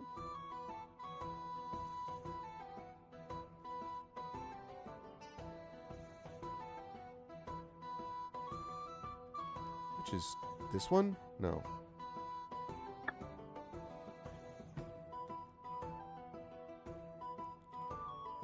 No, where was the rune at? Was it here? No.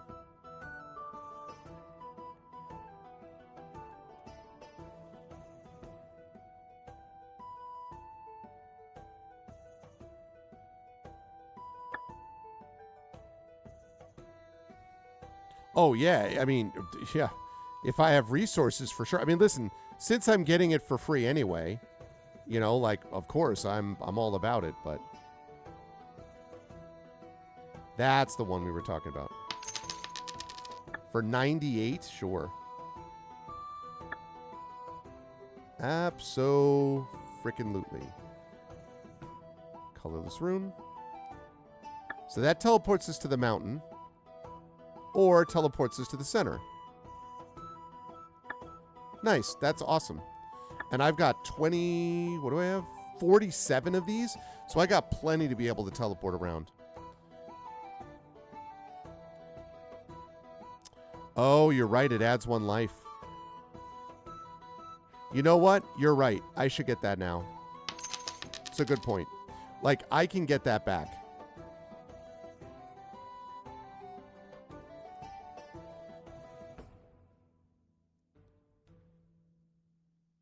Kills the closest... Oh, with shards. Yeah. Interesting.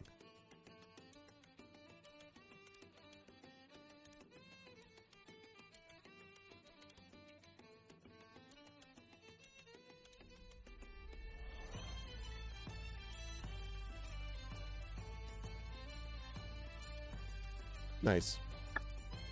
Nope, that worked. This was very successful. How do I check out my stats?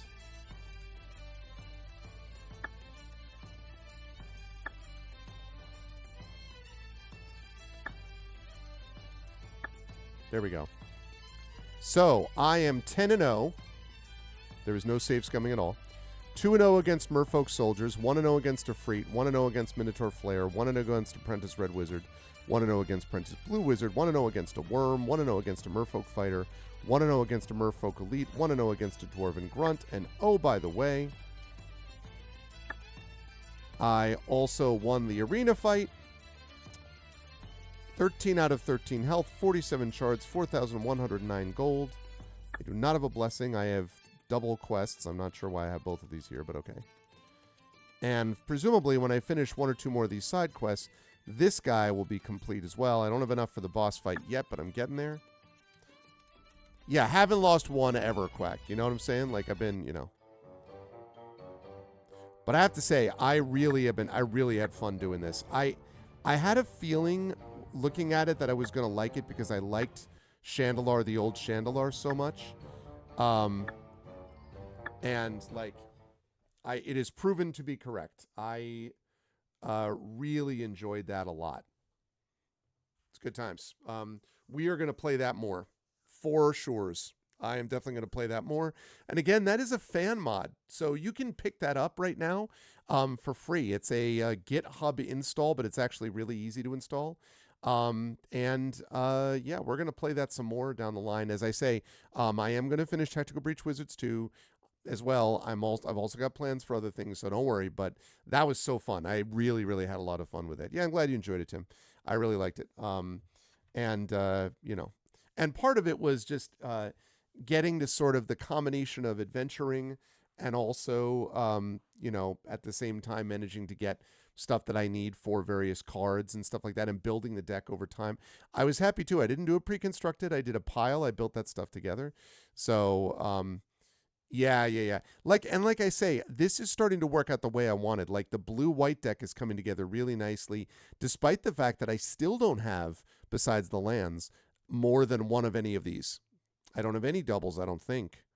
Do I? I don't think I have any doubles of anything. So, over time we'll refine it and it'll get even sort of, but I managed to keep it right around 42, which is the answer to life, and also something I can handle. So I'm going to keep it that way. But, really enjoyed that a lot. So, but it's also super late, so I got to get to bed.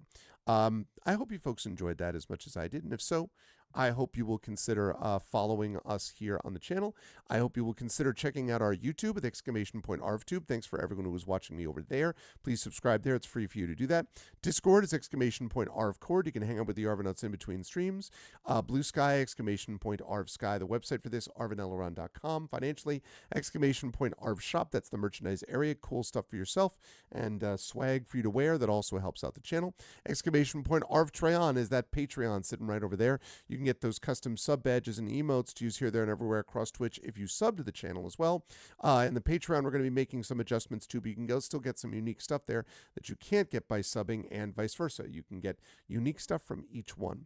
On the publishing front, !Icarus, our graphic novel from Athos Arts, !Library. That's my Tales and Tomes, The Forbidden Library, my 5e adventure and sourcebook from Alligator Alley Entertainment, and !Greyshade, my Greyshade IP, Greyshade Renegade and Heretic, the Grey Assassin trilogy, critically acclaimed, award-winning from Athos Arts. You can get those books there. You can also get the audiobooks of Greyshade, Renegade, and Heretic from our very own Trent Sparks at that link, and you can pre-order the tabletop role-playing of Greyshade from our very own Rising Tides and Alligator Alley Entertainment coming soon, TM. So you can pre-order that right now, and I think you will enjoy that game a lot. Brandon did a great job on it. I cannot wait for that to get out into the world. I cannot tell you how much I cannot wait for that. It's going to be awesome. And as always, !BLM, Black Lives Matter, important to affirm and assert the significance and importance of Black lives. !Help Now, the World Health Organization page on suicide prevention. Important to reach out to others when you need help and reach out to others when they need help as well. And !Ukraine, UKRAINE, to help the people of Ukraine as they fight back against an illegal or an illegitimate war with bravery and courage, and send the message that we'll do so for others in that situation in the future. Special love and thanks to the people of Minnesota, specifically Minneapolis, for continuing to fight against federal occupation and doing so, again, with bravery and inspiring all of us every day. They are winning, and that's really important to all of us right now to see that as the fight continues. I want to thank everyone who made this an awesome stream tonight. Thank you to my wonderful mods. Shadow Mage, Prince Justin was here earlier tonight as well. I think Triffid might have been also, and of course Drew was here. Thank you to Drew. Thank you to Tim Coolish. Thank you to Koya, to Big Boss. Thank you to Epic Quack. Thank you to Alliteration. Thank you to Hippofan. Jagtris, Mrs. Dunsel. What's up, Mrs. Dunsel? Thank you to Nerdtastic. Thank you to Nonstop. There's Prince Justin. And of course, Wispy Song. Special thanks to the Kids Are Asleep for the raid today. And thanks to Shoutout for getting Arcanus bot back up and running as well. I will see you folks Saturday night for some D&D with Infinity and Beyond. The next to last session, penultimate session of Eberron, Oracle of War. Very excited for that. And then I will see you back here next week. We've got a bunch of stuff going on in terms of the Patreon fueled Chet Show's Game of the Month. We've got Dragonbane. We've got a bunch of other things happening. And also next Thursday, a week from well, it's Friday now here, but generally a week from today. Thursday night is going to be a special voice acting conversation on audiobook narration with C.S.E. Cooney and with Trent Sparks, the previously mentioned Trent Sparks, and with Andrew Hiller, who is an author that has a book called Hornytown Chutzpah. It just came out from Mathis Arts.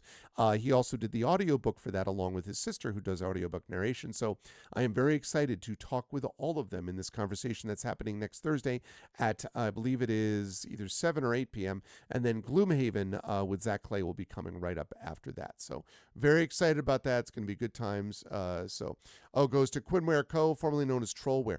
That's right. I have to make sure that I get that right because I keep forgetting that Troll changed to Quinware. I've got to make sure that I change that. So anyway, thanks everyone. Much love. This was a really good time. I enjoyed myself a lot.